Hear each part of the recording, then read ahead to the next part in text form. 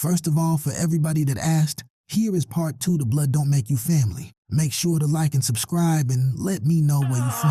Blood don't make you family, loyalty do. It's the pain we survive that reveals the truth. Through the tears and the light, through the fire we glide. Yeah, we are one love, but it's hard to find. Hard to find, baby. Tonight was different. Tonight was 100 keys on the board, and he was the last piece moving. He checked his mirrors again. Left mirror, right mirror, then the small convex mirror that showed his blind spots and his worst thoughts.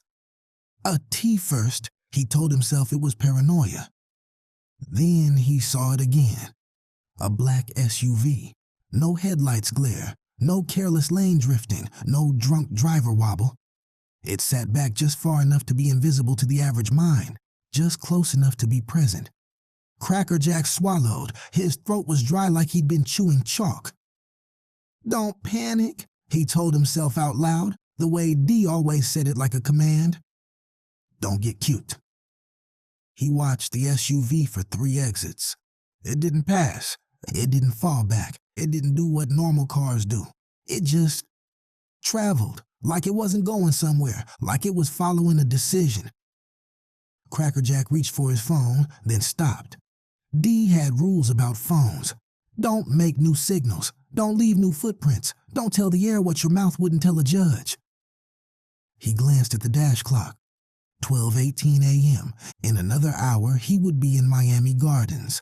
Ant would roll the door halfway. Worker bees would move like they practiced. D would look relieved for 5 seconds. Then Fabio would get his money tomorrow. Then everything would go back to normal. Cracker Jack tried to believe that. But his stomach didn't. His stomach felt like it knew the future and hated him for driving toward it. Up ahead, the green sign glowed under the highway lights. Palm Beach Rest Area, 1 mile. Cracker Jack wasn't supposed to stop. None of them were. But D had also said something else, the part that always haunted Cracker Jack because it sounded like a prayer and a threat at the same time. If you see blue lights, you don't panic. You don't confess. You don't consent. Cracker Jack didn't see blue lights. He saw amber, a pattern of flashing amber lights in the distance like a construction zone, like a road crew. His heart sped up anyway. Construction this late, on I-95? He leaned forward, squinting. The amber lights didn't flicker like construction trucks. They pulsed too clean, too coordinated. The black SUV behind him changed lanes. Not fast, just positioned. Cracker Jack's mouth went numb. He gripped the wheel tighter. Stay straight, he whispered. Stay straight. A second SUV appeared from the on-ramp, black, tinted, the kind you see in rich neighborhoods and federal convoys.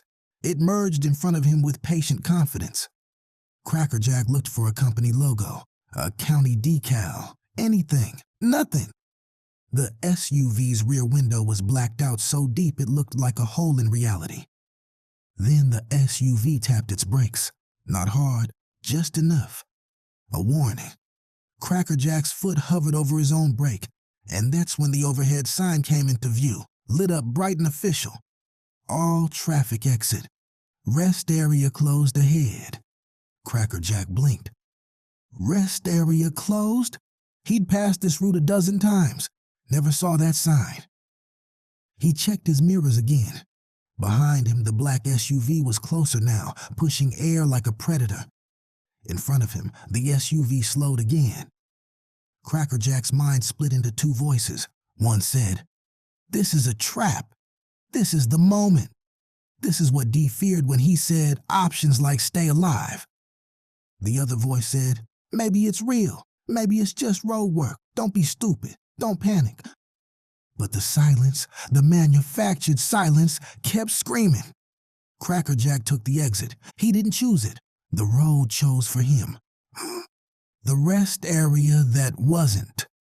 The Palm Beach rest area looked normal from a distance. Concrete bathrooms, vending machines, a few parked cars. But when Cracker Jack rolled into the lot, he saw what made it wrong. There were no families, no RVs, no bored kids running to pee, no old couple stretching their legs. The lot was mostly empty, too empty. And on the far side near the dumpsters, under a flickering light pole, sat 2 white utility vans. No company names, no phone numbers, just white, clean like they'd been washed of identity. Crackerjack felt his scalp tighten. The SUV in front of him didn't park. It angled across the exit lane, blocking it. The SUV behind him slid into position like a door closing. Crackerjack's truck rolled to a stop. For a second, nothing happened. Then 4 men stepped out. Not troopers, not local cops. No wide-brim hats, no county patches. They wore dark jackets and ball caps and boots that looked expensive. Their movements were precise, quiet, practiced, bored with danger. One of them walked straight to Crackerjack's driver's side door and held up his palm like traffic control. Crackerjack didn't move. The man leaned in and spoke through the glass with no accent, no aggression, just flat authority. "Turn it off." Crackerjack's hand shook as he reached for the key. He killed the engine. The sudden lack of vibration made the truck feel like it had died. "Step out," the man said. Crackerjack swallowed hard. I don't consent to searches," he blurted, trying to remember Dee's words like scripture. The man stared at him, then smiled slightly. "Good," he said. "We don't need your consent." Crackerjack's blood went cold. The man tapped the window twice. "Step out." Crackerjack opened the door and climbed down on legs that didn't feel like his. The moment his boots hit the pavement, 2 other men flanked him. One stayed behind him, close enough that Crackerjack could smell his cologne. Clean, expensive, wrong for a rest stop. "Hands," the first man said. Crackerjack raised them. Zip ties bit into his wrists fast. "Yo, what is this?" Crackerjack said, voice cracking. "Who y'all even—" A hood came over his head. Black cloth, tight, smelled like rubber and someone else's fear. The world went dark. Crackerjack felt himself guided, moved away from the truck. He heard doors open and close. He heard a walkie-talkie hiss. He heard a voice say, "Copy, package secure." Package. He wasn't a man anymore. He was cargo. Crackerjack tried to twist. A hand pressed him down. "Relax," someone said, almost amused. "This goes smoother if you relax." Crackerjack's heart banged against his ribs like it wanted to escape without him. "Man, listen, this ain't mine," he said too fast. "I'm just driving. I don't—" A fist hit his stomach, not hard enough to kill him, hard enough to shut him up. Air left his lungs in a quiet gasp. "Smart man," the voice said. Crackerjack heard footsteps fade. Then he heard something else. The sound of metal latches. The roll-up door of the box truck. He couldn't see, but he could picture it. The false floor coming up. Plantains moved like props. Bricks revealed like a secret altar. He heard a man speak, calm like he was counting inventory. 33. Crackerjack froze. 33. Not 100. Not 66. 33. Dee's entire life would hinge on that number. Crackerjack's mouth went dry again. He heard plastic shift, cardboard scrape, something heavy thud into a new container, the work being transferred, not seized, not evidence bagged. "Transfer to move fast," a voice said. "We're on clock." Another voice responded, lower. "We got the decoy ready?" A beat. "Yeah." Crackerjack's brain tried to process it. Decoy? He felt the hood press against his face as his breath sped up. Then he heard a sound that made his blood turn to ice. A phone dialing, a voice saying, "Yeah, it's done." And then the words that told Crackerjack he was not dealing with street boys, not dealing with cartel, not even dealing with normal law enforcement. He heard a voice say, like it was routine, "Tell Grimsley the 33 never touches paper." Crackerjack stopped breathing for a second. Grimsley. He didn't know that name yet, not the way D would later, but he knew the tone. You don't say names like that unless the name is power. Crackerjack felt himself lifted, dragged, repositioned. He heard a door open, felt cool air. Then he was pushed down into the back of a van. The hood stayed on. The zip ties stayed tight. The van door slammed. Engine started. And as the van pulled away, Crackerjack heard the last sound he would ever connect to his old life. A match strike, a liquid splash, a soft whoomp of ignition, fire. They were burning the truck, or something that looked like it. Crackerjack didn't scream. He couldn't, because he finally understood what D didn't yet. The streets weren't stealing from them. Somebody with a badge was. And badges don't steal for profit. They steal for control. The VIN swap. The van stopped 15 minutes later. Crackerjack couldn't tell where. He smelled salt air and wet grass and something industrial. Diesel, metal, the scent of ports. He was pulled out. His shoes dragged on gravel. The hood came off. A bright floodlight hit him hard enough to make him squint. He was in a fenced lot behind what looked like a maintenance building. A private yard, chain-link fence with black tarp. On one side sat the remains of a burned truck. Black skeleton, twisted frame, the kind of thing news cameras loved. But beside it, under a tarp, sat another box truck. Clean, unburned, ready. A man in a dark jacket approached Crackerjack. He held a clipboard. Not a cop clipboard, not a DOT clipboard, a corporate clipboard. The man looked Crackerjack up and down like he was checking damage on a rental. "You're lucky," the man said. Crackerjack's throat tightened. "Lucky?" The man nodded toward the burned shell. "Most drivers don't get to leave," he said. Crackerjack's knees weakened. "What y'all gonna do to me?" he asked. The man didn't answer directly. Instead, he looked past Crackerjack at another man by the clean truck who was unscrewing a small metal plate near the door frame. A VIN plate. Crackerjack's stomach dropped. They were swapping the identity, making one truck become another truck, making records lie. The man with the clipboard spoke again, calm like a banker. "We're going to ask you a question," he said, "and your answer determines what kind of story this becomes." Crackerjack's voice came out tiny. "What question?" The clipboard man stepped closer. "Do you know Derek Jouster?" he asked. Crackerjack blinked. D. "Yeah," Crackerjack said cautiously. "That's—" A hand snapped into his mouth, hard, not choking him, just shutting him up.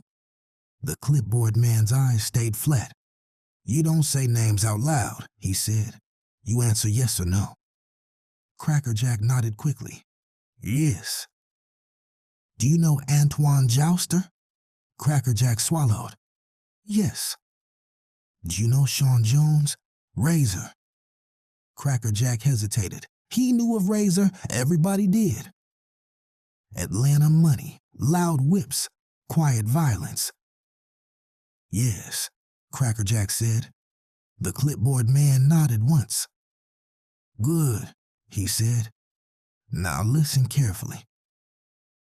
He leaned in like he was giving Crackerjack the secret to staying alive. "This is going to be a fire," he said. "An accident, a tragedy, a DOT nightmare. And you—" He paused, eyes narrowing. "You're going to be a ghost." Crackerjack shook his head fast. "No, man, I can't. D gonna—" The clipboard man smiled again, patient. "D will do exactly what he does when he's scared," he said. "He'll move product. He'll make calls. He'll make mistakes." Crackerjack's chest tightened. "What is this?" he whispered. "Who are y'all?" The man straightened. "Call it an audit," he said. Crackerjack didn't understand, but he understood enough to be terrified. Two men walked up behind Crackerjack. One carried a duffel bag. The other carried a small black case that looked medical. Clipboard man spoke without emotion. "Here's the deal. You keep breathing, you disappear. New ID, new state. You don't call anyone.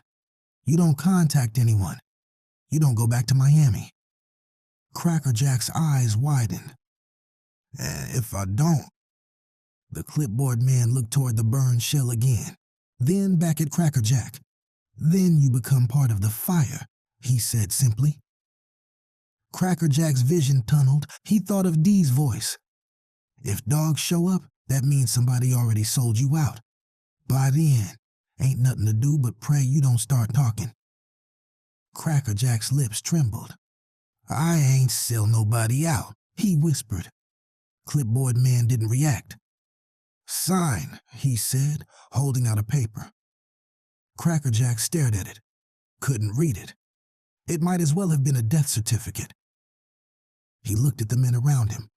No anger, no excitement, just professionalism.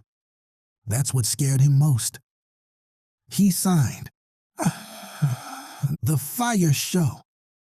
2 hours later, while Cracker Jack sat in the back of a van with a new hoodie and a new terror, the show happened. On the highway shoulder near the Palm Beach rest area, a line of emergency lights danced for the cameras. Local troopers stood around drinking gas station coffee, bored and curious. A fire truck sprayed foam on a skeleton of metal. The news helicopter circled above like a vulture with a microphone.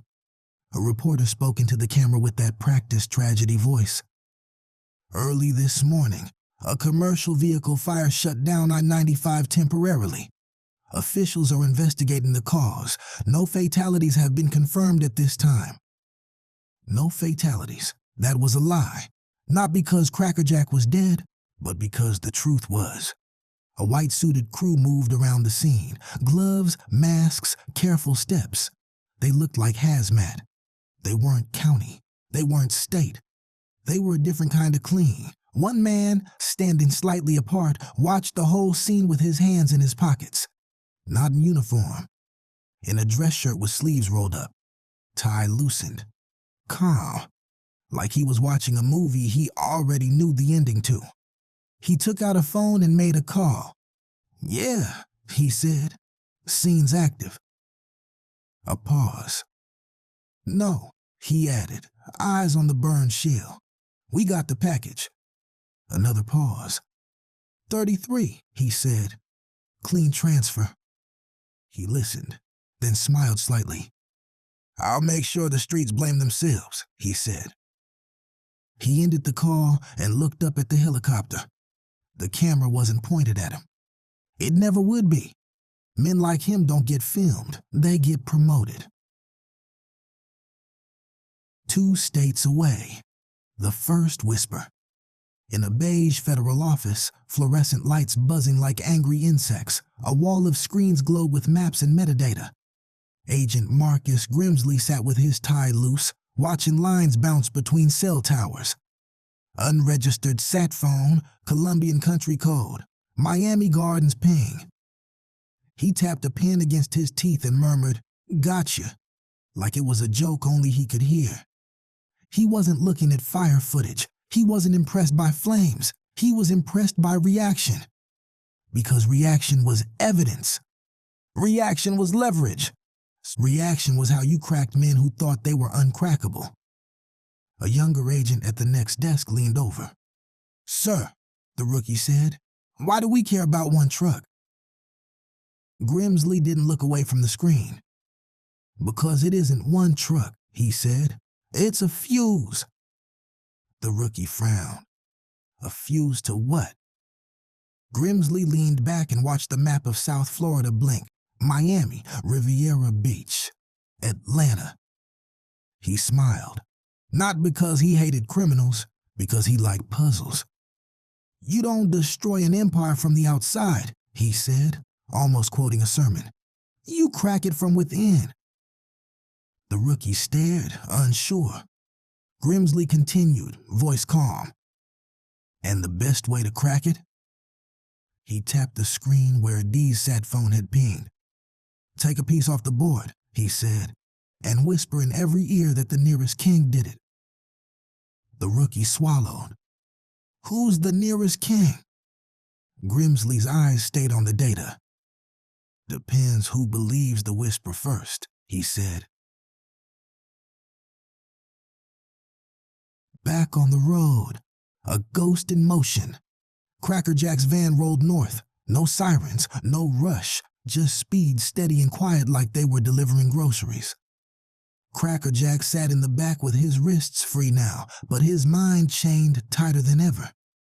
Across from him sat a man in a baseball cap scrolling through a tablet. Cracker Jack stared at him, trying to read his face. "You CIA?" Cracker Jack asked finally, voice hoarse. The man didn't look up. "No." "FBI?" "No." "DEA?" The man paused, just a breath, then said, "Not officially." Cracker Jack's stomach dropped. He licked his lips. "What happens to me?" The man looked up finally. His eyes weren't cruel. They were indifferent. "Depends," he said. "On what?" The man tilted his head slightly. "On whether you can be trusted to stay dead," he said. Cracker Jack stared. Stay dead. That's what he was now. A dead man driving. He thought about Dee, about Ant, about the warehouse in Miami Gardens, about Fabio's black eyes. Cracker Jack's throat tightened. "They're gonna kill Dee," he whispered. The man in the cap shrugged. "Maybe," he said. "Maybe not." He went back to the tablet. Cracker Jack's chest shook. "This ain't right," he muttered, more to himself than anyone. The man didn't respond. Because right and wrong weren't in the room, only strategy. The last piece of the prelude. As dawn started to bleach the horizon, Cracker Jack's van crossed a state line. Florida behind them, a new world ahead, a new name waiting like a cage. Cracker Jack watched palm trees fade into pines, watched the sky turn pink like a bruise healing wrong. His phone, his real phone, was gone. His wallet gone. His old life erased with the same code efficiency they used to swap VIN plates. He wondered if Dee would look for him. He wondered if Ant would find his trail. He wondered what Razer would do when he heard the story. Most of all, he wondered how long it would take before the whisper became a war. Because a whisper didn't need proof. A whisper just needed timing. And in Miami, timing was everything. Cracker Jack closed his eyes and saw fire, saw Dee's face, saw Ant's stare, saw Don Fabio's calm cruelty from stories he'd heard. The way men like Fabio didn't send overdue notices, they sent lessons. Cracker Jack opened his eyes again. The man across from him finally spoke, like he'd been waiting for the right moment. "You ever play chess?" he asked. Cracker Jack blinked. "Nah," he said. "I play spades." The man nodded like that answered something important. "Chess is different," he said. "In chess, you don't win by taking pieces." He looked out the window at the morning. "You win by making the other side take the wrong ones." Cracker Jack's blood went cold all over again. Because he finally understood. The 33 keys weren't stolen for money. They were stolen for movement. And Dee, Ant, Razer, they were about to move exactly the way somebody wanted. Chapter 1. The Cooler, Coral Springs, Florida, January 2010. Dee didn't remember driving to her place. He remembered the ending of the drive. His car jerking into the curb like it was pulled by a magnet, his hands shaking on the steering wheel, his eyes locked on the front porch light like it was a judge. But the middle was blank. That's what trauma did. It deleted time like it was mercy. The house sat in a quiet Coral Springs neighborhood where the lawn stayed trimmed and the neighbors waved like life was simple. The kind of place you moved when you thought distance was protection. Dee had bought the place for her, DJ and Diamond's mama, because he wanted his kids to wake up in a world with less sirens, wanted them to hear birds more than gunshots. Now the porch felt like the entrance to a nightmare with good landscaping. He climbed the steps slow, hoodie half zipped, slippers on his feet like he wasn't even dressed for the kind of grief waiting inside. His baby mama, Kia, stood in the doorway with her arms folded tight across her chest, face hard, but eyes red. "You got some nerve," she said the moment she saw him. Dee didn't answer. He couldn't. Because on the porch, right beside the welcome mat that said, "Live, Laugh, Love" in cursive lies, sat a plain white styrofoam cooler, no bow, no return label. Condensation beating off it like sweat. It looked like somebody dropped off shrimp, or a picnic, or a joke. Kia's voice cracked. "I told you, don't come here with your problems. I told you." Dee stared at the box like it was alive. His throat tightened until it felt like he was swallowing glass. "Kia," he finally said, voice low. "Did you open it?" Kia shook her head fast. "No, hell no, I ain't touching that." DJ saw it and asked if it was ice cream. Diamond wanted to sit on it. Her words snapped something inside Dee. He pictured his son laughing, trying to lift the lid. Pictured Diamond's little fingers peeling tape. Dee's knees weakened. He reached for the cooler. Kia grabbed his wrist. "No," she hissed. "Whatever that is, you don't bring it in my house. You don't even open it here." Dee looked at her. She was angry, but underneath the anger was fear that didn't know where to go, because fear in a nice neighborhood had nowhere to hide. Dee swallowed. "You're right," he said. "We take it to the back." Kia blinked like she didn't expect him to agree. Dee picked up the cooler by the sides. It was heavier than it should have been, like the ice inside had weight to it beyond frozen water. He carried it around the house to the backyard, past the little trampoline DJ barely used anymore, past the plastic slide Diamond used to climb with her giggles loud as music. Tonight the yard was quiet. Too quiet. Dee set the cooler down on the patio table. Kia stood by the sliding glass door, halfway inside, like she wanted to be near but not close enough to get touched by whatever devil sat in that box. Dee stared at it for a long time. This wasn't a street move. This wasn't a pull-up threat. This was theater. This was somebody saying, "I can get to you without you even knowing I'm there." His fingers trembled. He lifted the lid. Cold air rushed out, fogging for a second like breath from a corpse. Inside, on top of melting ice, sat a small severed finger. DJ's missing pinky, bandaged at the base, skin pale and wrinkled from cold. But the thing that made Dee's soul leave his body wasn't the finger, it was the tiny gold ring slipped onto it. DJ's ring, the one Dee bought him for his birthday because he wanted his son to feel like a king, even in a world built to make him feel small. Dee's vision blurred. He heard Kia scream behind him, high, ugly, primal. "No, no, no, no," she cried. "Oh my God, Dee, oh my God." Dee didn't move. He couldn't. His hand stayed on the cooler lid like it was the only thing keeping him from falling into heel. There was a piece of cardboard tucked beside the ice. Neat black Sharpie letters, too calm to be written by somebody emotional. Next box come with tongues. Bring my 33. Dee read it twice, like the words might change if he stared hard enough. They didn't. His chest tightened so hard he thought his heart might crack like glass. Kia stumbled outside, still screaming, and tried to snatch the cooler away. Dee grabbed her shoulders, firm. "Don't," he said, voice rough. "Don't touch it." Kia slapped his hands away. "You did this," she sobbed. "You did this to us. You brought this to my kids. You..." Dee flinched like she hit him with something heavier than her palm. He wanted to say, "I didn't cut our baby. I didn't send that." Wanted to scream it, wanted to rip the sky open with it, but the truth was, whether he did it or not, his life created the pathway. His money, his choices, his just one more move. It all built the road that led to a styrofoam cooler on a safe porch. Dee closed the lid gently, like he was tucking something in. "Kia," he said softer. "Go inside. Lock the doors. Don't call nobody. Not yet." Kia stared at him like he was insane. Not yet, she cried. My son's finger is in a cooler and you talking about not yet. Dee's eyes hardened. You call 911. They take the kids, he said.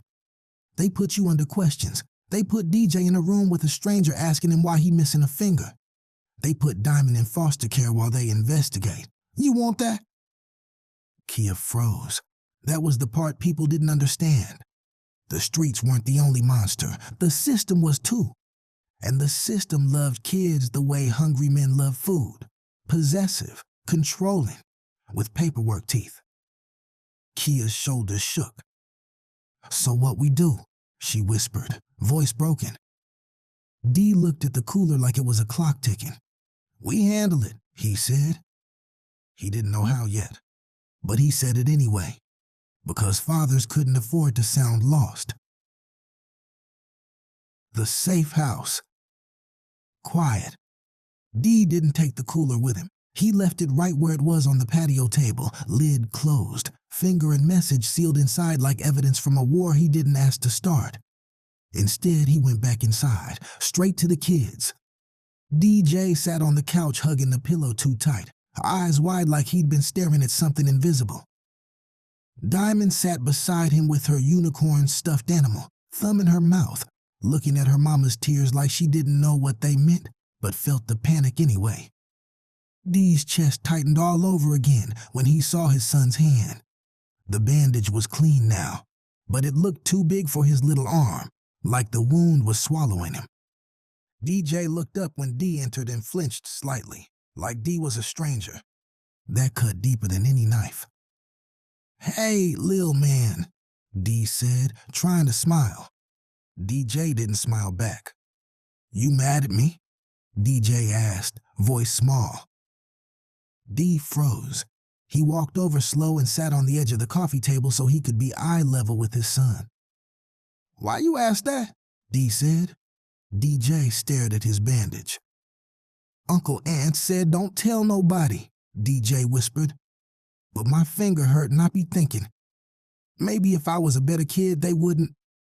Dee's throat closed. He pulled DJ into his chest, careful not to bump the bandage. Listen to me, Dee said into his son's hair. You ain't do nothing wrong, you hear me? You perfect. This ain't on you. This on grown men who lost their minds. DJ sniffed. Diamond slid closer, pressing her little body into Dee's side.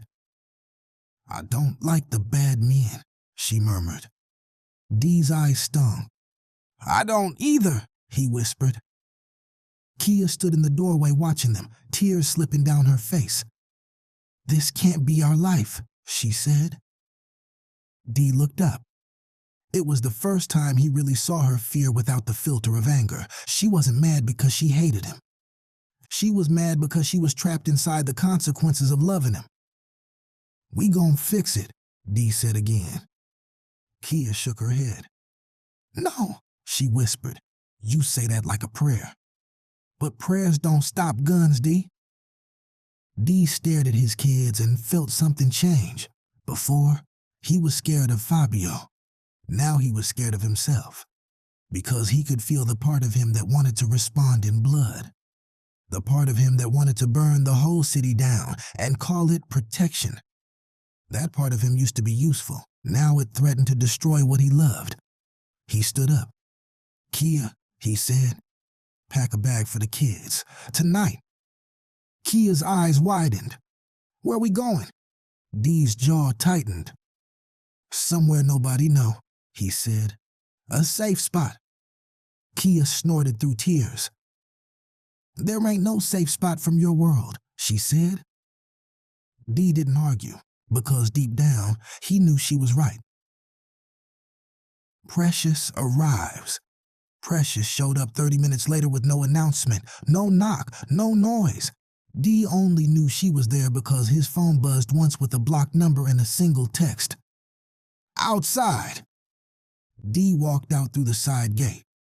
Precious stood by a gray rental sedan in a hoodie and fitted cap, hair tucked, face plain, like she was dressed to disappear. But her eyes were sharp enough to cut through lies. You good? she asked. Dee barked a laugh that didn't sound like humor. You see the cooler? He asked. Precious's expression didn't change, but her jaw tightened. I heard, she said. Razer called me. Dee's stomach twisted. Of course Razer knew. In their world, pain traveled faster than money. Precious stepped closer.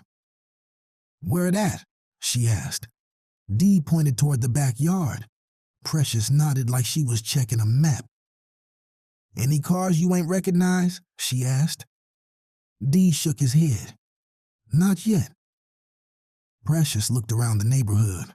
Clean houses, quiet street, a place where threats looked like normal people walking dogs. That's what scares me, she murmured. Dee stared at her. What you mean? Precious's voice dropped. This ain't cartel work, she said. Cartel wants you scared, yeah, but they want you alive long enough to pay. This is psychological warfare. It's somebody trying to make you sloppy. Dee swallowed. You saying it ain't Fabio? Precious shrugged slightly. I'm saying whoever did it knows how you react, she said. That's different than just hating you. Dee's brain tried to hold that thought and failed. All he could see was DJ's bandage. Diamond's trembling lip. The finger in ice. Can you keep them safe? Dee asked, voice cracking on safe. Precious looked at him long and hard. I can keep them harder to touch, she said. Safe. That word expensive. Dee nodded like he understood. Precious reached into her pocket and pulled out a small black device. Tracker, she said. For Kia's car. For your car. For whoever moving. We clean your routes. Dee stared at it. You think they watching us? Precious gave him a look like he was asking if water was wet. Somebody put your child's finger on a porch, she said. They watching you so close they can count your breaths. Dee felt cold. Precious stepped past him toward the side gate. I need to see the cooler, she said. Dee followed. They went into the backyard. Precious walked up to the patio table and stared at the cooler like it was a bomb. She didn't open it. She didn't need to. Message say bring my 33? She asked. Dee nodded. Precious's eyes narrowed. 33, she repeated, more to herself than him. Then she looked around the fence line, the neighbor yards, the street behind the house. This was delivered clean, she said. No prints, no sloppy tape, no fear. Whoever did this moved like they had time. Dee's voice turned rough. So, what you saying? Precious glanced at him. I'm saying this ain't just about money, she said. This is about control. And whoever got control right now knows the story better than you do. Dee's hands clenched. Then we take it back, he said. Precious's eyes flicked to his fists. That's the mistake, she replied. Taking it back how? With bodies. You start dropping people, the system notices. And the system don't care why you did it. It only cares you did it. Dee stared at her. Then what? He asked. I just sit and wait for tongues. Precious's face softened slightly. No, she said. We move smart. We move quiet. We find who really got the 33. Because if you bring them the wrong 33, you just bought your kids a second nightmare. Dee's mouth went dry. He looked at the cooler again. Something about the wording hit him late. Bring my 33. Not pay me. Not send money. Bring my 33. Like the person demanding it believed those keys were still alive somewhere, still intact, still in somebody's hands. Dee whispered, What if the feds got it? Precious didn't answer immediately. Nah. She looked at him the way a person looks at someone about to step off a ledge. Then she said, You need to stop saying that out loud. Dee blinked. Why? He asked. Precious's gaze hardened. Because if you right, she said, that means you don't know the enemy's face, and the enemy don't like being named. Dee swallowed. The call to Razer. Later that night, Dee sat in his car parked a block away, watching Kia's house like a man guarding a grave. Precious had moved Kia and the kids to a safe apartment, one of Razer's quiet spots, without telling anyone but Dee. No phones, no texts, just movement. Dee's phone buzzed again. Razer. Dee stared at the name like it was a lifeline made of razor wire. He answered. Razer's voice came through low and calm, but Dee could hear the anger underneath. "You seen it?" Razer asked. Dee's throat tightened. "Yeah," Dee said. "I seen my son's finger in ice." Razer didn't speak for a beat. When he did, his voice was different, less Atlanta King, more human. "Where the kids now?" he asked. "Safe spot," Dee said. "Aunt no?" Razer asked. Dee hesitated. "No," he admitted. "Aunt's already. He already did too much. If he find out about the cooler, he gonna turn into a hurricane?" Razer exhaled slow. "He already a hurricane," Razer said. "You just been calling it wind." Dee closed his eyes. "What you want me to do?" Dee asked. Razer's tone sharpened. "First, you listen," he said. "Second, you don't move off emotion. Third—" Dee cut him off. "Emotion? My kid missing a finger. Ain't no don't move off emotion." Razer's voice dropped. "That's exactly why you gotta breathe," he said. "Because somebody counting on your anger. Somebody set this up to make you sloppy. And if you sloppy, you dead. If you dead, your kid's got no father." Dee clenched his jaw. Razer continued. "I got people in Miami. Quiet people," Razer said. "Precious one. She gon' handle the perimeter. And he a hammer. We need a scalpel right now." Dee's voice shook. "Who did it?" he asked. "Fabio." Razer paused. "That's what you want it to be," Razer said. "Because you know how to fight Fabio. You know cartel rules. You know street rules." Dee's stomach dropped. "So who else would do it?" Razer's voice went colder. "The type of enemy who don't bleed when you shoot," he said. Dee swallowed. "You think this government?" Dee whispered. Razer didn't confirm. He didn't deny. He said the sentence that made Dee's skin crawl. "I've been hearing whispers," Razer said. "About that truck fire. About feds being on scene too fast. About the paperwork not matching the story." Dee's chest tightened. "You saying the 33 wasn't stolen?" Dee asked. Razer's voice hardened. "I'm saying we don't know who got it," he said. "But whoever got it is powerful enough to make everybody blame each other." Dee's hands started shaking again. He looked at the dark street, at normal houses, at porch lights. It all felt fake now, like a stage set. "What you need from me?" Dee asked. Razer exhaled. "Names," he said. "Routes. Everyone who knew about the third truck. Everyone who touched that load before it moved. We start there. We hunt truth before we hunt bodies." Dee swallowed. "Cracker Jack," he said automatically. "Third driver. White boy." Razer's voice shifted. "He dead?" Razer asked. Dee's stomach twisted. "I don't know," Dee admitted. "He never called, never hit the warehouse." Razer went quiet for a beat. Then, "In this game, I don't know is the worst answer." Dee stared out into the night, feeling the weight of his own ignorance. Razer spoke again. "I'm finna call Aunt," he said. Dee's heart jumped. "No," Dee snapped. "Not yet." Razer's voice hardened. "You think you can control Aunt?" Razer asked. Dee hesitated. He couldn't. Not anymore. Razer sighed. "Aight," he said. "I'll hold him for now. But if another box show up—" Dee's voice cracked. "Ain't gonna be another box," he said, more prayer than promise. Razer's voice dropped. Then find the 33, he said, or you'll bury pieces of your family until you can't recognize yourself. The line went dead. D sat in the car for a long time after, phone still against his ear like he could squeeze another answer out of silence. The system leans in. The next morning, Kia took DJ to a clinic, not the hospital, a small pediatric office because Kia didn't want big hospital questions. But big questions don't care where you go.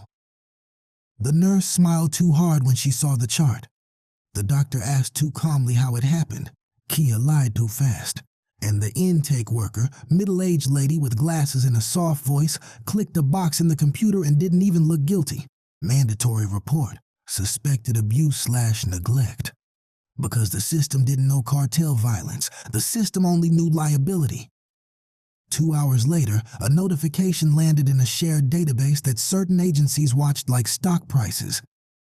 In a beige office with bad coffee, a screen blinked. Minor injury, amputation, possible criminal context. Agent Marcus Grimsley leaned back and smiled like Christmas came late. He didn't need the 33 keys on paper. He had something better now. He had leverage with a heartbeat. Children, he murmured, tasting the word like power. His analyst glanced up. Sir? Grimsley waved at the screen. Our target's bleeding, he said. Not physically, spiritually. The analyst frowned. So what do we do? Grimsley's smile widened. We turn the heat up, he said. Then we watch who panics first. He tapped the desk twice like punctuation. Men will confess to save themselves, he said softly. But fathers will burn the world to save a child. He stood, adjusted his tie, and looked at the map of Miami like it was his chessboard. Let's see who he burns, he whispered. D's promise. That night, Dee met Precious in a parking garage under a closed mall. Concrete pillars, dim lights. No cameras they trusted. Precious stood by the car with her arms crossed. You moved the kids? Dee asked. Yeah, Precious said. They good for now. Dee exhaled like air finally came back into his lungs. Precious watched him carefully. You haven't slept, she noted. Dee gave a dry laugh. I'll close my eyes. I see that cooler, he said. I see my boy's finger like a trophy. Precious's jaw tightened. That's the point, she said. They want you haunted. Haunted men make mistakes. Dee looked at her. Then tell me how to stop being haunted, he snapped. Precious stepped closer, voice low. You don't stop, she said.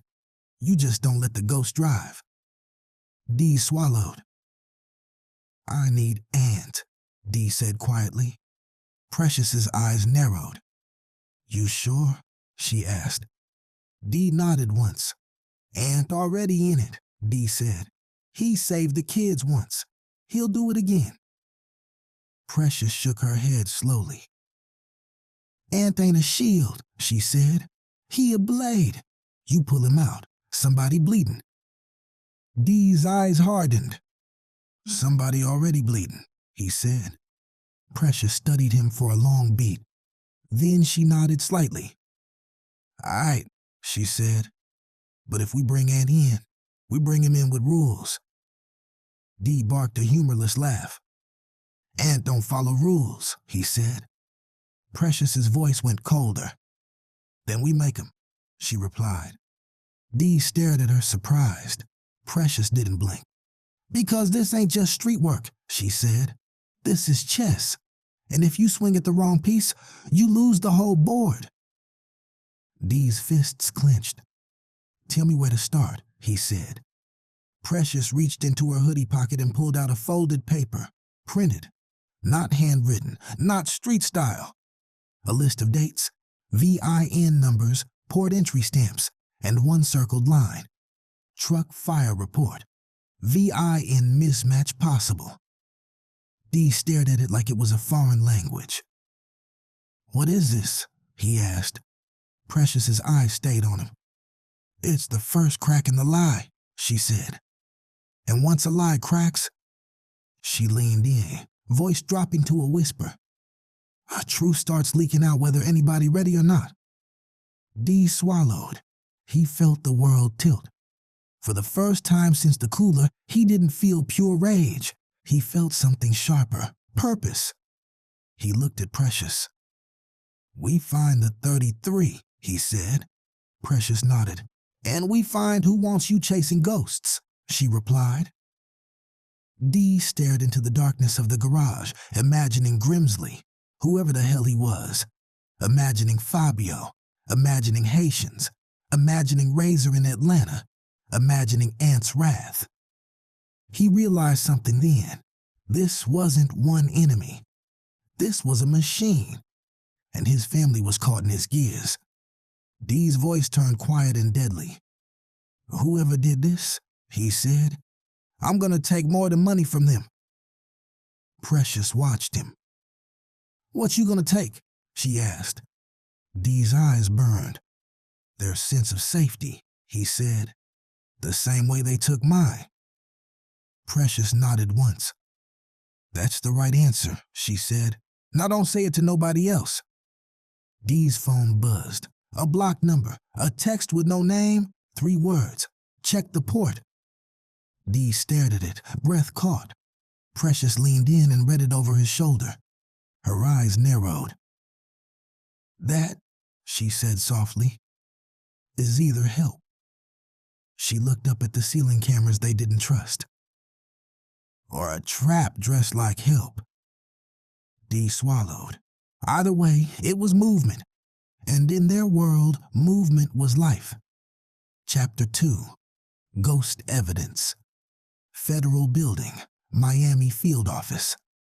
There were 2 kinds of seizures, the kind that made the news and the kind that never existed. Agent Marcus Grimsley preferred the second. 1. The office that never sleeps. The Miami field office didn't look like power. It looked like beige carpet and humming fluorescent lights. It looked like stale coffee and government-issued chairs that squeaked when men leaned back too hard. It looked like paperwork stacked in gray metal trays labeled with black marker. But behind the dullness was leverage. Grimsley stood in his glass-walled office, sleeves rolled, tie loosened, staring at the digital map projected across his wall. South Florida blinked in red and blue pulses, cell tower pings, flag numbers, interagency alerts. The Palm Beach truck fire was still open on one tab. Officially, single vehicle incident, possible electrical failure. No fatalities confirmed, investigation pending. Unofficially, 33 kilos of uncut Colombian cocaine had changed hands under federal supervision without a single form being filed. Grimsley sipped cold coffee and replayed the audio from that night. 33. Clean transfer. Tell Grimsley the 33 never touches paper. He didn't smile this time. He calculated. 2. Why off-books exist. People believed federal agencies were clean. They weren't. They were layered. At the top layer was the public story. Evidence logs, chain of custody, seizure announcements, press releases with words like major bust and community impact. Below that, asset forfeiture programs, confidential informants, task force budgets, black ops interdictions labeled national security. And below that, leverage. The 33 were never meant for evidence. They were leverage. Leverage to start pressure. Leverage to create fractures, leverage to make men react. And reaction was more valuable than drugs. Drugs moved, reaction built cases. 3. The meeting. Grimsley walked into conference room C, where 4 men sat around a table that looked too small for the kind of decisions made there. No uniforms, no visible badges, Just dark jackets, quiet eyes, and the posture of men who didn't need titles to be obeyed. The contractor unit, unofficially called Tier Black. Officially, they didn't exist. Palm Beach was clean, one of them said before Grimsley even sat down. Nobody, Grimsley asked. Drivers relocated. Stable? The man nodded. New ID package processing, he won't surface. Grimsley exhaled lightly. Good. Another contractor slid a folder across the table.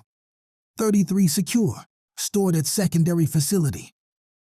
Grimsley flipped it open. Photos, weights, purity confirmation, no signatures, no barcode tags, no evidence seal numbers. Perfect. Chain of custody? One contractor asked carefully. Grimsley didn't look up. There is none, he said. This never touched DAA inventory. The room went quiet. One of the younger contractors shifted slightly. With respect, he said. That's exposure. Grimsley finally looked up at him. No, he said calmly. It's insulation. The younger contractor frowned. Grimsley leaned back. If we log it, defense attorneys see it, he said. If we log it, internal review audits it. If we log it, it becomes a number. He tapped the folder. Right now it's influence. Silence again. The men understood. They just didn't like it. 4. The strategy. Grimsley stood and walked to the whiteboard. He wrote 3 names in black marker, DEEANT Razer. Then he circled each. These 3 form a structure, he said. Money, muscle, distribution. He underlined Razer's name twice. He's the brain, Grimsley added. One contractor nodded. The Atlanta pipeline. Exactly, Grimsley said. He drew a line between D and Razer. We take products off the board, he said. We don't arrest immediately. We don't announce. He tapped D's name. We apply pressure here. How? Someone asked. Grimsley smiled faintly. Family? The room shifted. Children create urgency, he said. Urgency creates mistakes. Another contractor spoke carefully. You authorized the pinky? Grimsley's face didn't change. I authorized leverage, he said. How that leverage was delivered isn't my signature. That was the truth without being the whole truth. He didn't hold the blade, but he knew who would, and he didn't stop them. That's how these operations stayed clean. You never touch the knife. You just set the table. 5. Internal politics. Not everyone in the building liked Grimsley. Some thought he was ambitious. Some thought he was reckless. Some thought he was brilliant. His supervisor, Deputy Director Harlan, called him into his office later that afternoon. Harlan didn't look pleased. I'm hearing chatter, Harlan said, folding his hands. Palm Beach response time was aggressive.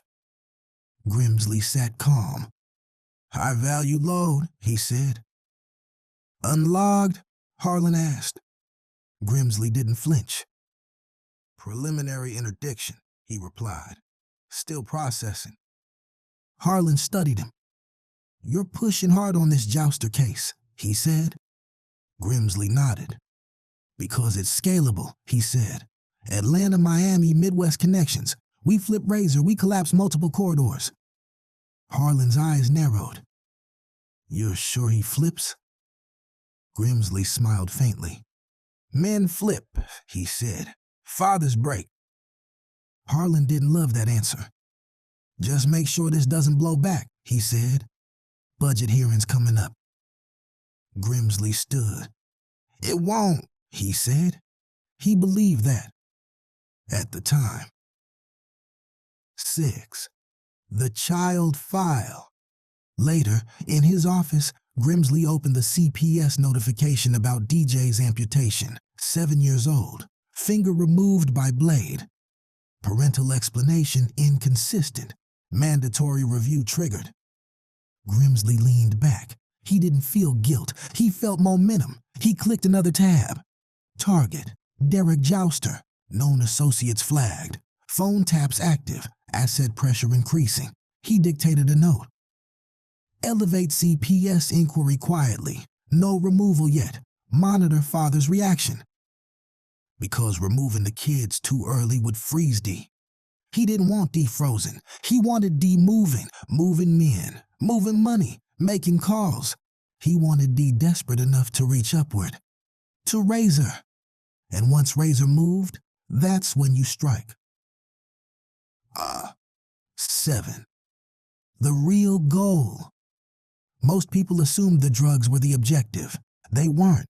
The objective was consolidation. South Florida had too many independent corridors, too many local power structures, too many mid-level kings who thought they were untouchable. Grimsley wanted one headline case, one RICO indictment big enough to clean the board. Razer was the key. Razer connected states, connected money to movement, connected violence to profit. If Razer fell publicly, others would scramble. And scrambling created informants. He stared at Razer's file photo, confident, sharp eyes, street charisma. That's the problem, Grimsley murmured. You think ahead. He didn't like criminals who thought ahead. He preferred emotional ones. 8. The contractor who doubted. That evening, one of the contractors, Callahan, sat in his car outside the secondary storage facility. He looked at the 33. Sealed, stacked, untouched by paperwork. It felt wrong, not illegal. He'd done worse in other countries under other flags, but domestic manipulation, using children, he didn't like it. Callahan pulled out his phone, started typing a message, then stopped. Because men like him knew the rules. If you doubt the mission, you don't whisper, you disappear. He deleted the draft, for now. 9. The fuse is lit. Back in Miami, D's phone activity spiked. Multiple burner pings, movement between safe houses, Ant's number lighting up. Razer's Atlanta line active. Grimsley watched the map blink. Good, he said softly. Every call meant pressure. Every move meant fear. Fear meant mistakes. He turned to his analyst. Prep a warrant draft, he said. Don't file yet. For who? She asked. Grimsley smiled. Whichever one bleeds first. 10. The first crack. 2 days later, something unexpected happened. A port clerk in Riviera Beach flagged a discrepancy. The VIN of the burned truck didn't match the VIN from the shipping manifest. It was small, a typo maybe, a clerical oversight, but it existed. The clerk logged it. That log entered the system. And somewhere on a back-end server that discrepancy became searchable. Grimsley didn't know yet, but the first crack had formed. Ghost evidence always left fingerprints, even when you tried to erase them. 11. Grimsley's monologue. Late that night, alone in his office, Grimsley stared at the Miami skyline through reinforced glass. He didn't hate D. Didn't hate Razer, didn't hate Ant. He believed in outcomes, in numbers, in metrics. He told himself, if I dismantle 3 networks, I save hundreds from overdose. That's how he slept. He ignored the part where he engineered suffering to get there. He justified it. Because that's what power does. It convinces you that manipulation is strategy, and cruelty is efficiency. He finished his coffee and turned off the lights. The building hummed quietly behind him. South Florida blinked on the map. The fuse was lit. And none of the wolves knew yet. They weren't hunting each other. They were being herded. Chapter 3. Mo Green, Atlanta, 2007 to 2009, before the marina. Mo Green never liked loud men, not because he was scared of them, because loud men died first. Atlanta had taught him that.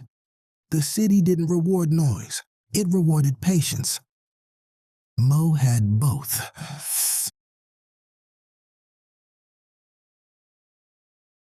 1.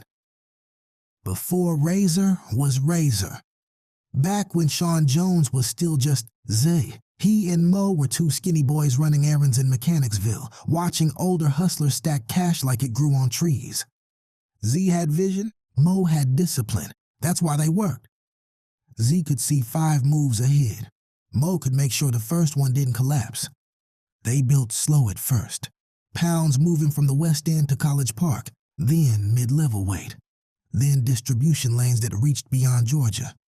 They didn't argue much, because Mo didn't compete with Z. He completed him.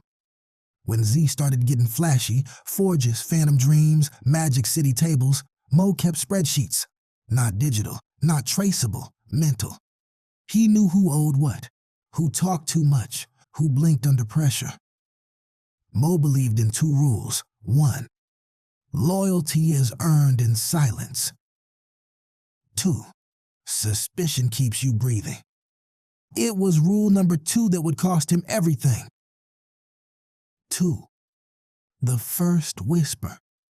It started small, a phone call that didn't feel right. One of their Ohio distributors, Big K, said something off.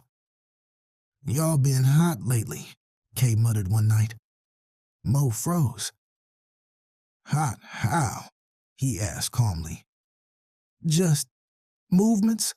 Feds asking questions. Nothing direct, just fishing." Mo didn't panic. He didn't even tell Z, not yet. He just started watching. 3. Razer rises. By 2009, Z wasn't just local. He was Razer. Money flowing like rivers. Atlanta feeding Ohio, Chicago, Baltimore, and Miami feeding Atlanta. The Jouster brothers in Florida were heavy, and Razer's link to them made everything expand. Mo respected D. Didn't love him, but respected his structure. And he respected Ant's violence, didn't trust it. Ant moved off emotion. Mo moved off data.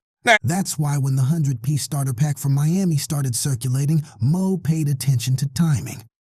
3 trucks, 30 minutes apart. He memorized the route without being told. 4. The truck fire. The morning after the Palm Beach fire, Mo was in his Atlanta condo watching the news replay. Commercial vehicle blaze shuts down I-95. He muted the TV. His jaw tightened. The fire was too clean, too contained. No body mentioned, no driver missing headline. Just a truck, just flames. He called one of his Miami contacts. "Crackerjack answering?" he asked. "No," came the reply. "Phone dead." Mo's stomach tightened. Crackerjack wasn't built for silence. Silence meant control. Mo stared at the TV again. Something about it felt arranged. 5. The port friend. Mo didn't have many friends, but he had one at the port, a longshoreman named Emilio. Dominican, quiet, owed Mo from an old favor involving bail money and a cousin who talked too much. Mo called him. "You seen anything strange last night?" Mo asked. Emilio hesitated. "There was movement," Emilio admitted. "Private units, not customs, not regular DEA." Mo's pulse slowed. "Private how?" "Unmarked vans," Emilio said. "Fast entry, fast exit, then fire." Mo's mind sharpened. "Paperwork?" Mo asked. Emilio laughed softly. "Nothing logged," he said, like it never happened. Mo leaned back in his chair. Nothing logged. That was worse than seizure. That was erasure. 6. The pattern. Mo started connecting dots. Truck intercepted before fire. No official seizure announcement. Driver disappeared. No inventory number attached to 33 keys. He didn't say it out loud, but he thought it. The feds took it, not for evidence, for leverage. Mo didn't scare easy. But this wasn't street heat. This was structural. He called Razer. "Z," he said calmly. "We need to talk about that third truck." Razer laughed lightly. Already handled, Razer said. Colombians pressing D. Mo paused. You sure it's Colombians? Mo asked. Razer's tone shifted. What you mean? Mo chose his words carefully. I mean the fire too clean, he said. Paper trail off. Feels directed. Razer exhaled. You think feds? Razer asked. Mo didn't answer directly. I think somebody's steering, he said. Razer went quiet. Come to Miami, Razer said finally. We sit down. Mo nodded. All right, he replied. He didn't know that call was already logged. 7. The flash drive. Mo didn't trust conversations without proof, so he went back to Emilio. I need manifests, Mo said. The night of the fire, shipping records, VIN numbers. Emilio hesitated. That's federal territory, he whispered. Mo leaned closer. I got you before, he said. You owe. Emilio swallowed. 2 days later, Mo had a copy. Shipping manifest listed VIN 7B1-493-K. The burn truck report listed VIN 7B1-493-M. One letter off, but different. Different truck. Mo stared at it long and hard. That wasn't typo territory. That was swap territory. He copied everything onto a small flash drive, encrypted. He stared at it in his hand. This wasn't street evidence. This was federal exposure. Mo knew one thing for sure. If he was right, this wasn't a misunderstanding. This was orchestration. 8. Doubt. Mo wrestled with something heavy. If feds took the 33 off books, why? To build a bigger case? To manipulate cartel retaliation? To push Razer and D into reaction? Mo knew Razer's weakness, loyalty. If D got blamed, Razer would defend him. If Razer defended him loudly, feds would have cause. Mo paced his condo. He needed to warn Razer. But he also knew this. If Razer already suspected Mo, this would look like betrayal. Because Mo had been asking questions, too many questions. He didn't tell Razer everything on the phone. He needed to show him, face to face. That's why he set the marina meet. 9. The marina call. Mo dialed Razer's burner. Need to talk in person, he said. About what? Razer asked. Stuff moving behind the scenes, Mo replied. You in danger. He almost said more, almost said feds. But phones weren't confession booths. He kept it short. Old Marina, Warehouse 6, come along. He hung up and stared at the flash drive again.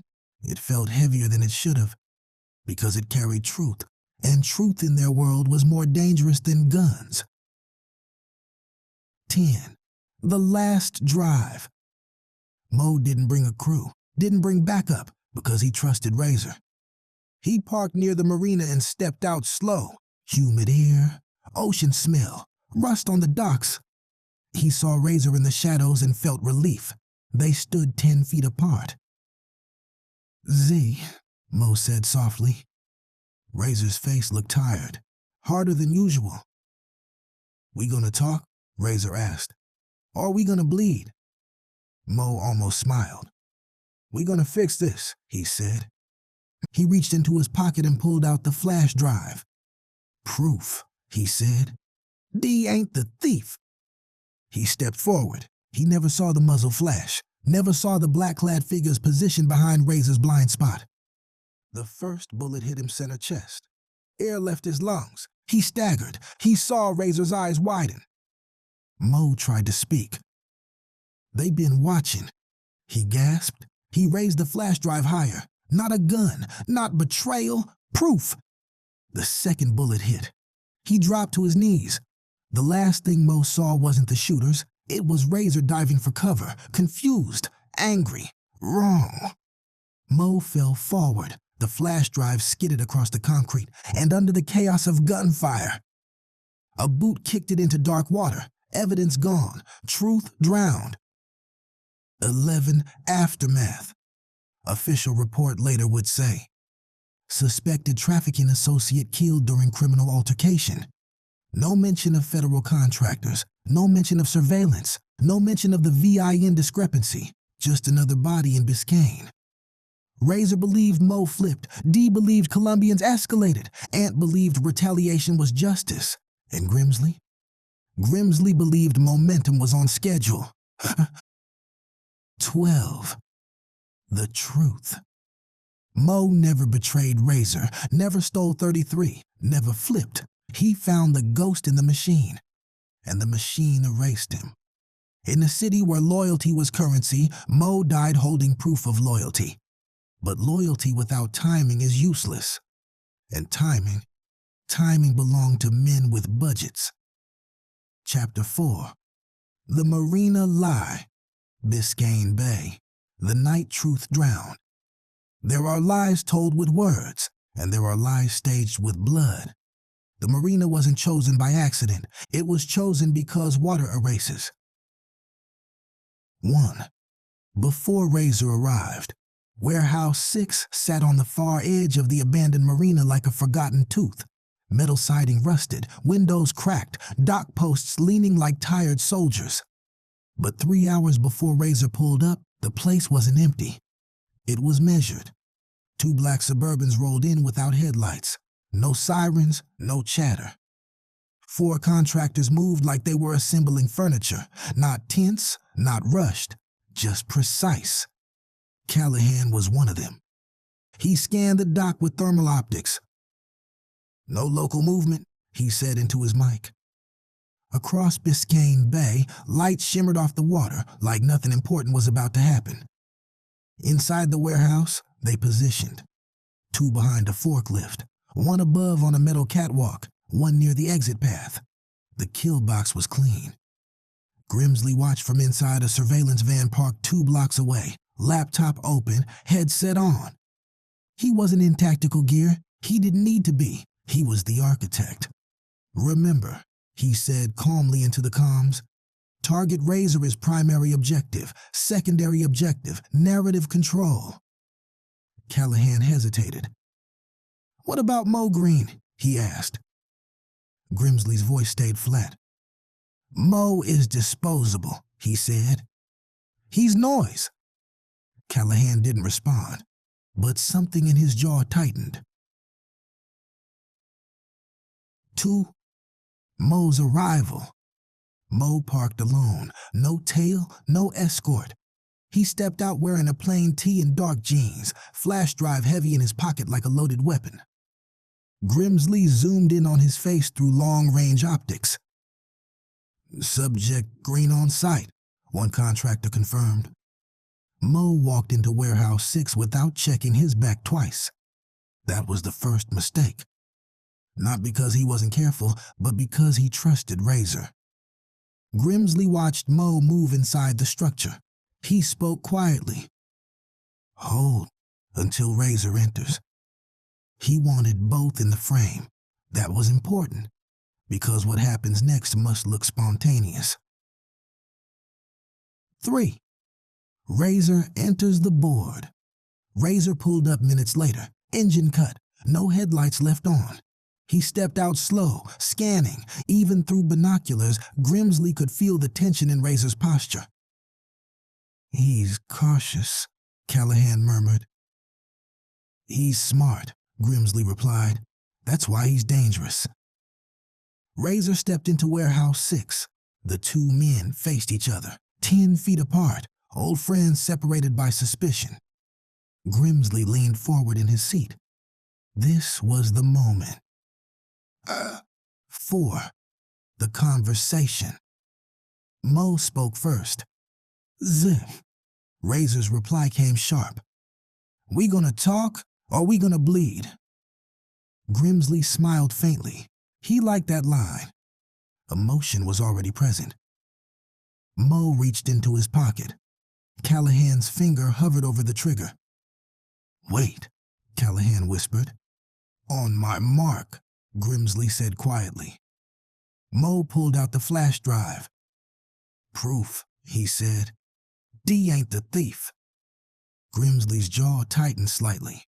Mo shouldn't have said that line. It complicated the narrative, but it didn't matter. Not now. "Mark," Grimsley said. 5. The shots. The first bullet cracked through the humid air and hit Mo square in the chest. Razer spun instantly. Contractors fired controlled bursts, not wild, not messy, surgical. Mo staggered, confusion across his face, not betrayal, just shock. He tried to speak. "They been watching." Razer dove behind a crate as bullets ripped metal and wood. From Razer's angle, it looked clean. Mo reaches. Mo speaks. Mo drops. Razer never saw the muzzle flashes behind him, never saw the men positioned outside his peripheral vision. That was intentional. Grimsley wanted Razer to believe Mo was the center of the betrayal, not the victim. Callahan adjusted his scope. "Mo's down," he confirmed. The flash drive hit concrete and skidded. Callahan's eyes tracked it. He saw it clearly. He could have let it stay, could have left the truth there. Instead, under command, he stepped forward during a lull and kicked it into the black water under the dock. Splash, gone. Grimsley exhaled slowly. "Proceed to exit phase," he said. 6. Razer's escape. Razer grabbed the forklift keys off Mo's belt mid-chaos. Grimsley watched him move. Calculated, aggressive, desperate. "Target mobile," Callahan said. Razer gunned the forklift into the corrugated wall. Metal screamed. The wall buckled. Razer bailed mid-impact and dove into Biscayne Bay. Contractors fired 2 suppressed shots toward the splash. "Negative visual," Callahan reported. Grimsley considered ordering pursuit, then shook his head. "No," he said calmly. "Let him run." Callahan blinked. "You sure?" Grimsley leaned back in his chair. "He just watched a friend die," he said, "and he doesn't know why." He paused. "Guilt will do more damage than bullets." The van's interior fell quiet, because they all understood something important. This wasn't about killing Razer. This was about bending him. 7. Narrative control. Within an hour, Miami PD logged a possible criminal altercation. Anonymous tip. Gunshots reported. One body located near dock. Suspected trafficking connection. The contractors were already gone. Shell casings removed. Entry points ambiguous. By sunrise, Mo Green was labeled mid-level narcotics distributor with interstate ties. The media grabbed it fast. Possible cartel dispute. Drug turf escalation. Grimsley didn't correct them. Why would he? Confusion was oxygen. 8. Razer's mind breaks. Later that night, soaked and shaking in the safe house, Razer replayed the scene over and over. Mo reaches. Gunfire erupts. Mo falls. Razer never saw the men behind him. He only saw timing, and trauma filled in the blanks.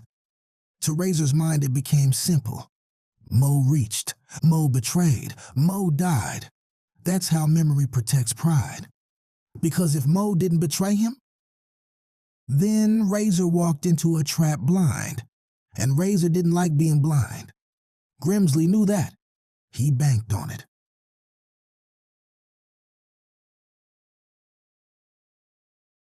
9. Callahan's doubt. Back at the secondary facility, Callahan sat alone staring at a blank wall.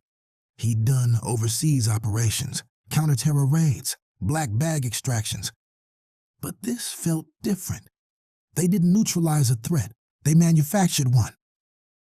He pulled out his phone and opened a note, typed, VIN mismatch confirmed. Seizure off books. Mo Green not harmed. He stared at it, then encrypted it, saved it, not sent, not yet.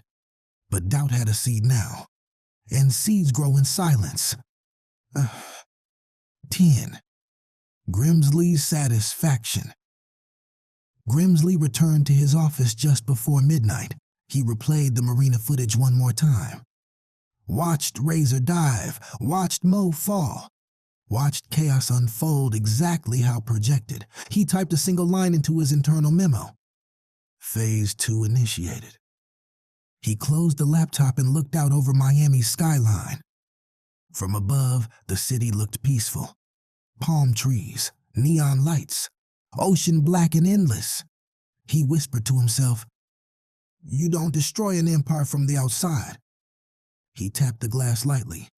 "You fracture it." He didn't see what was already forming beneath his plan. Doubt, data discrepancies, a contractor who hesitated, a VIN mismatch in a clerk system. Ghost evidence doesn't stay buried forever. Water doesn't erase everything. Sometimes it preserves. And somewhere in Biscayne Bay, under dock rot and salt corrosion, a flash drive sat wedged between barnacles, silent, waiting. Chapter 5. Divide the wolves. Miami and Atlanta. The week after Mo died. News of Mo Green's death didn't break loud. It didn't trend. It didn't lead the evening broadcast. It slid through the city like smoke under a door. And smoke always meant fire somewhere close. 1. Atlanta. The room goes cold. Razer didn't cry when they confirmed the body. He didn't punch walls, didn't throw furniture. He just sat in the penthouse living room, staring at the muted news replaying dock footage. Authorities suspect drug-related dispute. Git paced near the window. Gorilla stood by the kitchen island, arms crossed like stone. Precious leaned against the wall, watching Razer silence more than the TV. "They say it was cartel," Git muttered. Razer didn't answer, because in his mind, the scene was looping. Mo reaches, gunfire erupts, Mo falls, memory edits itself to protect pride. And Razer's pride told him Mo moved wrong. That belief hurt less than admitting he got played. "You sure he ain't flip?" Git pressed. Razer's jaw flexed. "He reached first," Razer said flatly. Precious's eyes narrowed slightly. "Reached for what?" she asked. Razer didn't answer that part because he didn't know. He only knew timing. And timing felt like betrayal. Gorilla spoke quietly. "Mo ain't the type," he said. Razer finally looked up. "You wasn't there," he said. The room went still, because they all heard it. Doubt, and doubt was gasoline. 2. Miami. Ant wants blood." Ant didn't hear the news from TV. He heard it from a Haitian runner who heard it from a Dominican stash house that heard it from Biscayne PD chatter. "Mo Green did," the runner said. Ant went silent. He called D immediately. "Tell me that ain't true," Ant said. D's voice was tired. "It's true." Ant paced in the warehouse office. "Who did it?" he asked. D hesitated. "Razer think Mo moved wrong," D said carefully. Ant stopped walking. "Moved wrong how?" D swallowed. "Like maybe he was part of it." The silence on the line was heavy. Then Ant laughed. But it wasn't humor. "That's bullshit," Ant said. "Mo ain't no snake." D didn't argue, because D didn't know what to believe anymore. Between the cooler, the 33, the marina, truth felt like smoke. Ant's voice lowered. "If Mo ain't the snake," he said, "then somebody else is." D rubbed his forehead. "And whoever it is got the city pointing at the wrong target," D replied. Ant's breath slowed. "Then we stop guessing," Ant said. "We start pressing." 3. The streets react. Within days, Miami split into camps. Haitians believed Colombians escalated by touching D's kids. Colombians believed Razer retaliated for the 33. Dominicans believed everyone was lying, and every rumor fed the next one. One Haitian stash house got shot up at 3 a.m. 2 Colombian runners disappeared near Little Havana. A Dominican spot on Northwest 27th burned to the ground overnight. Nobody knew who fired first, but everyone knew it wasn't random. Divide the wolves, let them eat each other. Grimsley watched the police scanner traffic stack up like trophies. He didn't fire a single shot. He didn't need to. 4. Precious sees the pattern. Precious stood on a parking garage rooftop overlooking Liberty City, phone pressed to her ear. 3 hits in 5 days, she said quietly. And none of them make sense. On the other end, Razer listened. You think it's us? He asked. No, Precious said. I think it's someone wanting it to look like us. Razer stared at the skyline. You still think feds? He asked. Precious didn't hesitate. I think someone's steering, she replied. Razer's jaw tightened. Mo reached, he said again, like repeating it made it real. Precious's voice softened slightly. Or Mo was trying to show you something, she said. Razer closed his eyes. He saw Mo's face again, blood blooming, flash drive flashing for half a second in his mind. He pushed the thought away. Doesn't matter now, he said. He gone. Precious inhaled slowly. It matters if he wasn't the problem, she replied. 5. D feels the fracture. D sat in a safe apartment watching DJ sleep. His son twitched in his sleep, whispering sometimes. Diamond refused to sleep without the light on. Trauma settled into the house like permanent furniture. D's phone buzzed. Unknown number, text message. They killing each other for you? D stared at it. His stomach turned because he knew that was partly true. Violence was spreading, and his name was attached to it. He called Razer. You hear what's happening? D asked. Yeah, Razer said. They say Haitians hit Colombians last night, D continued. Could have been, Razer said. Or could have been somebody making it look like it, D replied. Silence. Then Razer asked, You doubting me? D's chest tightened. No, he said quickly. I'm doubting everything. Razer exhaled. Mo ain't here to defend himself, Razer said quietly. And that's what makes it worse, D replied. 6. Ant interrogates. Ant didn't wait for confirmation. He grabbed 2 men from a mid-level Colombian stash and brought them to a warehouse on the edge of Opalaca. No theatrics, no screaming, just quiet pressure. You touch DJ? Ant asked calmly. Both men shook their heads violently. We didn't even know about the kid, one said. That wasn't us. Ant stared at their faces. Fear looked real. 33 keys, Ant said. Who got him? The men swore they didn't know. One even laughed nervously. Man, if we had 33 like that, we wouldn't be here. Ant believed one thing. Cartel violence was loud. This felt staged. He let them go, which surprised even him, because normally Ant didn't release pieces, but something wasn't adding up. 7. Grimsley pushes. Back in the federal building, Grimsley monitored increased activity. Miami destabilizing, his analyst reported. Expected, Grimsley said.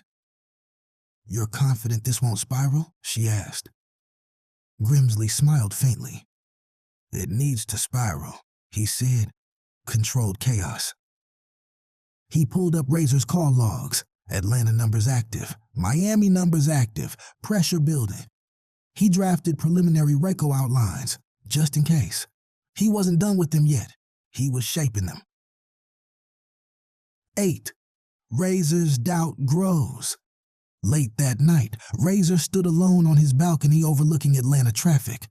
He replayed the marina again, this time slower, Mo's hand. The object, the word proof. Gunfire. Razer's mind snagged on that word. Proof of what? If Mo had flipped, he wouldn't bring proof. He'd bring protection. He wouldn't say D ain't the thief.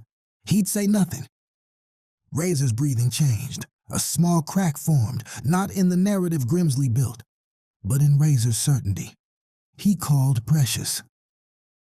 Hypothetically, Razer said, if Mo wasn't dirty. Precious didn't hesitate. Then someone needed you to think he was. Razer's jaw tightened. Who benefits from me thinking that? Precious's answer came quiet. Not Haitians, not Colombians. Razer swallowed. That leaves one kind of enemy, he said. Precious nodded even though he couldn't see her. One that don't bleed when you shoot, she said. 9. The VIN log. At Riviera Beach Port, the clerk who logged the VIN mismatch sent a quiet internal inquiry up the chain. It didn't go to Grimsley. It went to a compliance division first, which meant someone else saw it before he did. That someone printed the report, set it aside, and circled the discrepancy in red pen. The crack widened. 10. The wolves start to see. Ant called D. I let 2 Colombians walk, Ant said. D blinked. You what? They didn't do it, Ant replied. That ain't their style. D's stomach tightened. So who? Ant's voice dropped. Whoever benefits from us killing each other. D exhaled slowly. That sound like feds, he said. Ant didn't laugh. He didn't dismiss it. He just said, then we stop acting like wolves. D frowned. What you mean? Ant's voice turned colder. We act like hunters. 11. Grimsley misses the shift. Grimsley expected escalation, expected retaliatory slaughter, expected panic. What he didn't expect was hesitation. Violence slowed slightly. Calls became shorter, movements more cautious. Why they stabilizing? His analyst asked. Grimsley frowned at the screen. Because someone's thinking, he muttered. He stared at Razer's activity log. It wasn't erratic, it was controlled. That bothered him, because the plan relied on emotion, not patience. 12. The first true crack. That night, Precious received another message. No number, no signature, just coordinates. And one line. The fire was a switch. Precious stared at it. Her pulse quickened. She drove to D immediately. When she showed him the message, his face went pale. They saying the truck got swapped, she said quietly. D's hands shook. That mean the 33 wasn't burned? Precious nodded. It was taken. They locked eyes, and for the first time since the cooler, they weren't reacting. They were calculating. 13. Divide the wolves backfires. Grimsley stood in his office the next morning reviewing overnight activity. He expected chaos. Instead, he saw stillness. Communication slowed. Meetings moved indoors. Certain names stopped lighting up. Why are they cooling off? He asked aloud. His analyst shrugged. Maybe fear, she said. Grimsley didn't like that answer. Fear was supposed to make men loud, not quiet. He leaned closer to the screen, and for the first time, a small, unwelcome thought entered his mind. What if they're starting to see the board?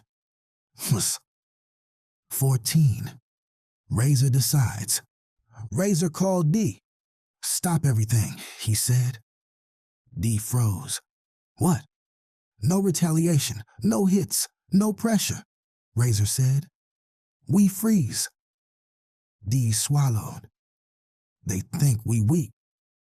Let 'em, Razer replied. We ain't playing their pace no more. Dee's breathing slowed. You think Mo was clean? Dee asked. Razer closed his eyes. I don't know, he admitted.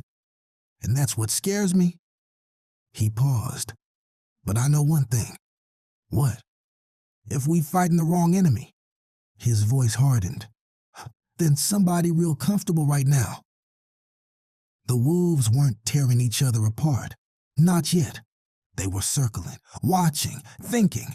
And somewhere in a federal office, a man who believed he controlled the board felt the smallest shift beneath his feet. Not panic, not fear, just resistance. The kind that grows before a structure cracks. Chapter 6. The Holding Tank. Federal Detention Center. Miami/Atlanta Transfer Unit. There's a sound a man hears before his life splits in half. Not the sirens, not the shouting, not even the cuffs. It's the middle door. The way it slams like punctuation. Like the world just finished a sentence you didn't get to argue. Razer heard that sound at 4:17 a.m. 1. The raid replayed. The safe house went from quiet to war in one breath. Boom. The battering ram hit the door like thunder with paperwork. Flashbangs swallowed the room in white fire. Git screamed. Gorilla roared. Ant lunged. Precious froze for half a second before calculating exits. Razer didn't run. That's what Grimsley expected. He stood, hands open, gun on the table. He saw the lasers hit his chest like red promises. On the floor. Razer dropped to his knees slow, because he knew something important. They didn't come to kill him. They came to own him. 6 agents piled on top of him, grinding his face into tile, zip ties biting bone. In the chaos, he heard one voice cut through everything. Easy with him. Calm, controlled. Grimsley.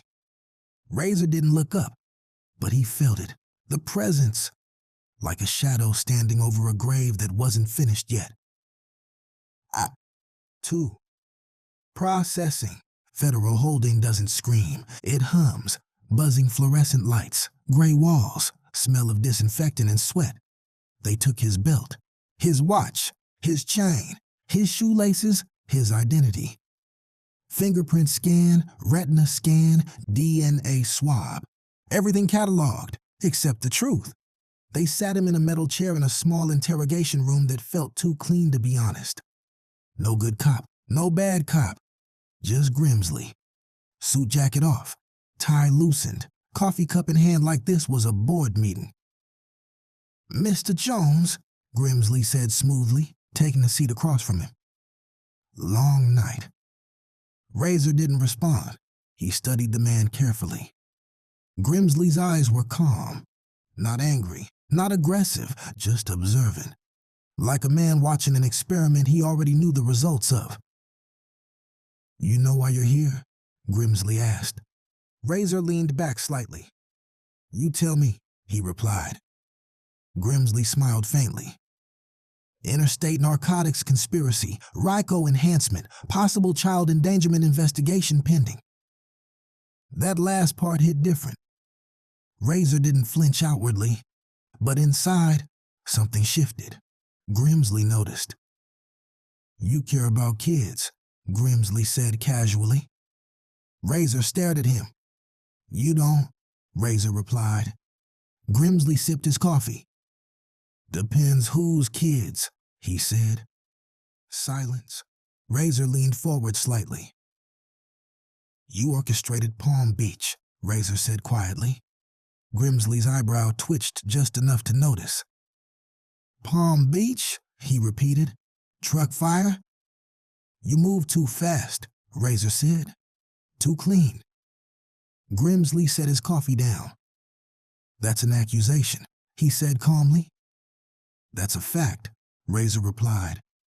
Grimsley leaned in slightly. If I moved that fast, he said softly, you wouldn't be sitting here. That line landed heavy because it wasn't a denial, it was a flex. As in 3. The holding tank.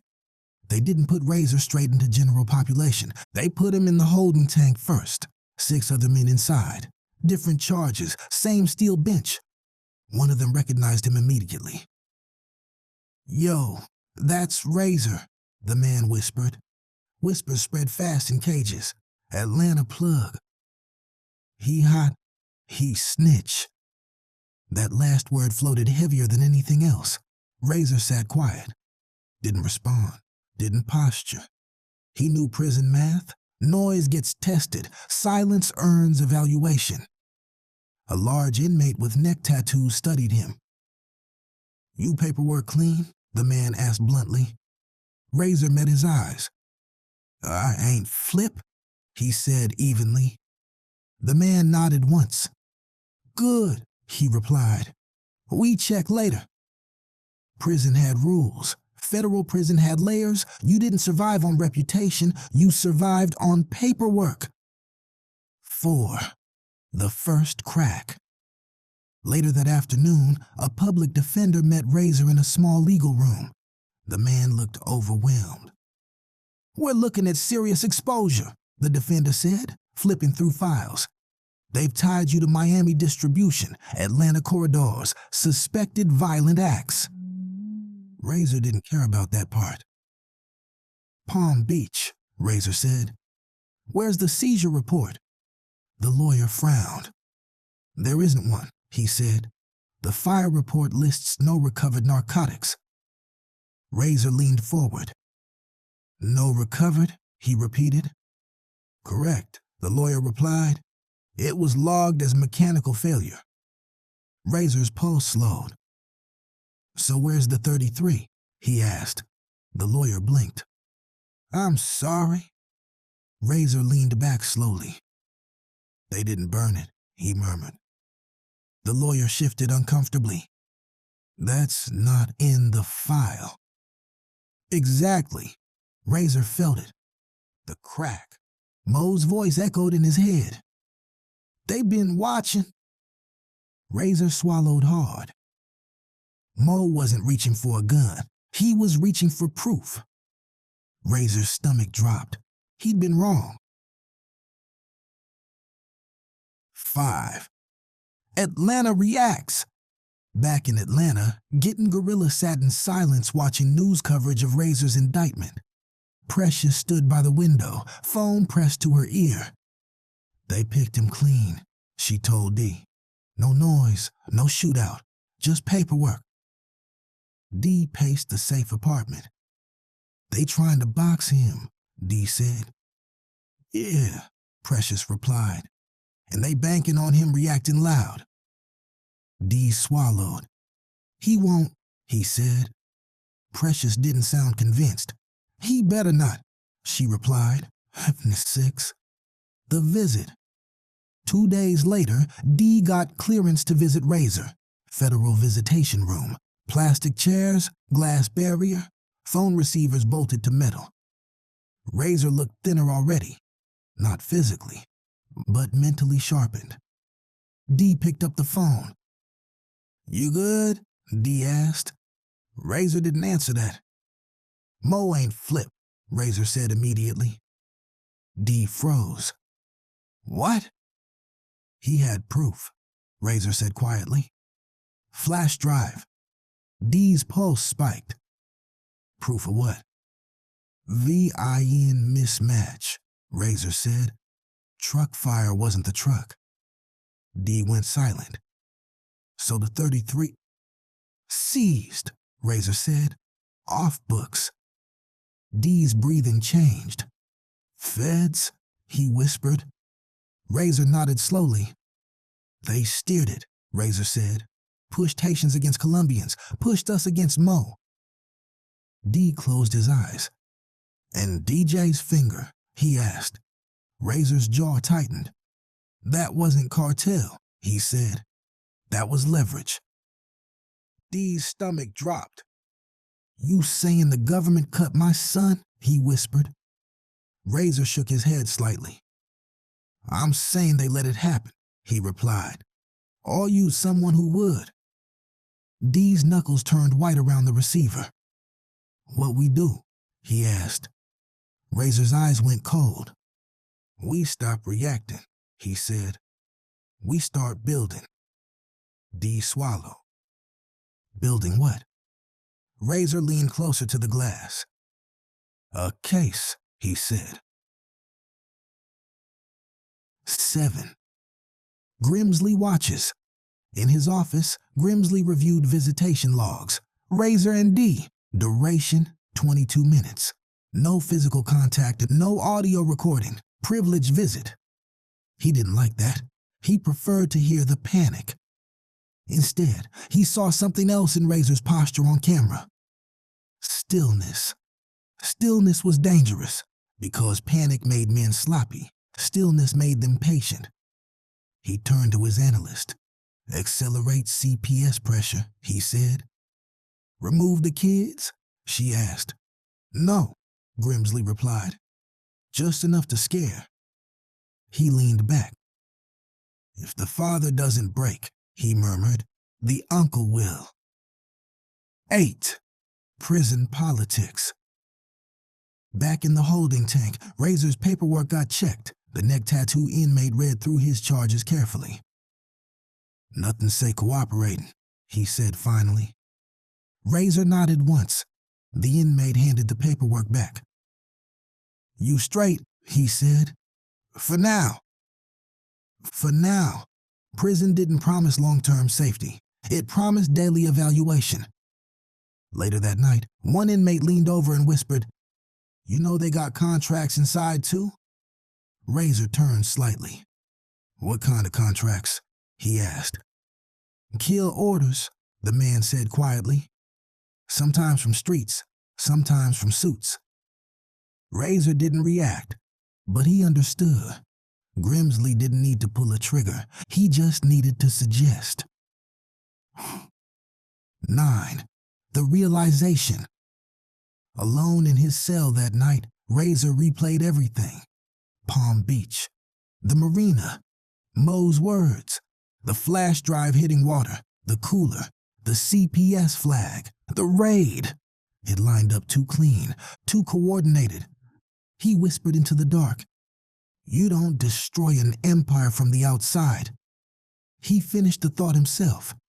You fracture it. That's what Grimsley was doing. Fracturing trust, fracturing alliances, fracturing perception. Razer sat up slowly. He couldn't fight this like a street war. He had to fight it like paperwork, like budgets, like exposure. He needed chain of custody logs, internal audit requests, port VIN confirmation, media leverage. He needed time. And prison gave you one thing in abundance: time. 10. The turn. The next morning, Razer requested legal materials. He asked for federal seizure protocols, asset forfeiture policies, VIN reporting standards, interagency coordination manuals. The guard looked confused. You studying for law school, he joked. Razer didn't smile. I'm studying for survival, he replied. Because the wolves were no longer divided, they were being herded, and Razer had finally seen the fence. Chapter 7. The Port Ledger, Riviera Beach/Miami. The paper trail they thought was dead. Truth doesn't disappear, it gets misfiled, and misfiled truth is more dangerous than lies because it waits. 1. Precious doesn't trust texts. The message sat on Precious's burner like it was breathing. The fire was a switch. No number, no signature, no follow-up. Precious didn't respond. She never responded to ghosts. Instead, she drove. North, past Miami Gardens, past Fort Lauderdale. Up toward Riviera Beach where cargo moved heavier than the headlines. She parked 3 blocks from the port and sat in the car, watching shift change. Longshoremen rotated out. Security vans idled. Crane arms swung containers like chess pieces. If the truck fire was a switch, the port would know, even if the people didn't. 2. Emilio talks again. Emilio met her at a seafood spot near Blue Heron Boulevard. Small place. Too loud for wiretaps. Too busy for attention. He looked nervous before she even sat down. "You shouldn't be here," he muttered. "You owe," Precious replied calmly. Emilio swallowed. "I already gave Mo what he asked for," he said. Precious didn't blink. "And Mo ended up dead," she said softly. That shut him up. Precious leaned in. "I don't care about rumors," she said. "I care about logs." Emilio hesitated, then slid a folded printout across the table. "After Mo died, compliance reopened something," he whispered. "Internal VIN discrepancy." Precious unfolded it.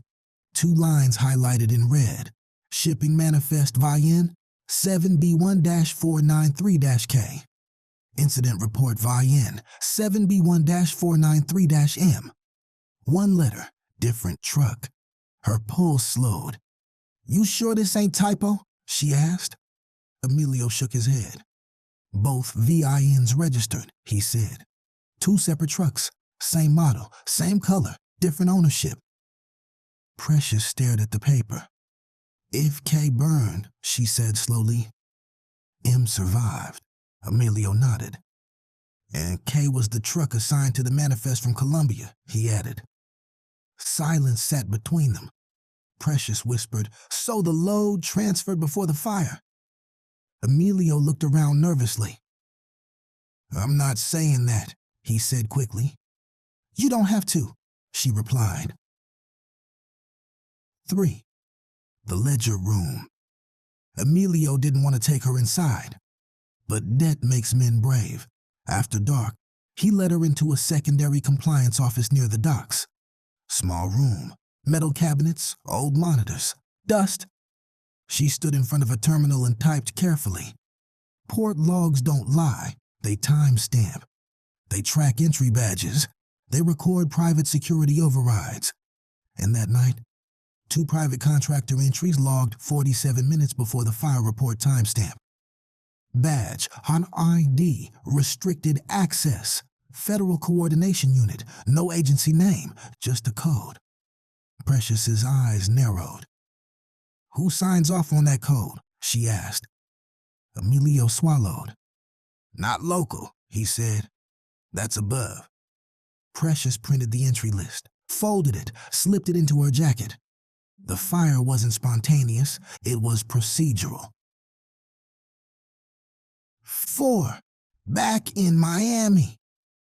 Dee stared at the paperwork on the kitchen table like it was a death certificate. VIN mismatch. Restricted federal badge access. Pre-fire entry timestamp. "They took it," Dee said quietly. Precious nodded. "Before flames," she replied. Dee's jaw tightened. "Then why not log it?" he asked. Precious looked at him. "Because logging means court," she said. "Court means discovery. Discovery means defense." Dee's breathing slowed. "So they wanted it invisible." Precious nodded again. "Invisible drugs," she said. "Visible chaos." Dee sat back in the chair. "And Mo?" he asked. Precious exhaled slowly. "He figured it out." The room went quiet, because that meant something heavy. Mo didn't die for betrayal. He died for awareness. 5. Razer connects it. In federal holding, Razer read through seizure policy manuals like scripture. Chain of custody requires immediate logging, evidence seal number, supervisory sign-off, interagency transfer record. Palm Beach had none. His public defender returned with updated discovery. "Still nothing on seized narcotics," the lawyer said. Razer nodded slowly. "They won't produce it," he said.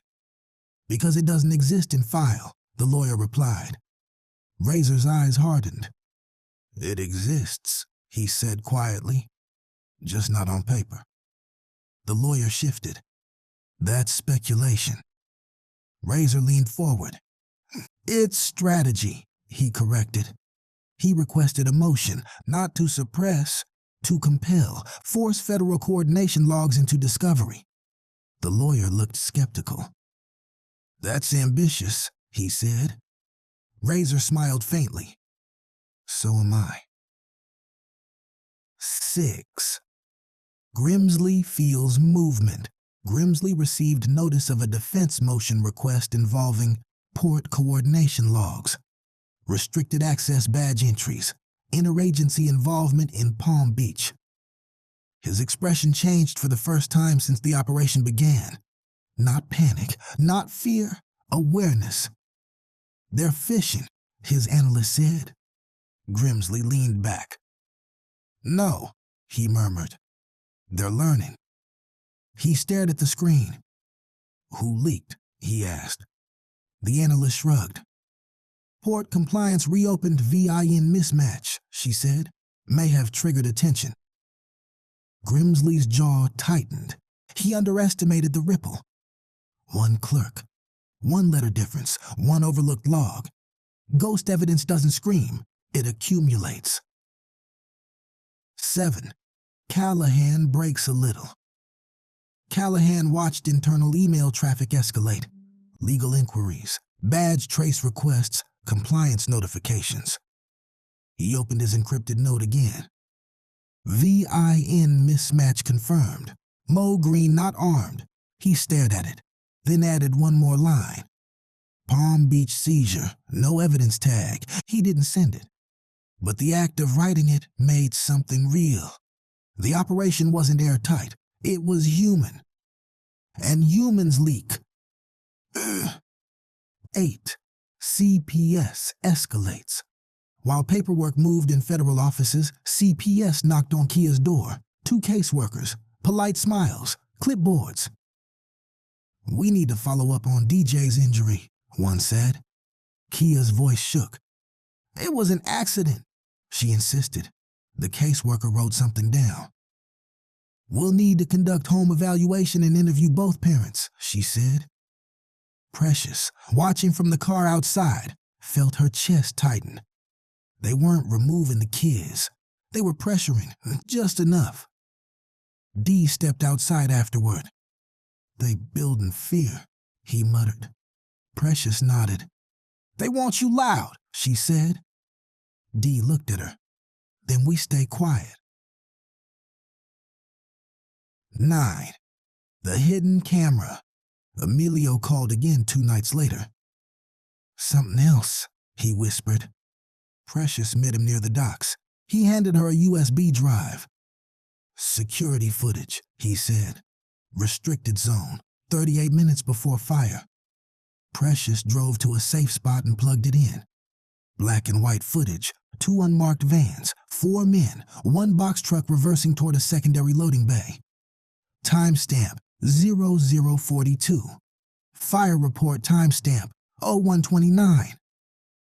Precious leaned back. They switched it, she whispered. She paused the frame, zoomed in. On one man stepping out of the van, face partially visible, sharp posture, confident stride. Precious didn't know his name, but she knew authority when she saw it. 10. Razer hears the words. During visitation, Dee slid coded language across the glass. Truck had twins, Dee said. Razor's eyes sharpened. Which one burned? He asked. Wrong one, Dee replied.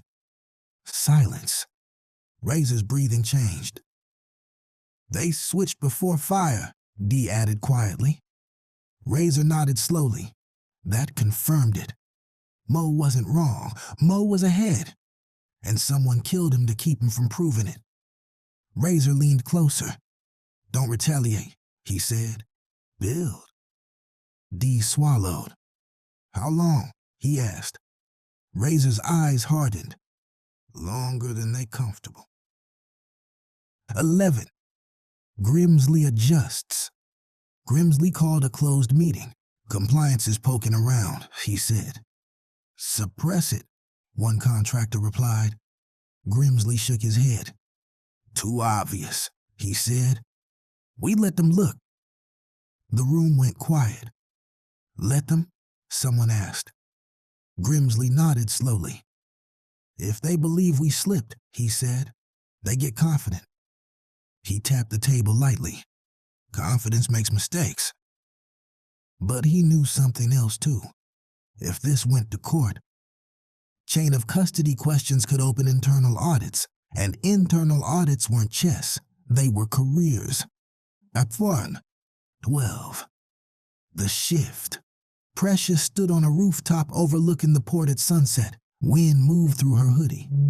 Containers stacked like silent witnesses. She realized something critical. This wasn't about drugs anymore. It was about narrative control. If they proved the 33 were seized off books, it exposed more than Grimsley. It exposed the structure protecting him. She dialed Razer's lawyer directly. We need subpoena on port coordination logs, she said. Badge ID tracking, federal override access. The lawyer hesitated. That's aggressive. Precious's voice went cold.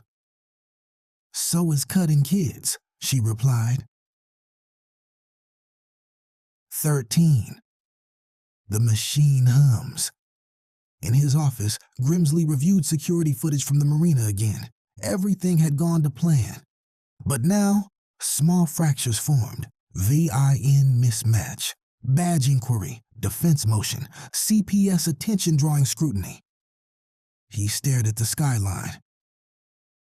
You're pushing back, he murmured softly. He didn't mind resistance. He respected it. But resistance meant escalation. He picked up his phone. Prepare phase 3, he said. The voice on the other end paused.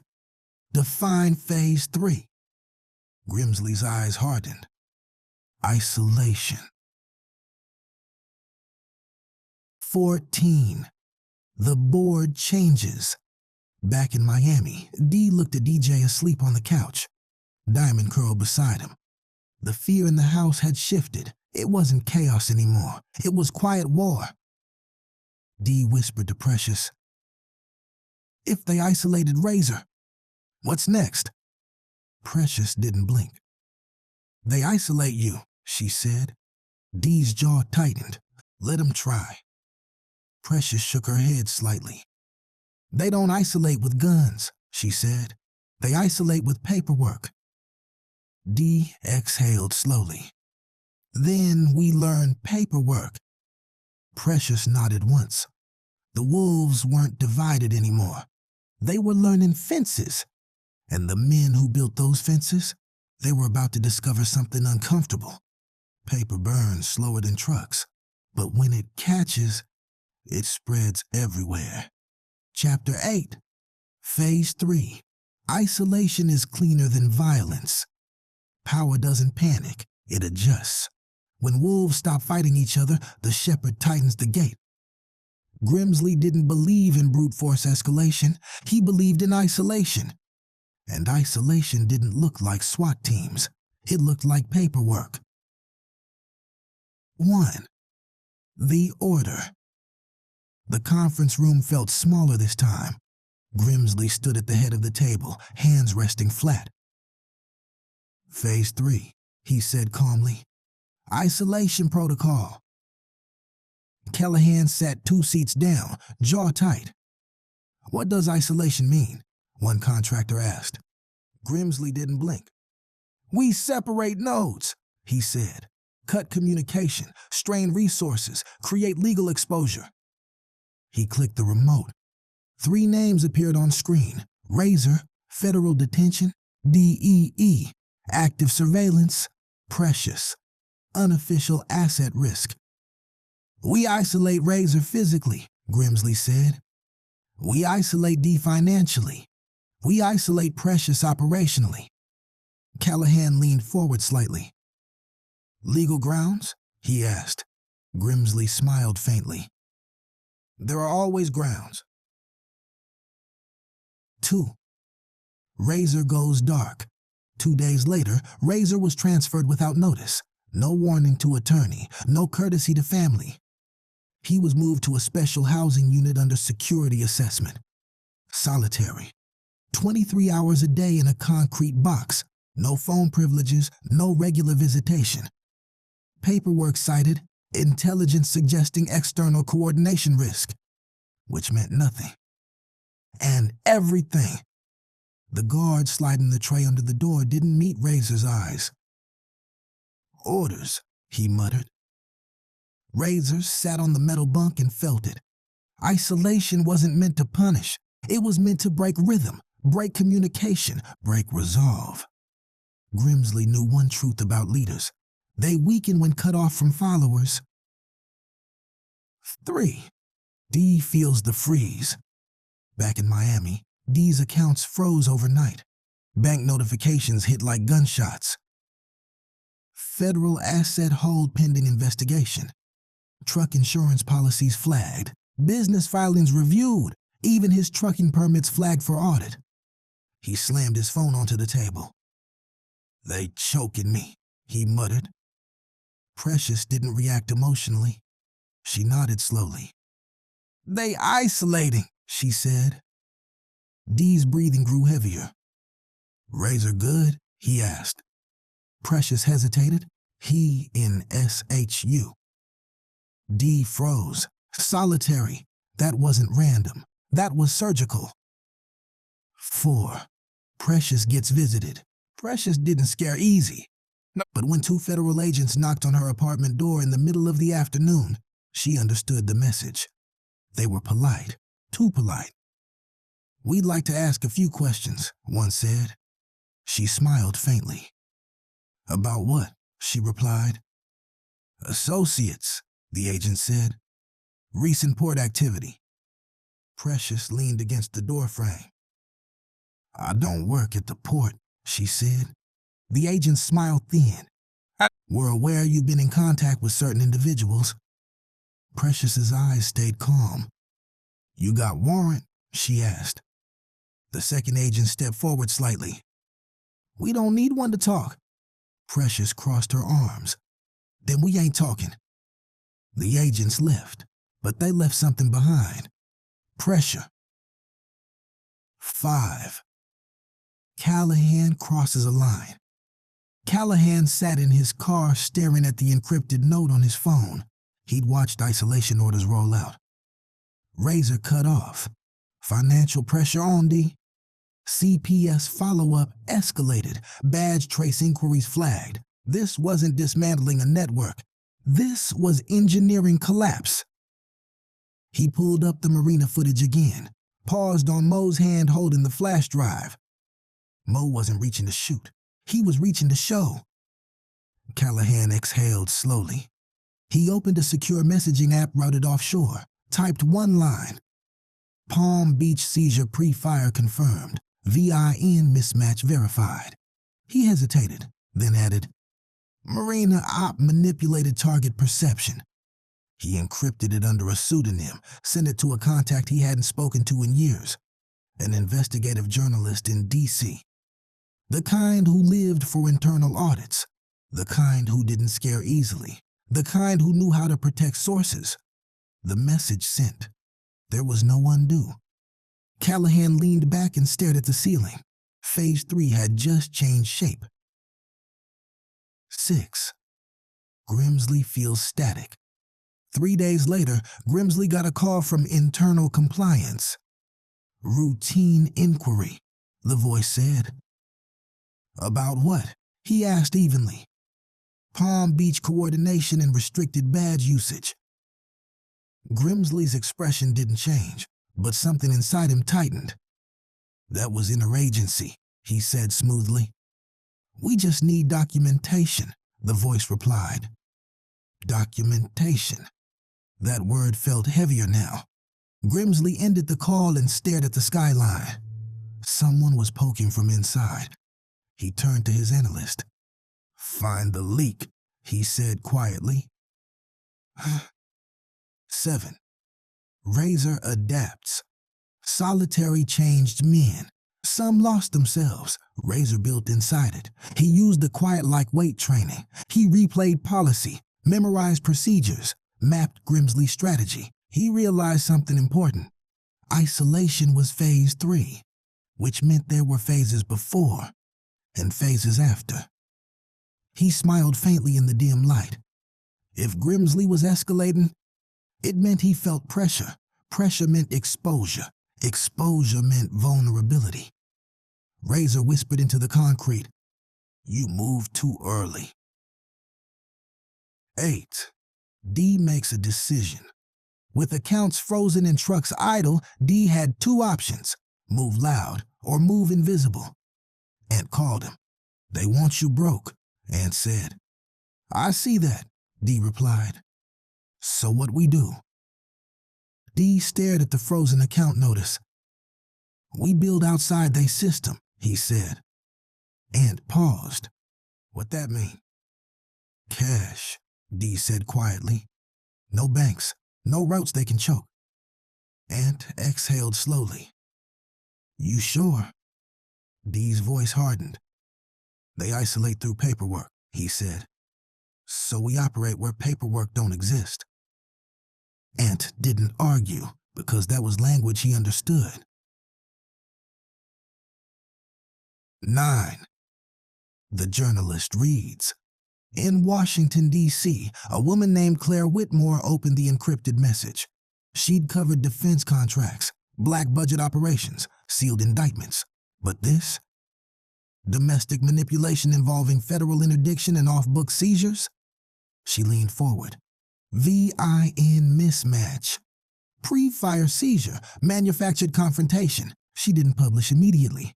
She verified, pulled internal procurement logs, looked for contractor units assigned to South Florida.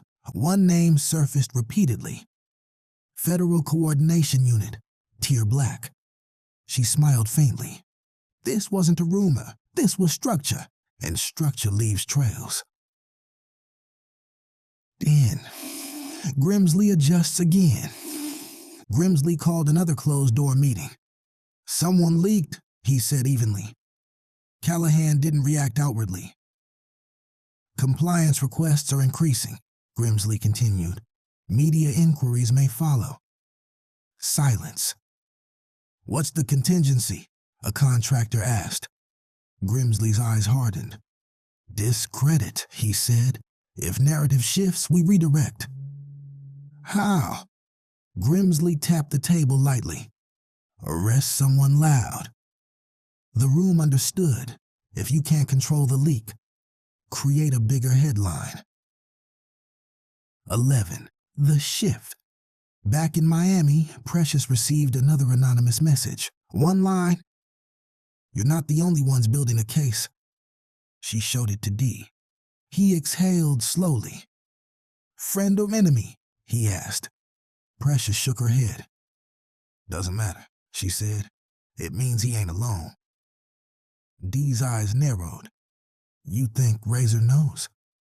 Precious nodded slightly. He feels it, she said. 12. The board evolves. Phase 3 was meant to suffocate. Instead, it created cracks. Razer adapted. D adjusted. Precious maneuvered. Callahan leaked. Compliance stirred. Media sniffed. Grimsley stood in his office watching Miami glitter under night sky. He whispered softly, Isolation works. But this time, he wasn't fully convinced because the wolves weren't divided anymore. They weren't even fighting. They were learning the shepherd's route. And once wolves learn the route, they stop reacting. They start hunting. Chapter 9. The Leak. Washington, D.C. / Miami / Federal Compliance Division. Leaks don't explode. They drip. And the most dangerous drips don't start in the streets. They start in offices. What? 1. Claire Whitmore doesn't blink. Claire Whitmore didn't rush stories. She built them. 3 monitors lit her office in soft blue glow as she cross-referenced the anonymous encrypted message with public filings, procurement contracts, and federal budget allocations. She pulled up a restricted contracting summary from the Department of Justice. One unit flagged repeatedly under Interagency Coordination Funding, Federal Coordination Unit, Tier Black. Budget increased 18% in the last fiscal year. No public reporting attached. She leaned back slowly. Then she searched incident logs for Palm Beach County the night of the truck fire. Fire Department dispatch timestamp, 1:29 a.m. Private federal badge access at Riviera Beachport, 0:42 a.m. 47 minutes. Enough time to move weight. She didn't publish yet. She verified again. Then she requested comment from DOJ Public Affairs. Short email. Direct subject line. Request for clarification. Palm Beach interdiction activity and restricted badge access. She hit send. That's when the drip began. 2. Compliance gets nervous. Internal compliance received Claire's inquiry before Grimsley did. That was the problem.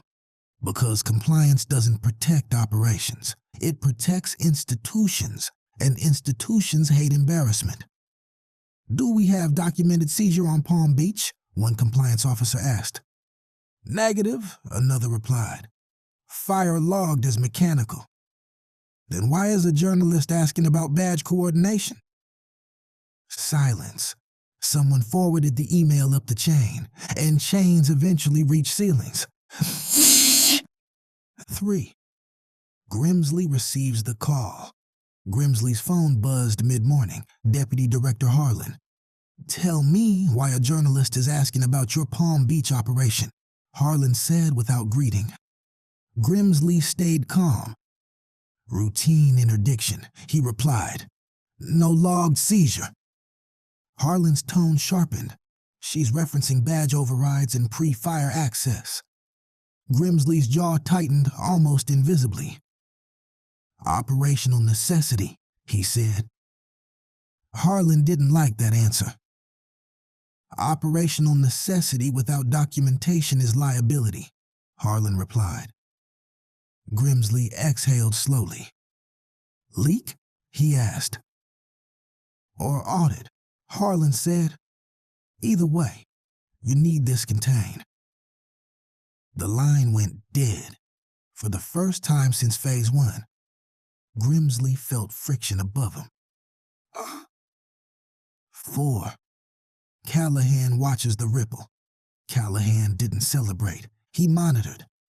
Claire's inquiry triggered a quiet internal scramble.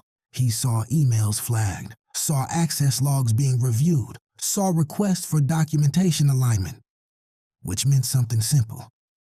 They were trying to build paperwork after the fact. He muttered under his breath. Too late. Because timestamps don't bend backward easily, and when you fabricate retroactively, you leave fingerprints. 5. Razer hears the wind shift. In solitary, Razer had no news, no internet, no phone. But prison had one thing better than cable. Rumor. A guard slid a tray under his door and whispered casually, "Some reporter poking around your case." Razer didn't move, but his heartbeat shifted. "What reporter?" he asked evenly. The guard shrugged. "DC type. Ask about port logs." The tray slid away. Razer leaned back against concrete. Someone inside had cracked. He didn't know who.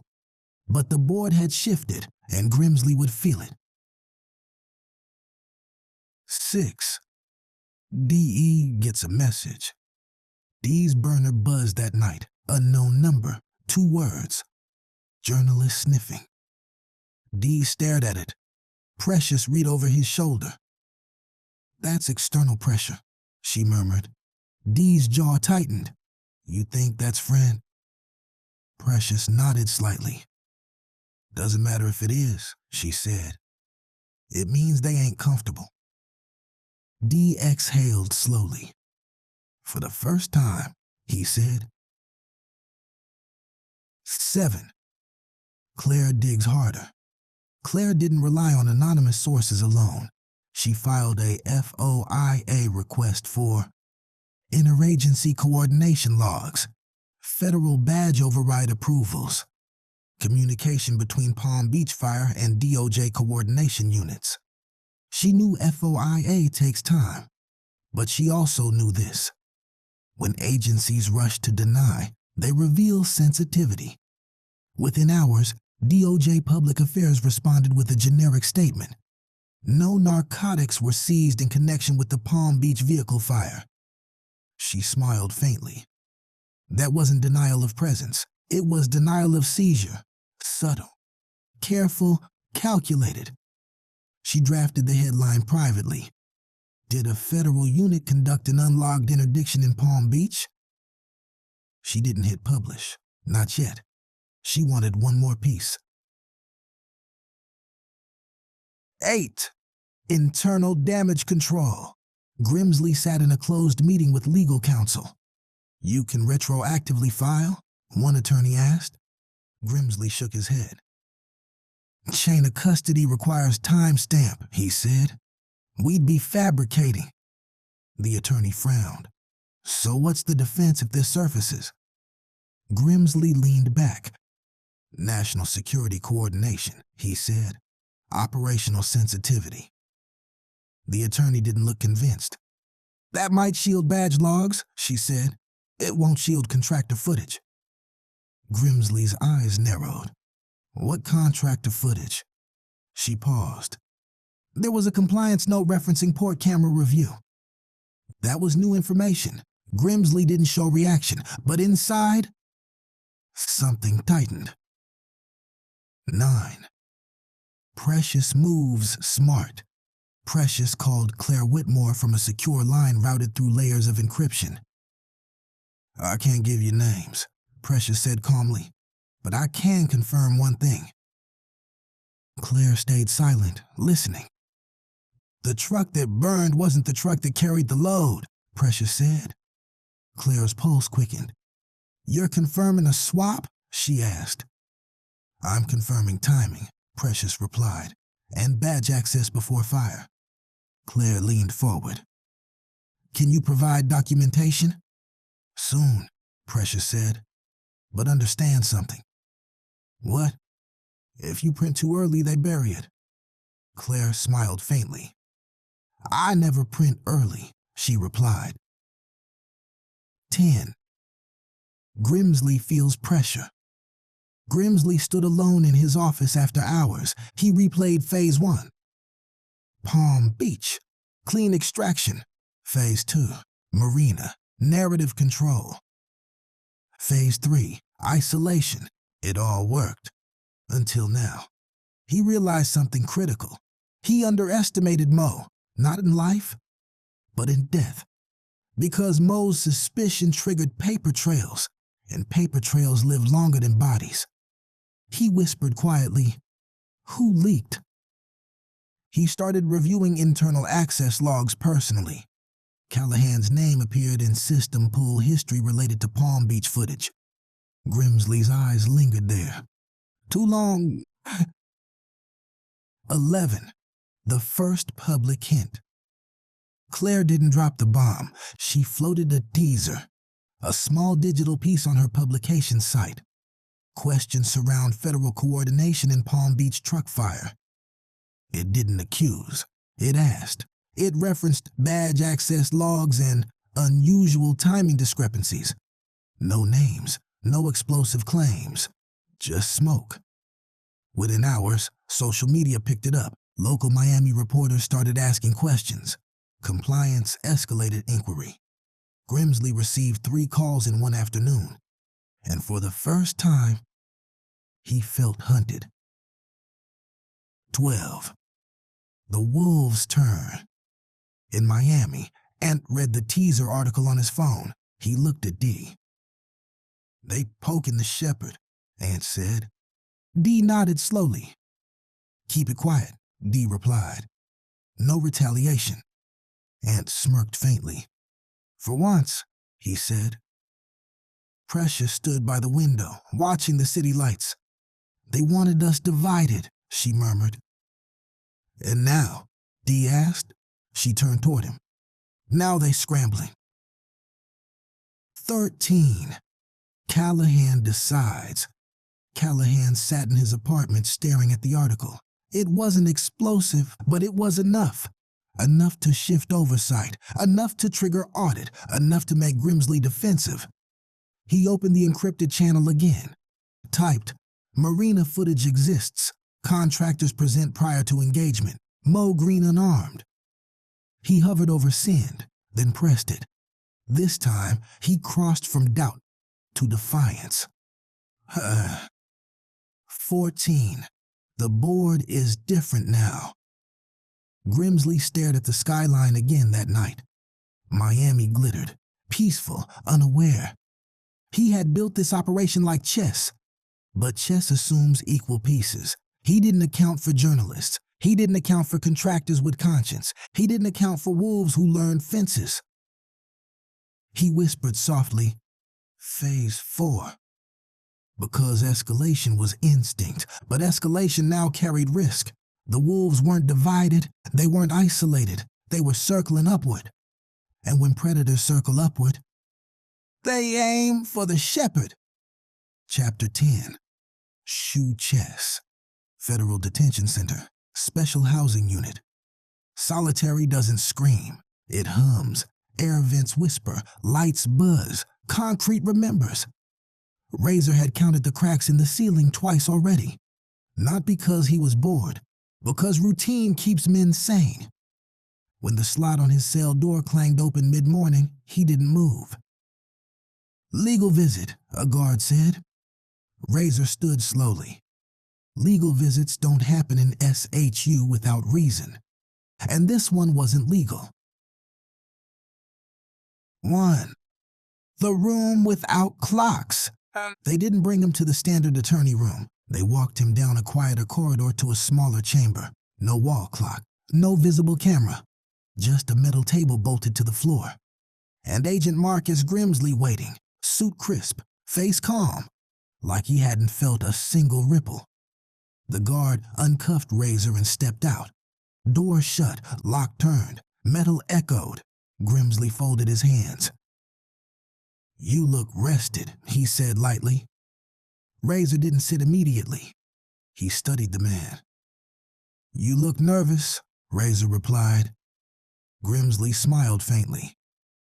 "Nervous men don't visit," he said. Razer sat. "Neither do innocent ones," he replied. Silence settled. 2 predators at a table, no guns, just narrative. 2. Opening move. Grimsley didn't waste time. "You know what isolation does?" he asked calmly. Razer leaned back. "Gives a man time," he said. Grimsley shook his head slightly. "It removes his relevance," he said. He leaned forward. "Your people are moving without you." Razer didn't react. "Your accounts are frozen. Your trucks audited. CPS circling Dee's family. Pressure compounds." He paused. "You can't protect anyone from here." That was the point of the visit. Psychological compression. Razer's eyes didn't flicker. "You here to gloat?" he asked. Grimsley tilted his head. "I'm here to offer options." 3. The offer. Grimsley slid a folder across the table. No dramatic slap, just calm placement. Inside, draft plea structure, reduced RICO exposure, protective housing, CPS withdrawal. Razer scanned it without touching. "You cooperate," Grimsley said softly. "You go from headline to footnote." Razer finally looked up. "Cooperate how?" "Clarify structure," Grimsley replied. "Confirm Razer organization hierarchy. Provide interstate routing confirmations. We handle the rest." Razer's jaw tightened. "You want me to narrate your case?" Grimsley smiled faintly. "I want you to survive it." Silence. Then Razer leaned forward slowly. You seized Palm Beach before fire, he said evenly. Grimsley didn't blink. That's not in discovery, he replied. It's in port logs, Razer countered. A slight pause. Just a breath. Grimsley recovered instantly. You're speculating? Razer held his gaze. Mo wasn't armed, Razer said. Grimsley's face remained composed. Mo Green was a trafficker, he replied. That's not what I said. The air shifted. Because this wasn't about drugs, it was about narrative. 4. Countermove. Grimsley leaned back, adjusting his cuff slightly. You're assuming control, he said calmly. You think because a journalist is asking questions, the structure bends. He smiled. It doesn't. Razer's eyes stayed cold. You had to isolate me, Razer said. That means you felt pressure. Grimsley's expression hardened slightly. Isolation is procedure, he replied. No, Razer said quietly. Isolation is fear. The word landed heavier than expected. For a split second, Grimsley's jaw tightened. Not anger, recognition. Razer leaned closer. You don't visit men who are irrelevant, he said. Silence. Then Grimsley shifted tactics. 5. Children. You care about Dee's son? Grimsley asked casually. Razer's pulse slowed deliberately. Yes. Then understand something, Grimsley continued. The system doesn't like unstable guardians. Razer's eyes sharpened. You threatening kids? Grimsley didn't blink. I'm explaining consequences, he replied. Investigations expand when violence expands. Razer leaned forward. No more violence, he said calmly. That surprised Grimsley. You're confident you can control that from here? He asked. Razer smiled faintly. You isolated me physically, he said. Not strategically. Another pause, because that answer mattered. 6. The leak surfaces. Grimsley changed posture slightly. You trust journalists? He asked. Razer didn't respond. Grimsley continued. Media doesn't protect criminals, he said.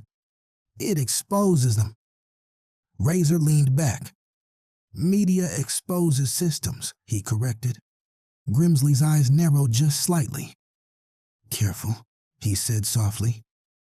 Razer tilted his head. Careful about what? Confusing rumor with leverage. Razer smiled faintly. You built leverage with 33 keys, he said. There it was, direct. Grimsley's composure held, but the silence after stretched longer than before. 7. Endgame offer. Grimsley stood. You're intelligent, he said calmly. That's why you're dangerous. He placed both hands on the table. Last offer, he said. Take the plea. Protect your people. Walk out in 10 years instead of life. Razer didn't hesitate. I'll walk out either way, he said quietly. Grimsley raised an eyebrow. You're confident. Razer's voice dropped. You moved off books, he said. That's not strategy. He leaned forward slightly. That's exposure. Silence. Then Grimsley gave him something rare, honesty without admission. You think the institution collapses because of a journalist? He asked. Razer didn't blink.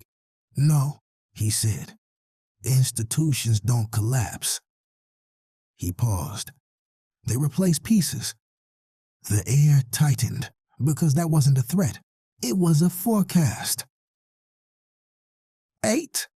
After the visit. Grimsley exited the SHU quietly. His steps measured, his expression neutral. But in his mind, the board shifted. Razer wasn't panicking, wasn't posturing. He was building. And that made Phase 3 less effective than projected. Back inside the cell, Razer sat on the bunk. He replayed every word. Grimsley didn't deny Palm Beach, didn't deny badge access, didn't deny marina manipulation. He deflected, which meant vulnerability existed. Razer closed his eyes. "You isolated me too late," he whispered. 9. Callahan seized the shift. Callahan received confirmation from Claire. "Have marina footage, verifying contractor presence." He felt his chest tighten. There was no walking this back. If footage surfaced publicly, Internal Affairs would open full review. Grimsley wouldn't fall immediately, but he would be scrutinized, and scrutiny changes power. Callahan stared at his reflection in the dark screen. He wasn't whistleblowing for justice. He was correcting trajectory. There's a difference. 10. Phase 4. Breathes. That night, Grimsley drafted contingency protocols, media containment, contractor compartmentalization, selective indictment acceleration, if exposure came. He would redirect, because shepherds don't surrender, they adapt.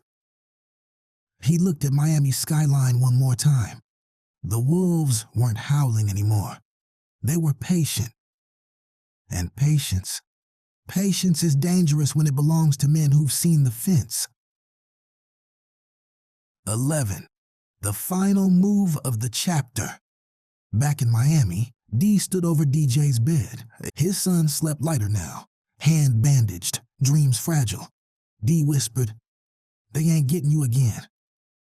Across the city, Precious watched port lights blink. In D.C., Claire prepared a draft that named Tier Black. In solitary, Razer counted breaths and built arguments. And in a federal office, Marcus Grimsley felt something unfamiliar. Not fear, not yet, but resistance.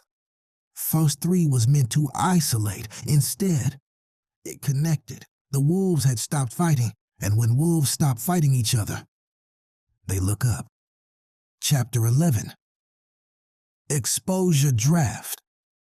Washington, D.C. / Miami / federal headquarters. You don't publish a bomb.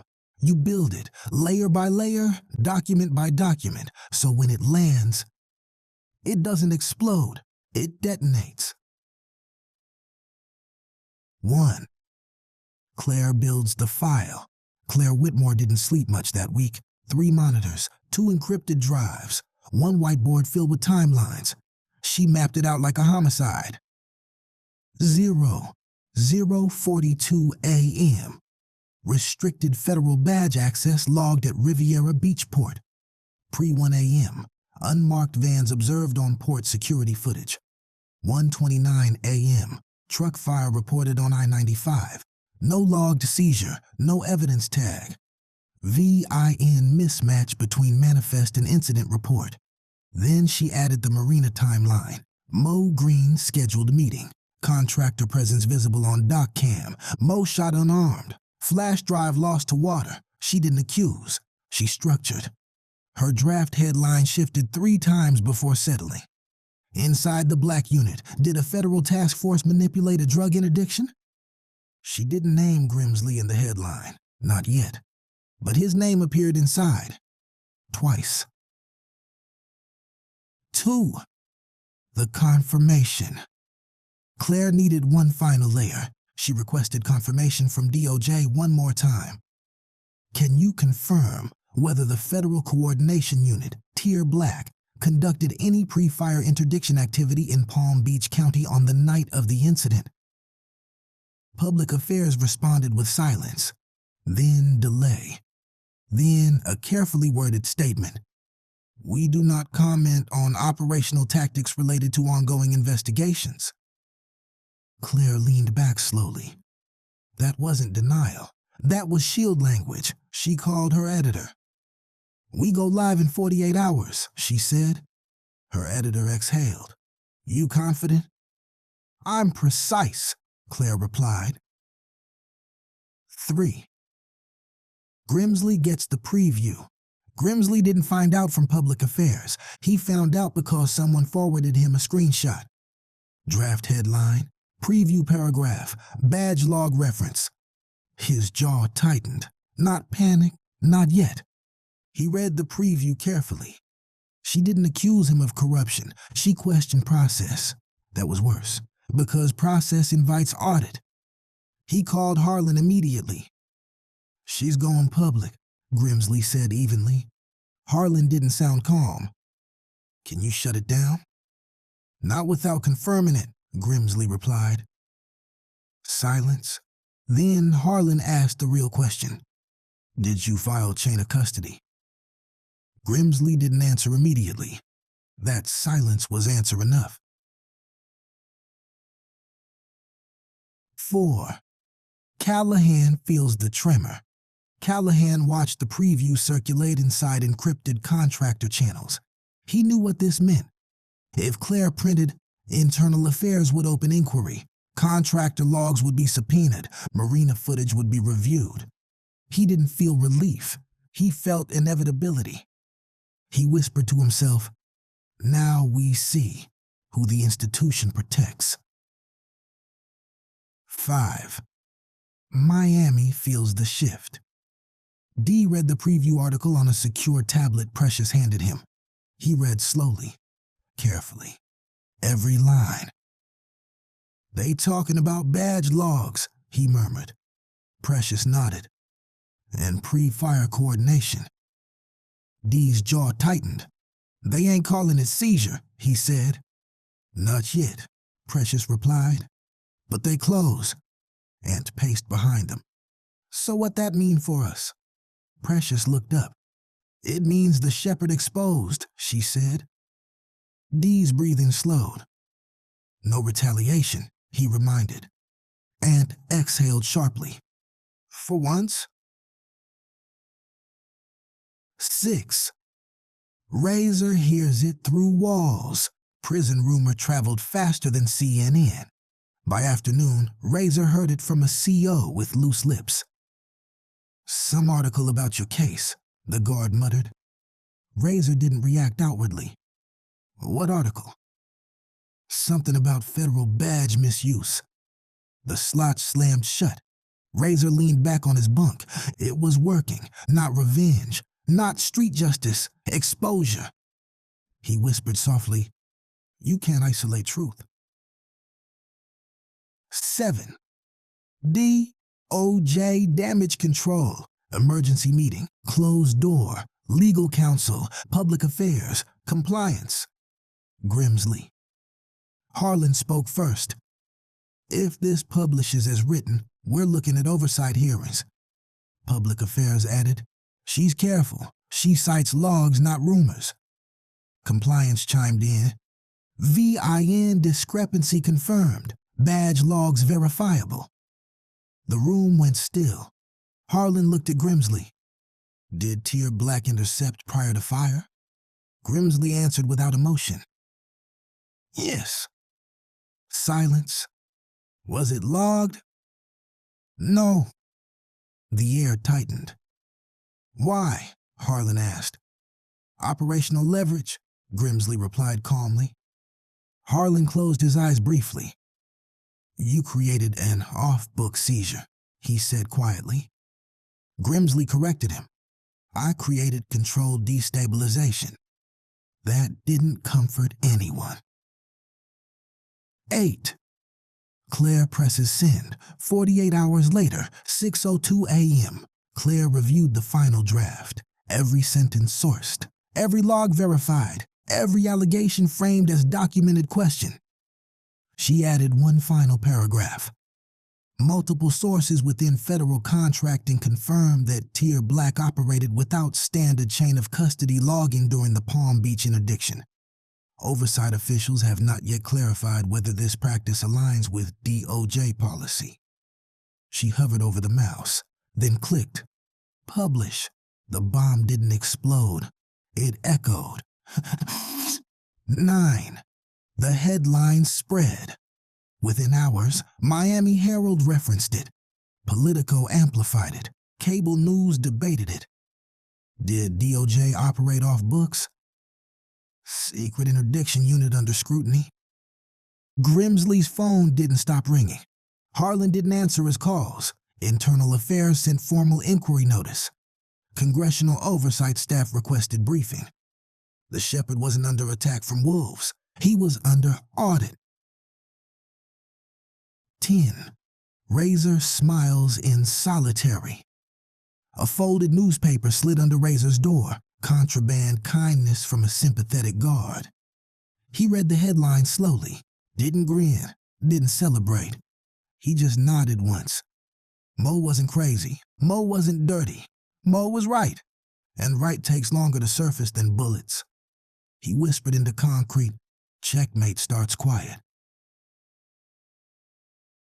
Hey, for that. 11. Grimsley under light. Grimsley stood alone in his office watching news anchors speculate. He wasn't afraid of criminals. He wasn't afraid of violence. He was afraid of oversight. Oversight means paper trails. Paper trails mean accountability. Accountability means replaceable. He picked up his phone and dialed one number, Callahan. No answer. His jaw tightened. He pulled internal access logs. Callahan's credentials had accessed marina footage twice more than required. There it was. The crack had a name. 12. The wolves look up. In Miami, D watched the coverage with DJ sitting beside him. His son didn't understand politics, but he understood one thing. Bad men? DJ asked softly. D hesitated, then shook his head. Not all bad, he said. Just some. DJ nodded sleepily. Are we safe? D looked at Precious, looked at Ant, looked at the screen showing federal officials under questioning. For now, D said quietly. 13. The board flips. Grimsley drafted Phase 4 in his mind. Not isolation, not manipulation, survival. Discredit journalist? Risky. Blame contractor? Possible. Sacrifice tier black? Expensive. He realized something dangerous. The wolves weren't hunting him. The institution was calculating his cost. And institutions protect themselves, not individuals. He whispered to himself, they replace pieces. Razer's words echoed in his head. For the first time, Marcus Grimsley understood what it felt like to be a piece. 14. End of chapter shift. The article didn't end the war. It changed the battlefield. Street pressure cooled. Federal pressure increased. Internal audits activated. Contractor loyalty wavered. The wolves had stopped fighting. They were watching the shepherd answer questions. And when shepherds answer questions, they bleed authority. Chapter 12. Oversight. Washington, D.C. / Miami / Federal Detention Center. Power doesn't collapse. It testifies. And testimony is where strategy meets sunlight. 1. The letterhead. The memo came stamped in quiet authority. United States House Committee on Oversight and Accountability. Subject, inquiry into interagency coordination and unlogged interdiction activity. Palm Beach County. It wasn't an indictment. It wasn't a subpoena. It was worse. It was a request for explanation. Explanation requires paper. Paper requires truth or creativity. Grimsley stared at the PDF on his screen for a long time before calling Harlan. They escalated, he said calmly. Harlan didn't hide irritation. This isn't media anymore, he replied. It's oversight.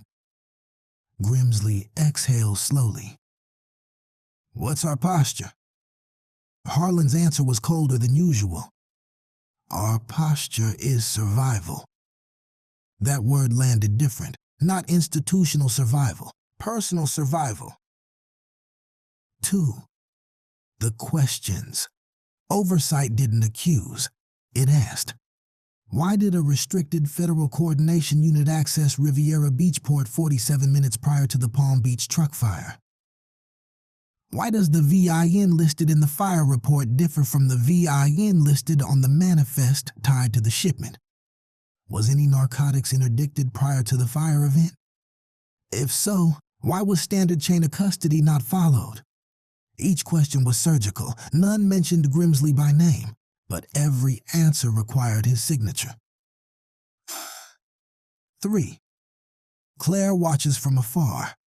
Claire Whitmore wasn't invited to the hearing room, but she watched from her apartment, coffee cold in her hand. Her follow-up piece had gone live that morning.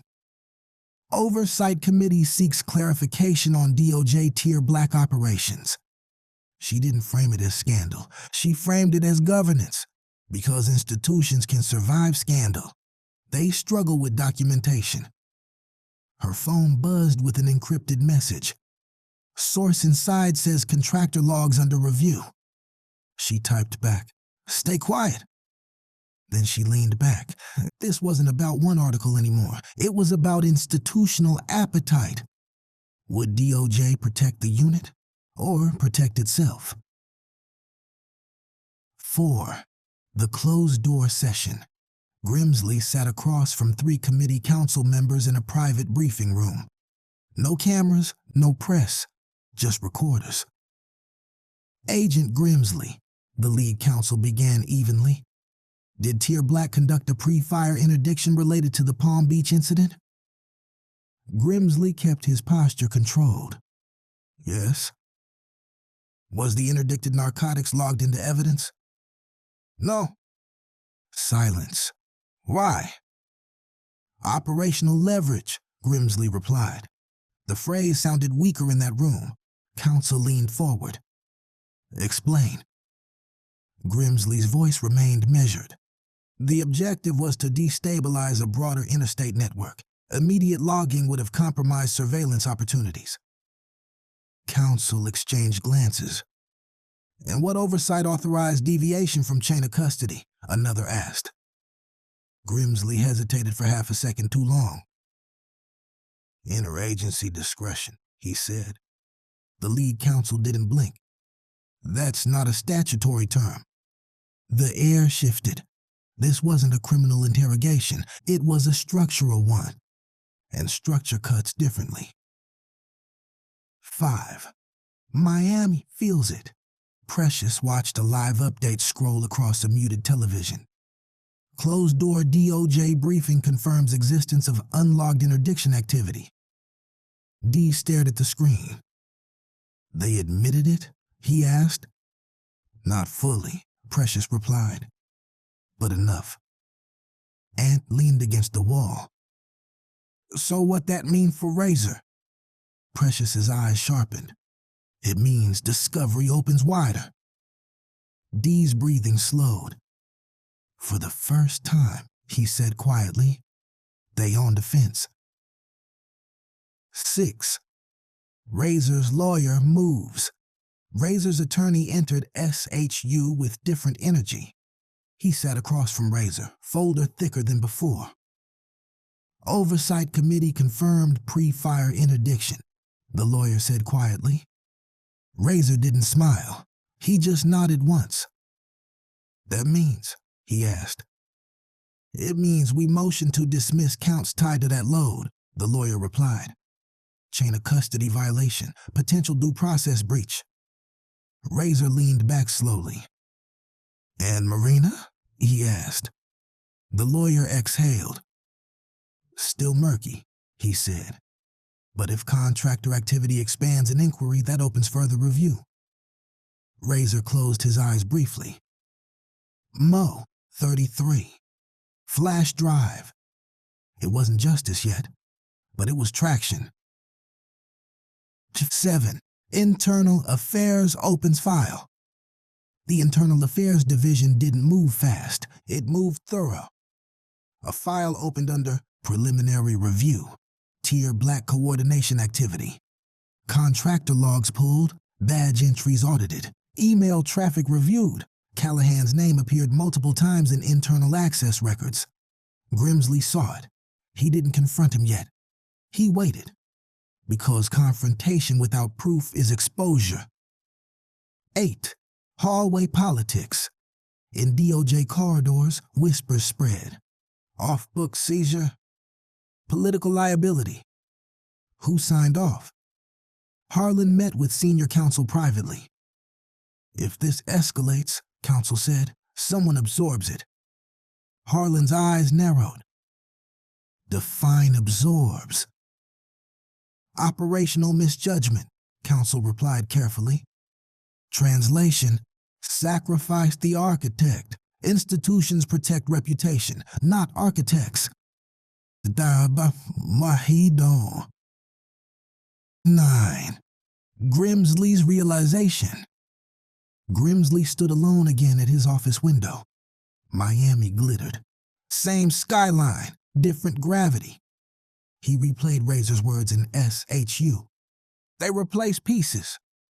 He finally understood the implication. Oversight doesn't attack operations. It protects institutions. If Tier Black becomes liability, Tier Black becomes expendable. He whispered softly, I built this. But builders don't always own structures. Sometimes they're scaffolding, and scaffolding gets removed when construction ends. 10. Callahan gets the call. Callahan's phone buzzed. Internal affairs. Routine discussion, the voice said. He felt his pulse spike slightly. Of course, he replied calmly. He knew this moment would come. He also knew something else. If oversight goes deep enough, truth becomes safer than silence. 11. The public hearing announcement. A week later, the committee announced a limited public session, not criminal charges, not prosecution, but questioning. Transparency theater, news networks booked analysts, social media lit up. Secret federal unit under review. Grimsley's name floated more frequently, carefully, speculatively, but repeatedly. Repetition builds narrative. Narrative builds perception. Perception builds pressure. 12. The cell feels different. Razer sat in East HU and felt something new. Not hope, balance. The pressure wasn't one-directional anymore. It moved both ways. He pressed his palm against cold concrete. You move pieces, he murmured softly. But you forgot the board. He wasn't free. He wasn't vindicated, but he wasn't isolated either. Isolation only works when the outside world stays quiet. The outside world was loud now. 13. D holds the line. D sat at the kitchen table with DJ doing homework. Bank account still frozen, truck still audited. But something had shifted. They weren't alone in the narrative anymore. DJ looked up. Are the bad men in trouble? He asked. D hesitated. Some of them, he said. DJ nodded thoughtfully. That's good, he replied. D watched his son carefully. For the first time since the cooler, fear wasn't the loudest thing in the room. It was patience. 14. The shift in power. Oversight didn't end Tier Black. It slowed it. Internal affairs didn't indict Grimsley. It monitored him. Public hearings didn't convict. They spotlighted, but spotlight changes posture. Grimsley moved carefully now. Callahan prepared for questioning. Claire prepared a second piece. Razer's lawyer prepared motions. The wolves weren't howling. They weren't divided. They weren't isolated. They were patient, and patience is dangerous when it belongs to men who understand systems. Chapter 13. Motion to dismiss. United States District Court, Southern District of Florida. You don't win a war with a headline. You win it with procedure, and procedure doesn't shout, it erodes. 1. The paper strike. Razer's attorney didn't posture, didn't grandstand. He filed. Defendant's motion to dismiss counts 1 to 3 for due process violations and evidentiary irregularity. 42 pages. Citations, precedent, federal seizure protocol, chain of custody doctrine. And buried in the center, the government acknowledges pre-fire interdiction activity, yet has produced no chain of custody documentation for alleged narcotics seized. This absence is not clerical. It is structural. Structural. That word mattered because structural error doesn't get patched. It gets reviewed. 2. The argument. In the federal courtroom, the air felt colder than usual. No jury yet. Just the judge, assistant U.S. attorney, defense counsel. Grimsley seated behind the prosecution table. The defense stood first. Your Honor, Razer's attorney began calmly. The government conducted an unlogged interdiction prior to the Palm Beach vehicle fire. They now seek to prosecute my client for conspiracy tied to narcotics that never entered official custody. He paused deliberately. No evidence tag, no seal number, no inventory report. He flipped a page.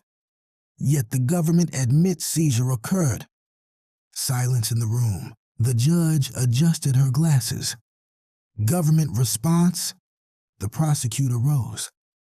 Your Honor, the pre-fire coordination referenced was intelligence gathering, not seizure. Defense didn't wait. Then where are the narcotics? He asked evenly. The prosecutor hesitated half a second.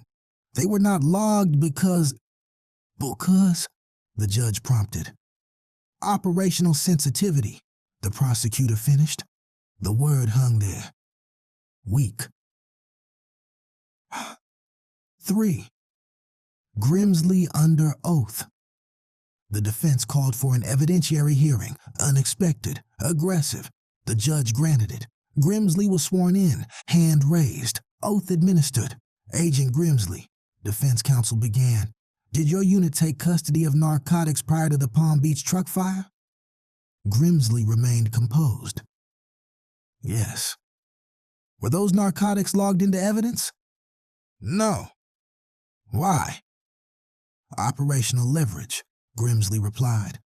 A ripple of quiet movement in the gallery. Defense stepped closer. Is operational leverage codified in DOJ seizure protocol? No. Is it authorized in statute? No. Then under what authority did you deviate from chain of custody requirements? Grimsley's jaw tightened subtly. Interagency discretion. The judge leaned forward. Agent, discretion does not supersede due process. Silence. For the first time. Grimsley had no strategic counter because this wasn't chess. This was record. 4. Miami holds its breath. D watched courtroom updates through a secure live stream feed delayed by minutes. Precious stood beside him and leaned against the wall. They're really pressing him, Ant muttered. D nodded slowly. He can't dodge paper, he said quietly. Precious's eyes narrowed slightly. This don't mean Razer free, she warned. D exhaled. But it mean they bleeding.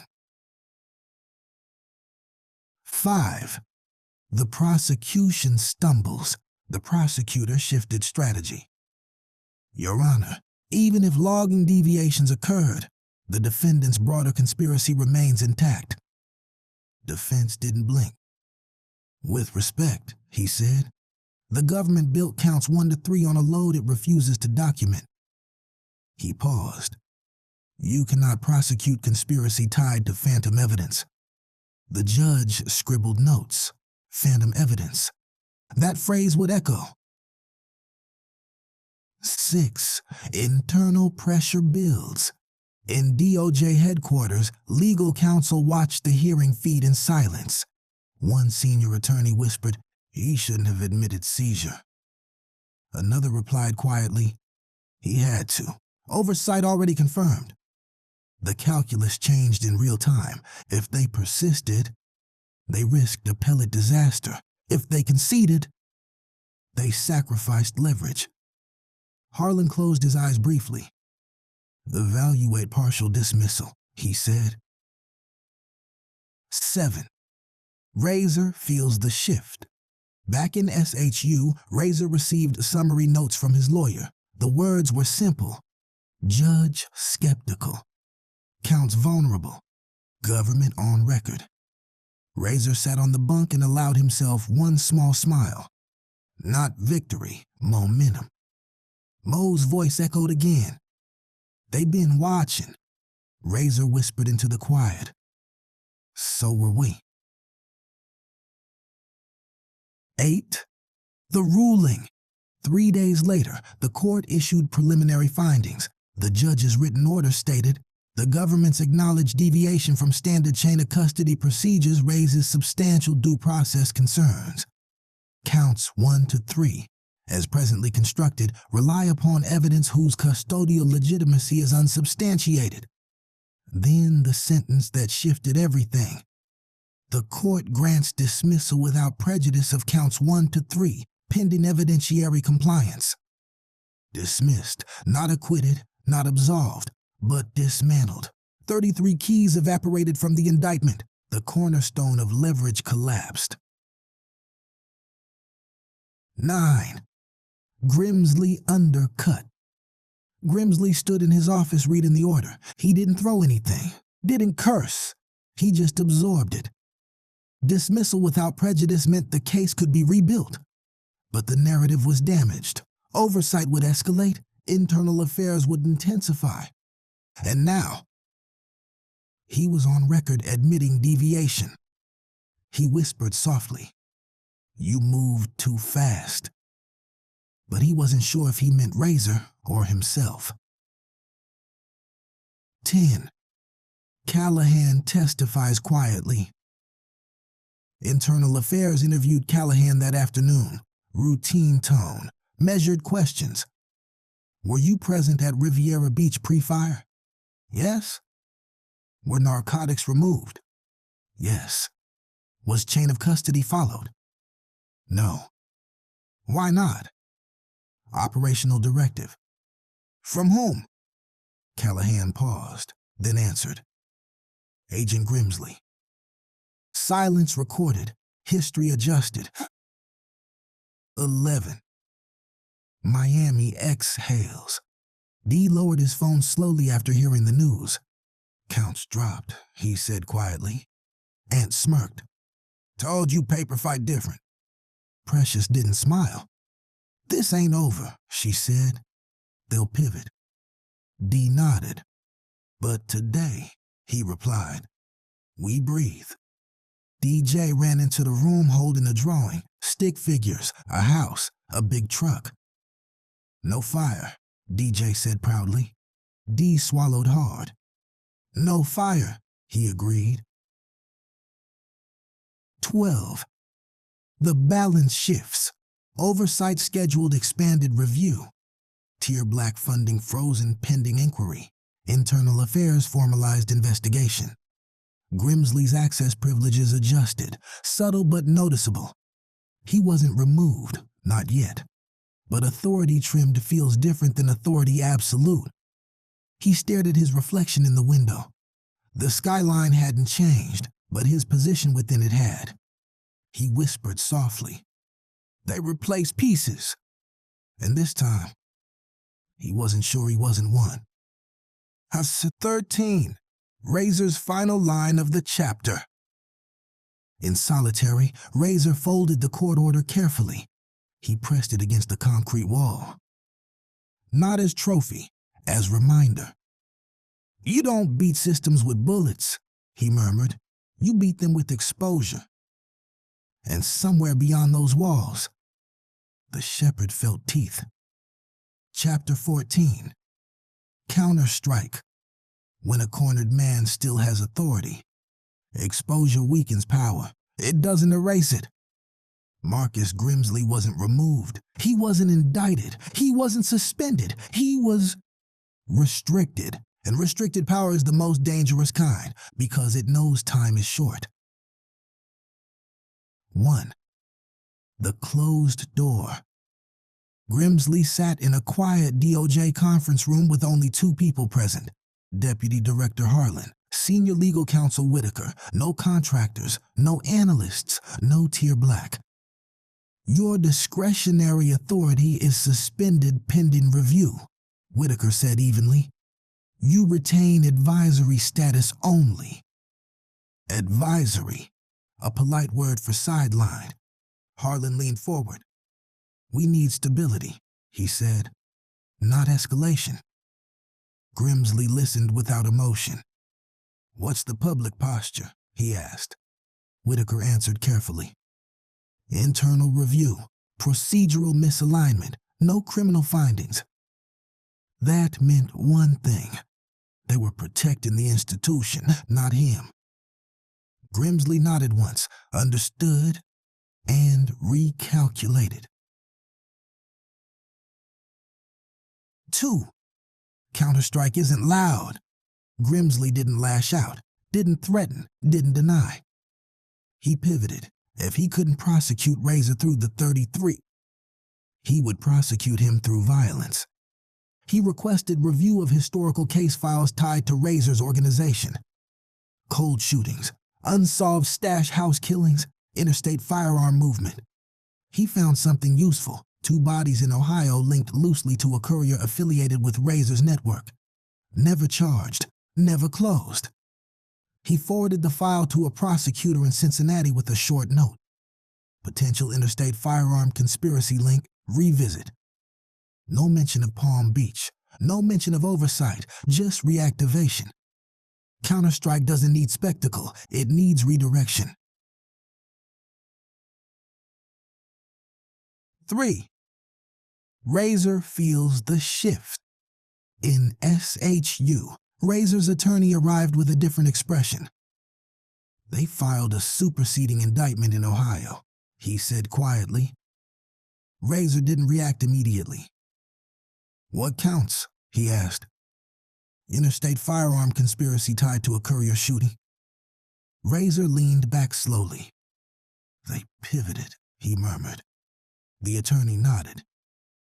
They can't use the 33, he said. So they're building around it. Razer's eyes sharpened. This ain't about evidence, he said. This about survival. The attorney didn't disagree.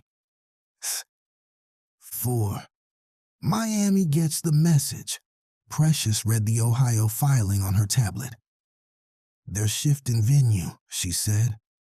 Dee's jaw tightened. They trying to drag him across states. Ant shook his head slowly. They can't win clean, he muttered. Precious corrected him. They're not trying to win clean, she said. They're trying to win enough. That distinction mattered. 5. Callahan under pressure. Internal Affairs called Callahan back in. This time, the tone wasn't neutral. Did Agent Grimsley instruct off-book seizure? Yes. Did he authorize marina tactical positioning? Yes. Did he indicate strategic destabilization intent? Yes. Did he reference political sensitivity? Callahan hesitated, then nodded. Yes. The investigator closed the folder slowly. You understand, this may become sworn testimony. Callahan exhaled. I do. He had crossed the line fully now. There was no quiet return. 6. Grimsley's final lever. Grimsley knew the Ohio filing would stall momentum. He also knew something Razer didn't. The Ohio case had a cooperating witness, small-time courier, scared, looking for sentence reduction. If that witness placed Razer even indirectly in firearm logistics, it would give prosecutors narrative traction. Grimsley didn't need perfect evidence. He needed enough to muddy, Oversight hates ambiguity, so he created some. 7. The media splits. Claire Whitmore read the Ohio superseding indictment carefully. She understood immediately. "This is narrative pivot," she told her editor. "Do we publish?" he asked. "Not yet," she replied.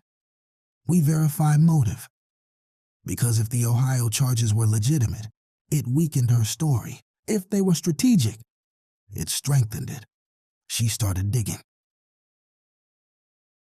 8. SU visit, round 2. Grimsley requested another SHU visit, denied. Oversight had clipped direct access. That irritated him more than the article. He wasn't used to barriers, so he sent a message instead. Through a prosecutor, offer, transfer out of SHU if Razer waives evidentiary hearing expansion. It was subtle, calculated, pressure-wrapped in relief. Razer read the offer carefully, then handed it back. "No deals?" he said. The prosecutor frowned. "You'd rather sit in solitary?" Razer's voice stayed even. "I'd rather they sit uncomfortable." 9. The hearing date.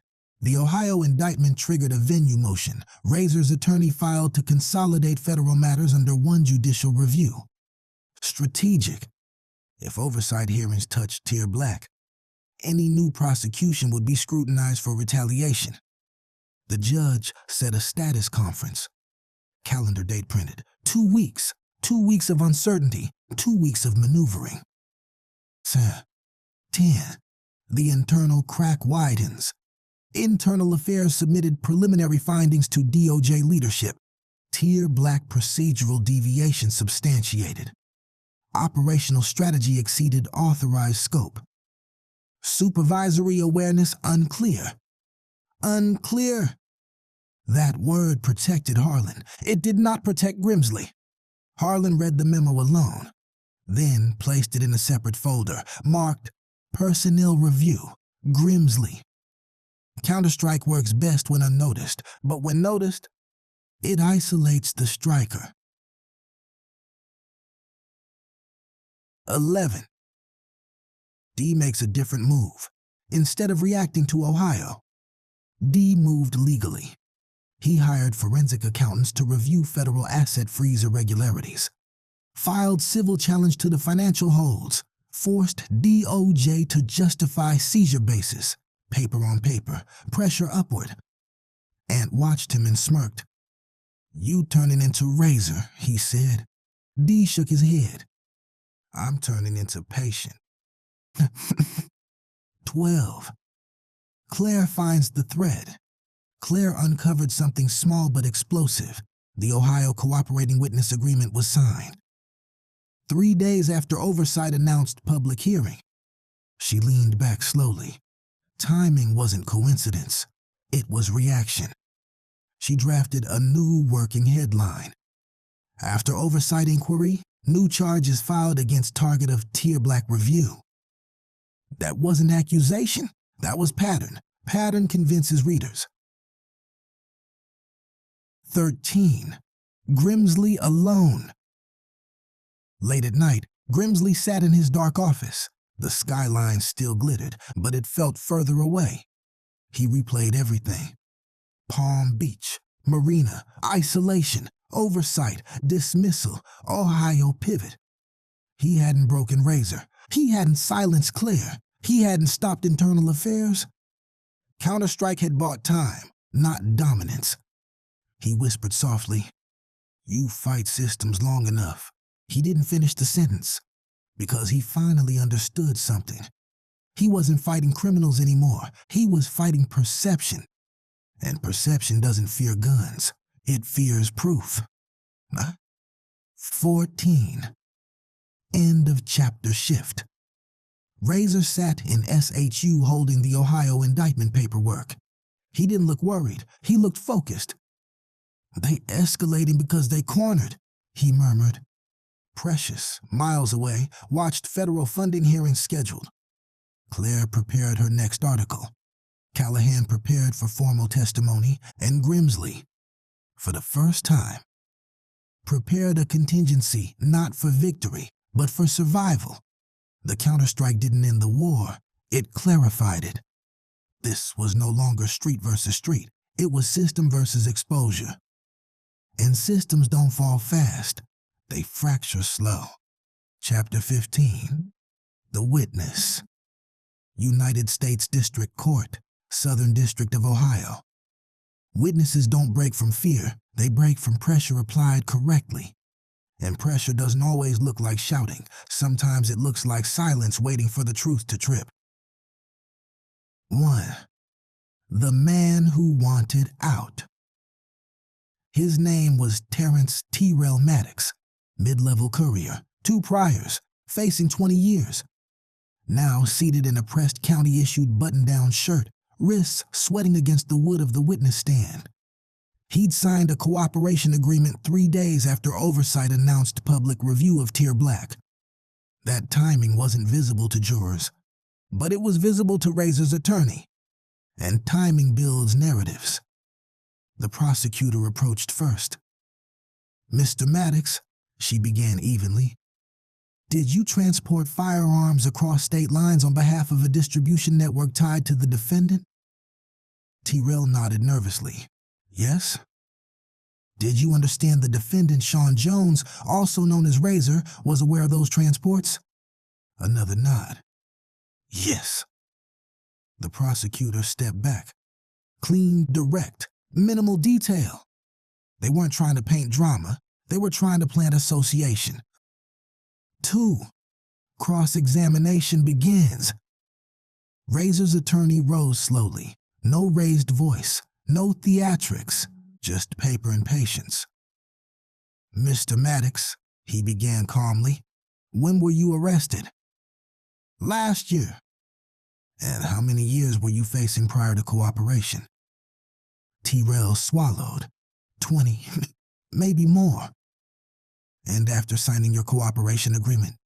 5, maybe less. The attorney nodded slightly. "So your freedom depends on the government's satisfaction?" The prosecutor objected. "Sustained," the judge said. The attorney adjusted. "Your sentence reduction depends on your cooperation?" "Yes." "Specifically, testimony that advances the government's case?" T-Rell hesitated. "Yes." A small ripple in the courtroom, not dramatic, but noticeable.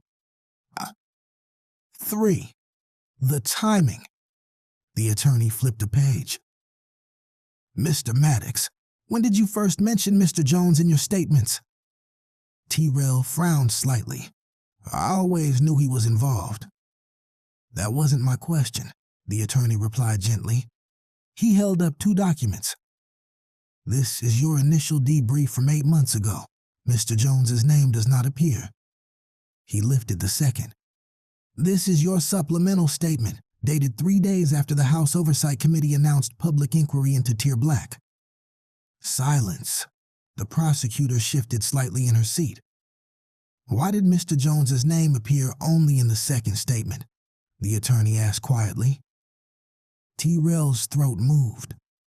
"I remembered more," he said weakly. The attorney nodded slowly. 8 months later? No answer. The courtroom air tightened. 4.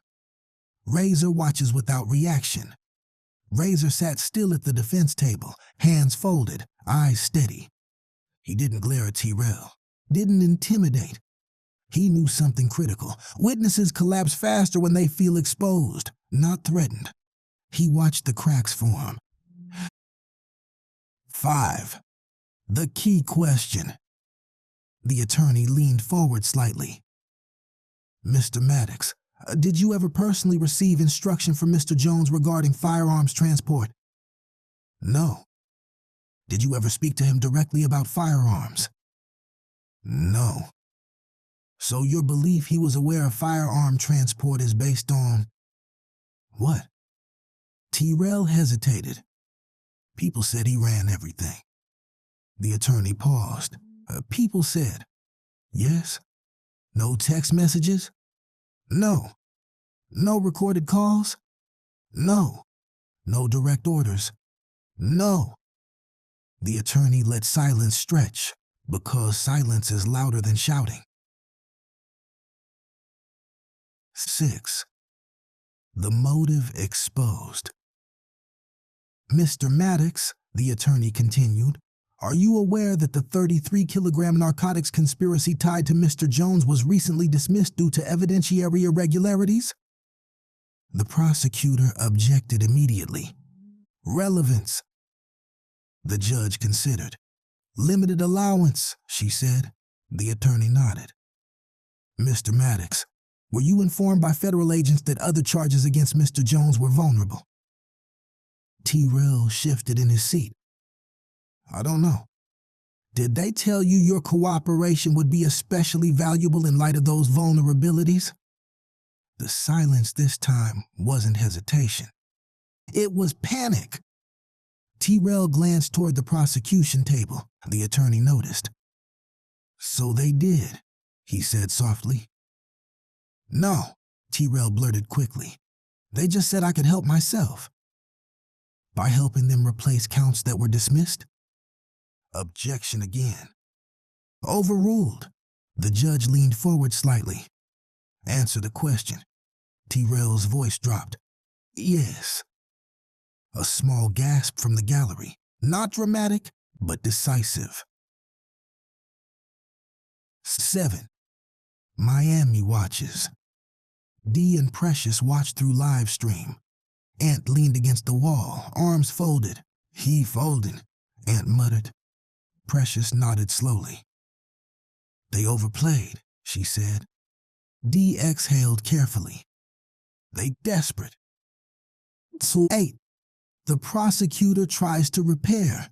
Redirect examination came fast. Mr. Maddox, are you lying today? No. Were you coerced to name Mr. Jones? No. Did anyone force you? No. The prosecutor turned to the jury. Mr. Maddox faces prison time regardless, she said. He is here because he chose to tell the truth. It was clean, professional, but the damage was subtle and permanent because timing was now part of the record. 9. Claire writes again. Claire typed rapidly. Ohio witness admits naming defendant after federal setback. She didn't accuse, she reported. Included transcript excerpts, included cooperation agreement timeline, included oversight dates. Pattern persuades. She pressed publish before the court recessed. 10. The judge's warning. Before adjourning, the judge addressed the room. The court notes the timing of cooperation and the evolution of testimony, she said evenly. Counsel are advised to prepare arguments regarding potential retaliatory prosecution. Retaliatory prosecution. That phrase landed harder than any objection because judges don't use it casually. 11. Grimsley feels the slip. Grimsley watched the hearing summary in silence. The Ohio pivot was supposed to create narrative stability. Instead, it created scrutiny. He replayed Razer's SHU words again. You moved too early. He realized something painful. Counterstrike without institutional cover looks like retaliation. And retaliation is legally radioactive. 12. Callahan's final step. Callahan sat in a small internal affairs office. He signed a sworn statement. Full cooperation, full disclosure, tier black directive, pre-fire seizure, marina positioning, strategic destabilization intent. The investigator looked up at him. You understand this could end careers? Callahan nodded. It already did, he said quietly. 13. Razer's final moment of the chapter. Back in holding, Razer received the transcript summary. He didn't smile. He didn't celebrate. He just folded the paper carefully. The Ohio witness hadn't destroyed the case. but he'd fractured its spine. Razer leaned back against concrete and whispered, "They needed a body to replace the 33. He closed his eyes. But bodies talk. 14. Shift in balance. The counterstrike failed to regain dominance. Instead, it exposed motive. Oversight deepened. Internal affairs accelerated. Public narrative tilted. Ohio prosecution weakened. Grimsley wasn't finished, but he was no longer dictating pace. He was reacting. And the wolves, they weren't chasing him. They were waiting, because when institutions start protecting themselves, they trim liabilities, and liabilities know when the knife turns inward. Chapter 16. Fall Guy. When institutions protect themselves, institutions don't apologize, they reorganize, they don't confess, they distance. And when pressure builds high enough, they don't collapse, they select. 1. The memo that changed everything. The internal memorandum wasn't dramatic, no red stamp, no urgent subject line. Just a quiet heading, recommendation, administrative reassignment pending formal review. Marcus Grimsley read it twice. Administrative reassignment.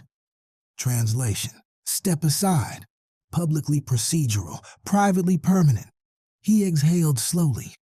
He'd known this was possible. He just didn't expect it this soon. 2. Hallway politics. Harlan closed his office door. "This isn't personal," he said carefully. Grimsley didn't blink.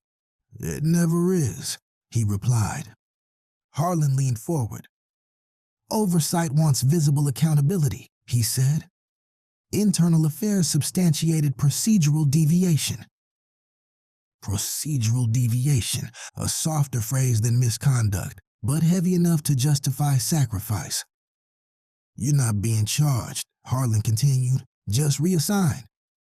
"Where?" Grimsley asked. "Policy Review Division. Temporary." Temporary. The kind that lasts forever. Grimsley nodded once. "And Tier Black?" he asked. "Suspended pending audit," which meant dismantled quietly. Harlan didn't meet his eyes. "We protect the department," he said finally. There it was. Not we protect you, we protect the department. 3. Callahan reads the shift. Callahan heard through internal channels before it hit press. Grimsley reassigned, Tier Black frozen, internal review expanded. He didn't celebrate. He felt something heavier, finality. Because whistleblowing doesn't create heroes, it creates vacancies, and vacancies get filled. He wondered who would replace Grimsley, and whether they'd be more careful or more ruthless. 4. The press release. The DOJ statement went live at 4:12 p.m. Agent Marcus Grimsley has been reassigned pending completion of a comprehensive procedural review related to interagency coordination activities in Palm Beach County. The department remains committed to accountability and operational integrity. Accountability, operational integrity, no admission of wrongdoing. But the signal was clear. The shepherd had been moved. 5. Miami watches quietly. Precious read the release first. She didn't react immediately. Dee looked over her shoulder. They removed him. Reassign, she corrected, and smirked. Sounds like removal with better clothes. Dee's breathing slowed. So what that mean for Razer? Precious thought carefully. It means the case loses its architect, she said. Prosecutors get cautious when strategy shifts. Dee nodded slowly. For the first time, he murmured, they on cleanup. 6. Razer in shoe. The guard didn't say much when he slid the paper under Razer's door. Your boy got moved, he muttered. Razer read the article slowly. No triumph, no grin. Just recognition. Institutions had done what they always do: trim liability. He whispered softly, "They protect the system. Not justice, not truth, the system."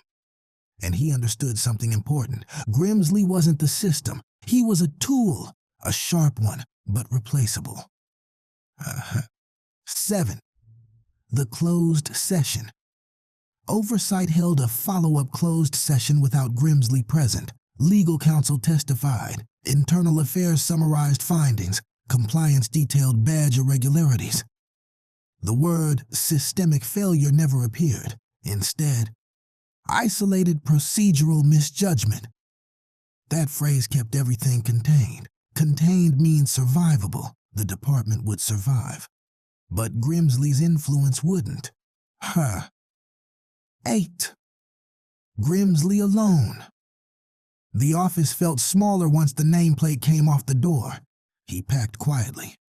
No dramatic exit, no confrontation, just a banker's box and a man who lost the board. He replayed the operation in his mind. Palm Beach, Marina, isolation, counterstrike, none of it illegal enough to prosecute, but aggressive enough to alarm. He whispered to himself, "I was right." And he believed it. He still believed destabilization would have collapsed the network. He just miscalculated exposure. Exposure is louder than strategy, and louder things win politically. 9. The legal shift. With Grimsley reassigned, the prosecution recalibrated. Ohio firearm counts quietly reconsidered. Settlement discussions floated. Not dismissal, not yet, but negotiation. Razer's attorney called him an SHU. "They're softening," he said quietly. "Because?" Razer asked. "Because the architect's gone," the attorney replied. Razer nodded once. "And architects defend structures," he murmured. 10. Claire writes the follow-up. Claire's new headline read, "DOJ reassigns agent at center of tier black review." She didn't gloat. She contextualized. Oversight, procedural deviation, dismissed counts. Ohio testimony timing. She ended the piece with one line. Whether this reassignment signals institutional reform or individual containment remains unclear. She knew the answer, but journalists ask. They don't conclude. 11. D and DJ. DJ sat at the kitchen table drawing again. This time the truck had 2 wheels, not 3, not on fire. Just rolling. "Is it over?" DJ asked quietly. D paused. He didn't lie. "No," he said softly. "But it's different." DJ nodded thoughtfully. "That's good," he said. D swallowed. Different was safer than before. 12. The truth about Fall Guys. Grimsley wasn't arrested. He wasn't disgraced publicly. He wasn't exposed as corrupt. He was repositioned, which is how institutions erase friction. But friction leaves heat, and heat leaves memory. Internal affairs still active. Oversight still reviewing. Tier black still frozen. The wolves had survived the shepherd, but the forest remained. 13. Razer's final thought of the chapter. Back in SHU, Razer lay on the bunk staring at the ceiling cracks he'd memorized. Grimsley was gone, but the case wasn't. The system remained. He whispered quietly, "You don't beat one man." He closed his eyes. "You beat the structure. And structure moves slower, but it moves." 14. The shift. The fall guy had fallen. But the war wasn't over. The Ohio case still pending. The marina still murky. The flash drive still lost beneath salt water. CPS still hovering. Grimsley was no longer shepherd.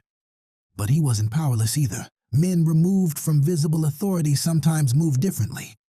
More quietly, more personally, and sometimes more dangerously. Chapter 17. Loose End. When power loses title but keeps memory. Titles get reassigned, authority gets reduced, but ego doesn't retire. Marcus Grimsley cleaned out his office without protest, badge still valid, access trimmed, influence reduced, but he wasn't escorted out. And that mattered, because loose ends don't get tied by men who feel finished. They get tied by men who feel replaced. 1. The call no one tracked. Grimsley didn't use official channels, didn't use DOJ lines, didn't use government-issued devices. He used an old number saved under no name. A retired private contractor who'd worked tier black assignments before Oversight ever knew the unit existed. Need something quiet, Grimsley said evenly. The voice on the other end paused. You're reassigned, the man replied. I'm aware, Grimsley said.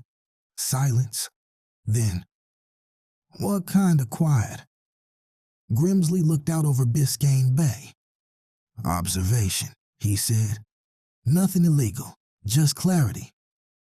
Clarity was code. He wanted leverage, personal leverage, not institutional. 2. The target. Precious noticed the car first. Black sedan, too clean, parked 2 houses down for 3 days straight, different driver each time, same car. She didn't panic, she watched. On the 4th day, she walked past it casually. Memorized partial plate, noted inspection sticker, went home, ran it through a private contact, registered to a Shell LLC in Virginia, recently formed.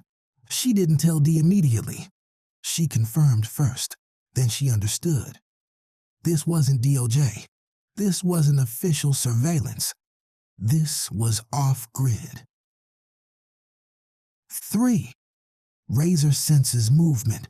Even in SHU, Razer felt it. His attorney mentioned something small. Your case file was accessed twice last week by non-prosecution personnel. Razer leaned forward slightly. Internal affairs? He asked. No, the attorney said. Policy Review Division. Razer's jaw tightened. Policy Review. Grimsley's new department. You think he done? Razer asked quietly. The attorney didn't answer. Because men like Grimsley don't fade. They reposition. 4. Grimsley's justification. In his apartment overlooking the water, Grimsley replayed everything. He hadn't broken laws. He'd bent procedures for outcome, for leverage, for dismantling something violent. He still believed he was right. Oversight had overreacted. Politics had panicked. The department had sacrificed optics, not truth. He stared at the marina in the distance. Loose ends aren't criminals. They're uncertainties. And uncertainty is risk. He wasn't going to eliminate anyone. He wasn't reckless. He just wanted control back, even a fraction of it. 5. The move. The contractor followed Precious for 2 days, documented meetings, logged contacts, tracked phone activity, then reported back. She's talking to a journalist again, the contractor said. Grimsley's eyes narrowed slightly. About what? Ohio timing, internal affairs.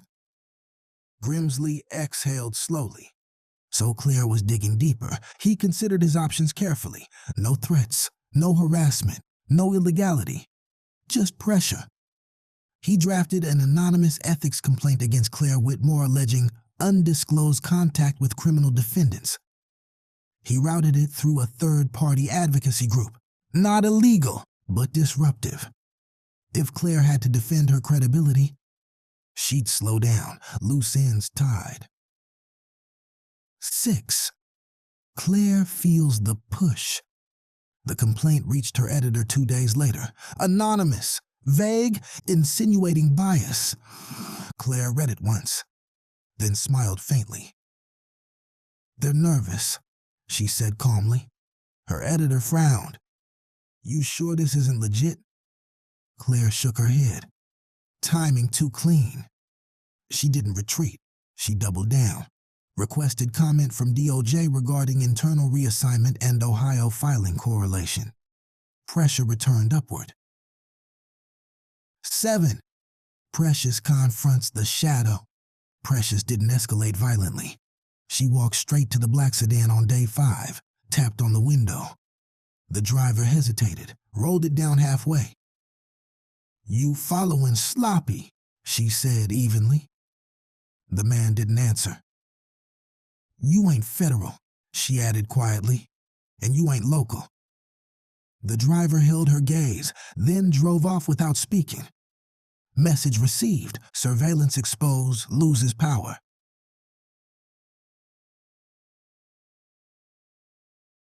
8.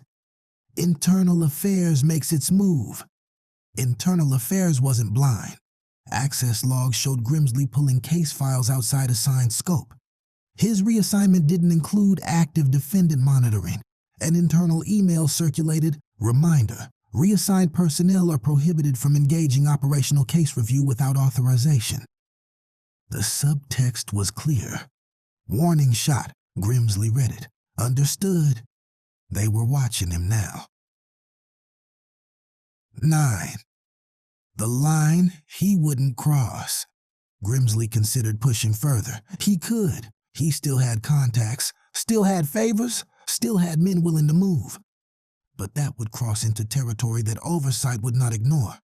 He wasn't criminal. He wasn't desperate. He was displaced. There's a difference. He deleted the contractor's number, stared at his reflection in the dark window. Loose ends are dangerous, but so is pride. 10. Razer gets news. Razer's attorney returned with something unexpected. "Ohio prosecutor, considering withdrawal," he said quietly. Razer didn't react immediately. Why? Witness credibility damage, Oversight optics. Razer leaned back slowly. "And Grimsley?" "Reassignment firm," the attorney replied. "Internal Affairs expanding review." Razer nodded once. He didn't smile. He understood something crucial now. The system didn't need Grimsley anymore, which meant Grimsley couldn't move the board. 11. Dee's decision. Dee sat across from Precious that night. "You think he done?" Dee asked. Precious shook her head. "No," she said, "but he isolated now." Dee nodded slowly, just like Razer was. Silence. Then Dee added, "Difference is Razer adapted." 12. Grimsley's last glance. Grimsley drove past the marina one final time. The water looked calm, still, as if nothing had happened there.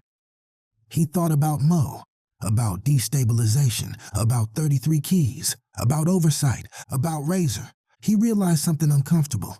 He'd been fighting a network, but the network had evolved, adapted, used the system against him. He wasn't defeated, but he wasn't dominant. And dominance had been his identity.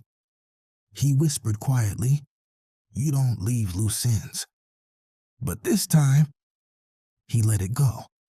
Because pushing further meant becoming the villain the headlines implied, and he still believed he wasn't one. 13. Shift. The black sedan never returned. The ethics complaint faded. Ohio prosecution softened. Oversight continued quietly. Internal Affairs built its report. Razer remained in custody.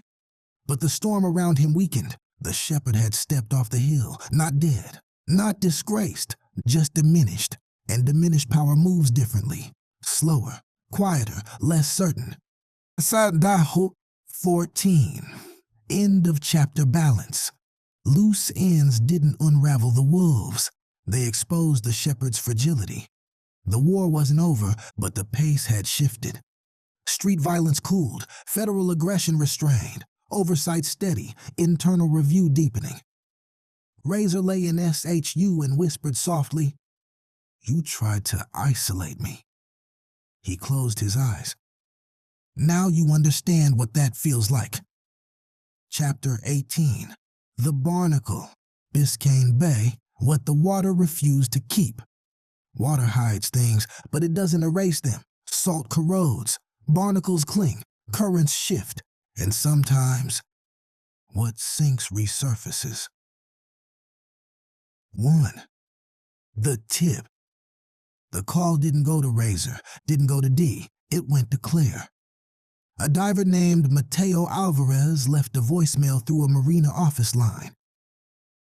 "I think I found something you might want to see," he said. He'd been hired by a private salvage contractor clearing debris near the dock where Mo died. Routine job, lost anchors, corroded propellers, discarded equipment, but tangled in barnacle growth and fishing line. He'd found a small waterproof casing, industrial grade, metal reinforced, locked. Claire drove down that afternoon, not because she believed in miracles, but because she believed in patterns, and patterns returned to the scene. 2. The casing. The casing was scratched, salt-stained, half-encrusted, but intact. Mateo set it on the dock table. "Found it about 15 feet from where the shooting happened," he said. Claire's pulse slowed.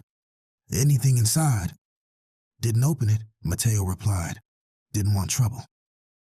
Claire respected that. She photographed the casing, logged GPS coordinates, contacted a digital forensics expert she trusted. She didn't call police, not yet. Because chain of custody matters more when you control it. 3. Forensics. In a small lab outside Miami, the casing was opened carefully. Inside, a flash drive, waterproof sealed, still dry. Claire's expert connected it through a write blocker. The screen blinked, drive recognized, folder titled VIN//port log//marina. Claire exhaled slowly. "Open it." 4. The files inside the drive. Port badge access screenshots. VIN manifest discrepancy scans. Email thread referencing pre-fire leverage. Still frames for marina surveillance. A recorded audio memo. Claire's hands tightened slightly. "Play the memo." Mo's voice filled the small lab room. Calm, focused. "They switched the truck before fire. Badge ID restricted. This ain't cartel. This federal." Silence followed. Then Mo's final line. "If I don't make it, this proof." Claire didn't move for several seconds. This wasn't rumor. This wasn't inference. This was documentation. 5. Miami feels the ground shift. Precious answered Claire's encrypted call. "You need to see this," Claire said simply. When Precious heard Mo's voice through the speaker, she closed her eyes. Dee stood behind her, fists clenched. "Play that again," he whispered. They listened twice. No cheering, no shouting, just confirmation. Mo wasn't paranoid. Mo wasn't reckless. Mo was right. 6. Razer gets the message. Razer's attorney entered SHU with a different look in his eyes. Not excitement, impact. "They recovered something," he said quietly. Razer sat upright. "What?" "A flash drive from the marina." Razer didn't speak. The attorney continued. "Mo documented everything."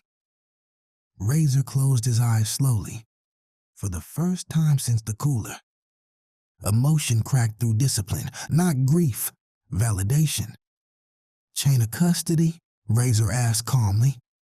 "Private recovery," the attorney replied. "But time-stamped, authenticated." Razer nodded once. "That's admissible," he said quietly. The attorney didn't disagree. 7. Claire's decision. Claire faced the hardest part. Publish immediately or preserve it for evidentiary use. If she printed everything, the DOJ could argue contamination. If she held it, the defense could introduce it cleanly. She called Razer's attorney directly. "You want exposure," she said, "or leverage?" The attorney answered without hesitation. "Leverage." Claire nodded. "Then I wait." That choice changed everything.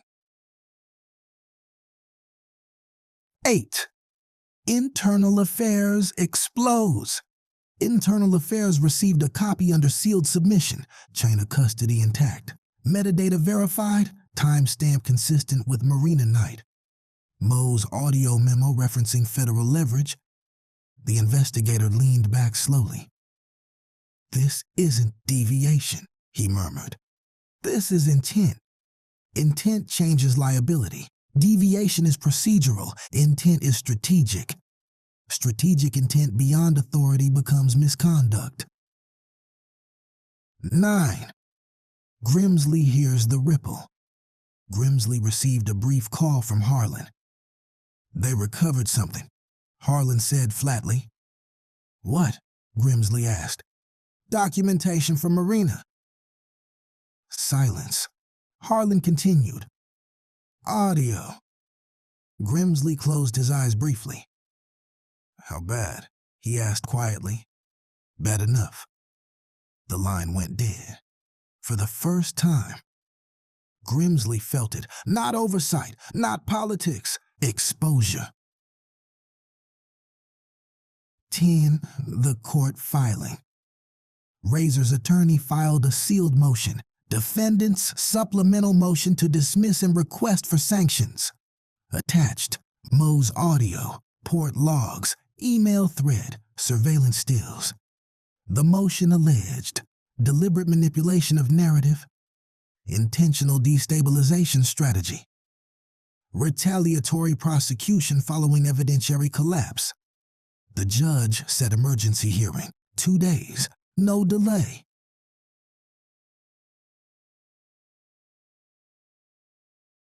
11. Miami holds breath again. Dee sat quietly at the kitchen table, DJ asleep in the next room, Precious standing by the window. "He died for that," Dee said softly. Precious nodded. "Now it's speak." Ant leaned back against the wall. "They can't spin audio," Precious corrected him gently. "They'll try." 12. The hearing. Courtroom full, press present, oversight staff observing. The judge listened to Moe's memo in silence. The room was still enough to hear breathing. When it ended, the judge removed her glasses slowly. "Government?" she asked. The prosecutor stood. "We need time to review." The judge's voice remained even. "You had time." Silence. Defense stepped forward. "This was not procedural deviation," he said calmly. "This was engineered destabilization." He paused. Retaliatory prosecution followed dismissal. The judge leaned back. Her next words shifted everything. "This court is concerned about prosecutorial integrity." Concerned in federal court. That's a warning. 13. Grimsley alone again. Grimsley sat in his apartment watching the news cycle light up. Flash drive recovery raises new questions. Audio suggests intentional strategy. He didn't deny it. He didn't call anyone. He stared at the dark reflection in his window. He'd believed outcome justified method. Now, method defined outcome, and outcome defined him. He whispered softly, "I was right."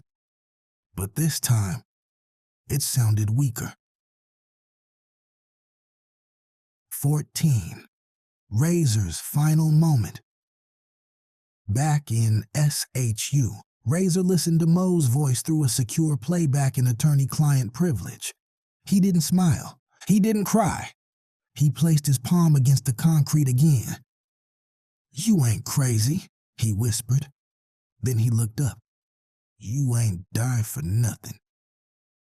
15. The board turns. The barnacle held the truth. Salt preserved what men tried to bury. Oversight accelerated. Internal affairs formalized findings. Ohio prosecution collapsed quietly. CPS withdrew review citing insufficient cause. The shepherd had been reassigned. Now the architect faced potential discipline, not political, personal. The wolves hadn't attacked. They'd waited. And water returned what the night swallowed. Chapter 19. Dismissed with prejudice. United States District Court. The record becomes final. Some victories shout. Real ones are written, stamped, entered into record, permanent. 1.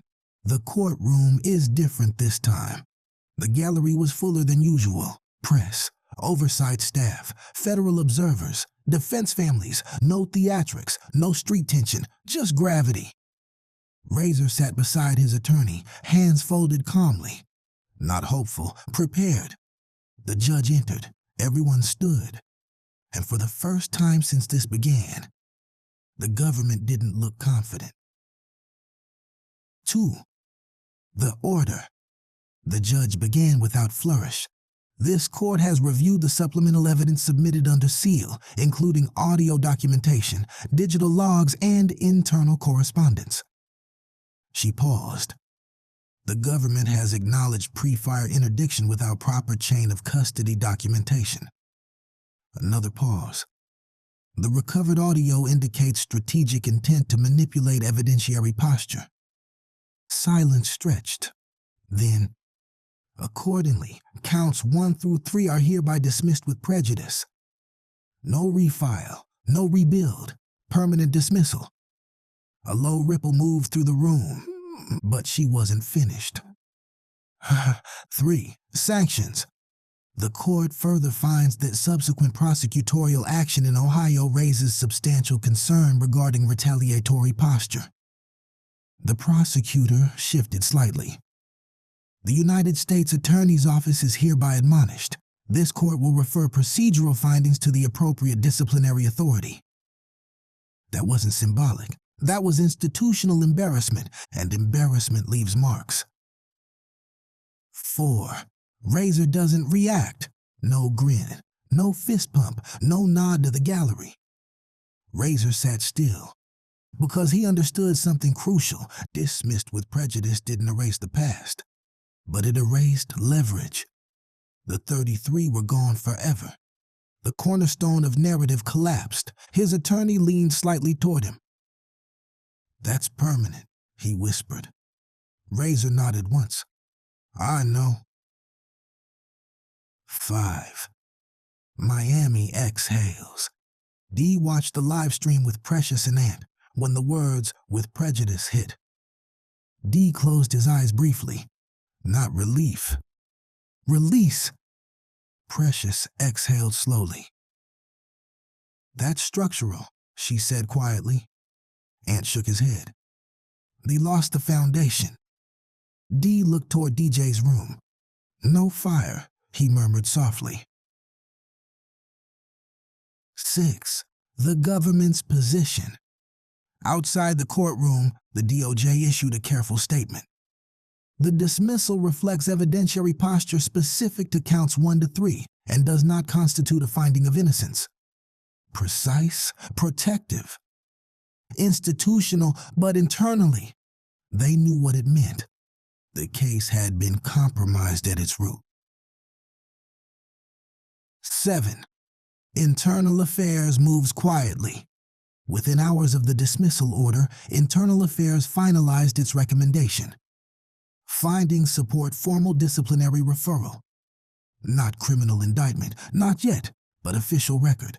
Grimsley's procedural deviation was no longer theoretical. It was judicially cited. Judges don't speak lightly. And when they do, it echoes. 8. Grimsley watches the clip. He watched the dismissal replay on loop, the judge's voice steady, the words final. "With prejudice." He didn't throw anything, didn't rage, he just sat there. He had believed destabilization was tactical brilliance, but brilliance collapses when exposed. He whispered softly, "They protected the system, but this time, they didn't protect him." 9. Razer's transfer. 2 days later, Razer was moved out of SHU, back into general federal population pending remaining minor counts unrelated to Palm Beach. His attorney leaned close during the walk. "The government's talking resolution on remaining charges," he said quietly. Razer nodded, because once cornerstone counts fall, negotiations changed tone, the leverage was gone. 10. Claire's final article. Claire's headline read, "Federal judge permanently dismisses core charges in Tier Black case." She included audio excerpt transcript, judicial language, oversight timeline, Ohio witness credibility concerns. She didn't editorialize. She didn't gloat. She ended with one sentence. Transparency altered trajectory. That was enough. 11. DJ's drawing. DJ brought another picture to D that night. This one had a big building labeled court. No flames, no broken wheels, just a truck parked outside. "You coming home?" DJ asked quietly. D swallowed. "Soon," he said. And for the first time, that didn't feel like a lie. 12. The final court moment. Back in court, before recess, the judge added one final note. "This court expects prosecutorial integrity moving forward." Simple sentence, heavy implication, because integrity, once questioned, must be proven again. And that's harder than filing charges. 13. Razer's quiet realization. In his new cell, Razer lay on the bunk and stared at the ceiling. Not concrete cracks this time, painted surface, different air. He whispered softly, "You don't beat one man." He paused. "You exposed the method." Mo's voice had shifted the board. Paper had locked it, water had preserved it, and the judge had sealed it, dismissed, with prejudice, permanent. 14. The balance of power. The shepherd reassigned, the unit frozen, the counts dismissed, the retaliation exposed, the system intact. No riots, no revenge, no bodies, just record. And record is heavier than bullets. Chapter 20. The return. Miami, when a man walks back different. Prison changes men, not always softer, not always harder, sometimes smarter. 1. The resolution. The remaining minor counts were negotiated quietly. No theatrics, no drawn-out trial. Time served, supervised release, no admission tied to the dismissed conspiracy.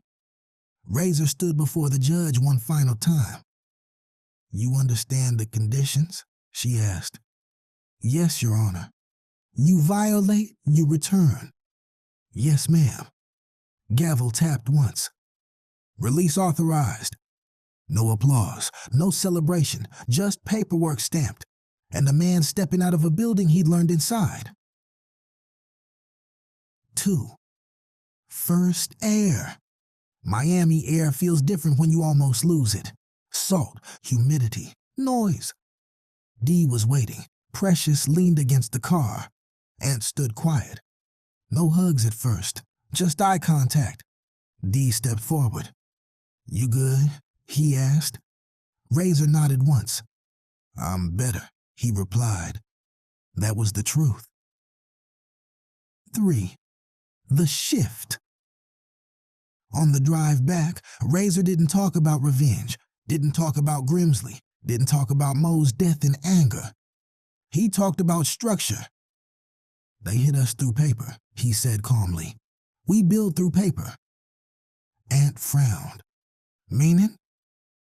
"No more ghost loads," Razer said. "No more shadow routing." Precious watched him carefully. You serious? She asked. Razer nodded. They exposed method, he said. That's the blueprint. 4. M.O.'s mother. Before anything else, Razer stopped at a small house in Liberty City. Mo's mother opened the door slowly. She didn't cry, didn't scream. She just looked at him. They played him, she said quietly. Yes, Razer replied, but he left proof. She nodded once. He always wrote everything down, she murmured. Razer handed her a framed copy of the court dismissal order, not as trophy, as closure. He wasn't crazy, Razer said. She closed the door gently. That was enough. 5. The new office. 2 weeks later, Razer signed papers for a logistics company, legitimate freight, registered authority, clean books. He already knew trucking lanes, already knew ports, already knew compliance loopholes. This time, he used them legally. Precious handled documentation, D oversaw fleet expansion, Ant managed dispatch. Same lanes, Ant said. Different cargo, Razer replied. He wasn't pretending to be clean overnight. He was becoming untouchable by design.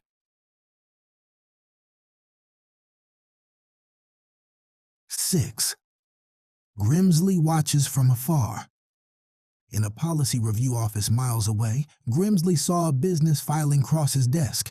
New logistics firm, familiar names. He stared at it for a moment, then signed off on a routine compliance clearance. No flag, no interference. He had learned something too. Destabilization creates resistance. Exposure creates restraint. He closed the file quietly. Loose ends didn't need tying anymore. The hymnal. 7. Claire's final note. Claire wrote one last short piece. No headline drama, just reflection. The dismissal of core charges in the Tier Black case underscores the tension between operational ambition and procedural integrity. Transparency shifted outcome. She didn't mention Razer by name again. Stories don't need epilogues, they need impact. 8. DJ's ride. The first thing Razer did after settling paperwork, he picked DJ up from school. DJ ran toward the truck smiling wide. No fire, DJ said proudly. Razer opened the passenger door. No fire, he replied. They drove through Miami streets, sun low, sky orange, and for once, no one was following. 9. The rooftop. That night, Razer stood on a rooftop overlooking the city, Precious beside him. You could have gone back loud, she said quietly. I know, but you didn't. Razer looked at the skyline. They wanted chaos, he said. Chaos makes narrative. He turned slightly toward her. Structure makes power. She nodded slowly. And if they come again? Razer didn't hesitate. Then they meet paperwork first. 10. The new blueprint. Razer gathered everyone in the new warehouse office. Whiteboard up, markers uncapped. He wrote 3 words. Control the record. No moves without documentation, he said. No heat without insulation, D added. No shortcuts, Precious finished. Ant shook his head slightly. Man, you really changed. Razer smirked faintly. No, he said. I adapted. 11. Grimsley's final scene. Late one evening, Grimsley drove past the marina again. Water calm, dock quiet, no news vans, no flashing lights. He didn't feel anger. He didn't feel regret. He felt something else. Perspective. He had tried to collapse a network through pressure. Instead, he forced it to evolve. He whispered softly, adaptation, then drove away. 12. The last image. Razer stood in the warehouse doorway, watching trucks roll out legally branded, clean plates, proper manifests, inspected trailers. Sunlight hit chrome. DJ waved from inside the cab of one parked rig. No flames, no sirens, no badge lights, just movement, structured, measured, intentional. Razer folded his arms and looked at the horizon. He didn't beat the system, he learned it, and in learning it, he stopped being prey. Final line. The wolves didn't burn the forest. They built fences inside it, and this time, they owned the gate. Sometimes life teaches you lessons through the pain. Oh, everybody's searching for something real.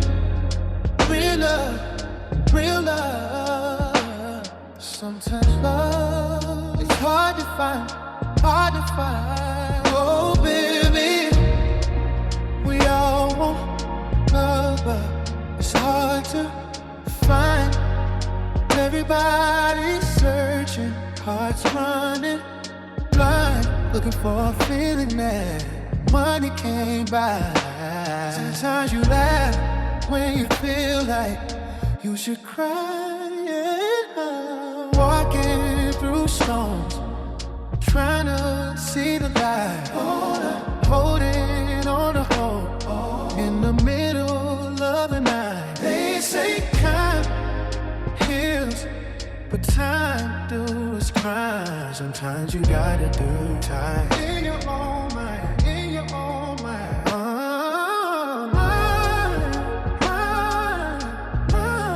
Not in a relationship inside my head. Conversations with the words we never said, never said. Trying to forgive all the things we went through. Just trying to understand the truth about you.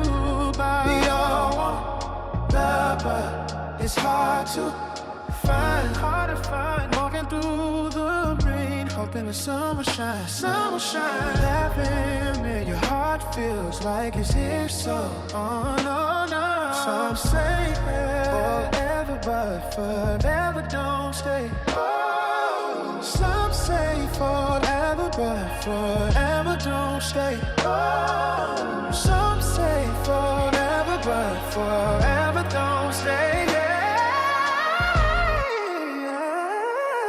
Some say forever, but forever don't stay. Some cars fade slowly, some just walk away. Walk away, and the streets keep teaching the hardest lesson. Trust is a gamble, love's a dangerous. But deep in my soul, I still believe there's somebody out there meant for me. Harmony, yeah. We all want love, but it's hard to walking through the rain, hoping the sun will shine. Laughing when your heart feels like it's dying inside. Tell me, is being real the only crime? Oh, no. Blood don't make it, family loyalty do. It's the pain we survive that reveals the truth. Through the tears and the light, through the fire we climb. Yeah, we all want love, but it's hard to find.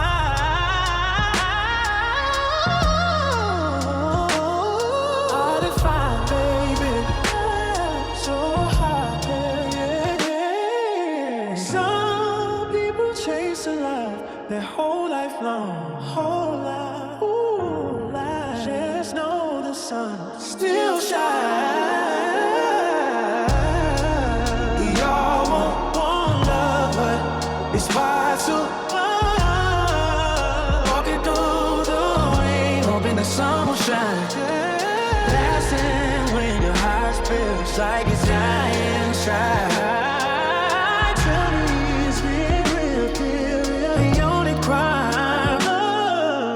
Blood don't make it, family loyalty do. It's what we go through that reveals the truth. Through the storm and the pain, through the test of time. Yeah, we all want love.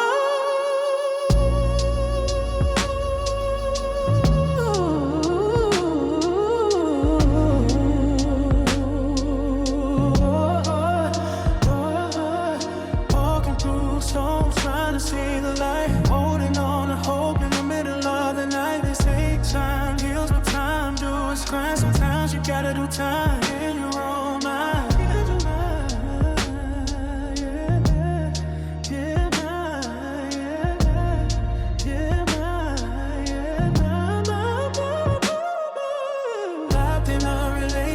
Inside my head, conversations with the words we never said. You never said, never said, never said.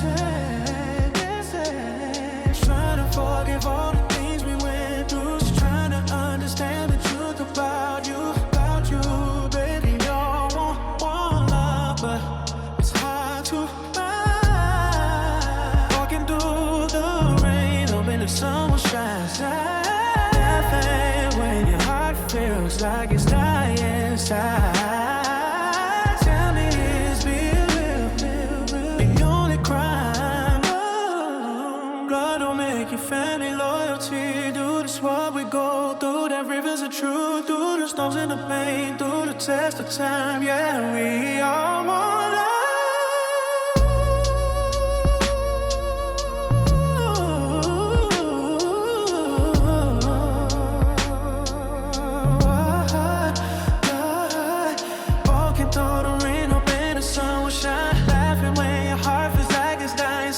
Tell me it's being real, the only crime. Love don't make it family, loyalty to is the pain we survive that reveals the truth. Through the tears and the lies, through the fire we climb. Yeah, we all want love, but it's hard to find that love. Walking through the rain, hoping the sun will shine. Laughing when your heart feels like it's dying inside. Tell me it's being real, the only crime. Love don't make it family, loyalty to is the thing we sold out that reveals the truth. Through the storms and the pain, through the test of time. Yeah, we all want love, but it's hard to find that love.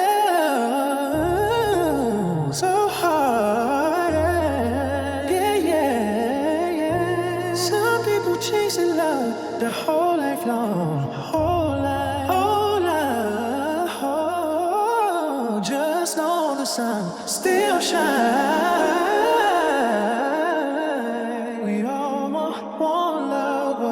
It's hard to find. Walking through the rain, hoping the sun will shine. Yeah. Laughing when your heart feels like it's dying inside.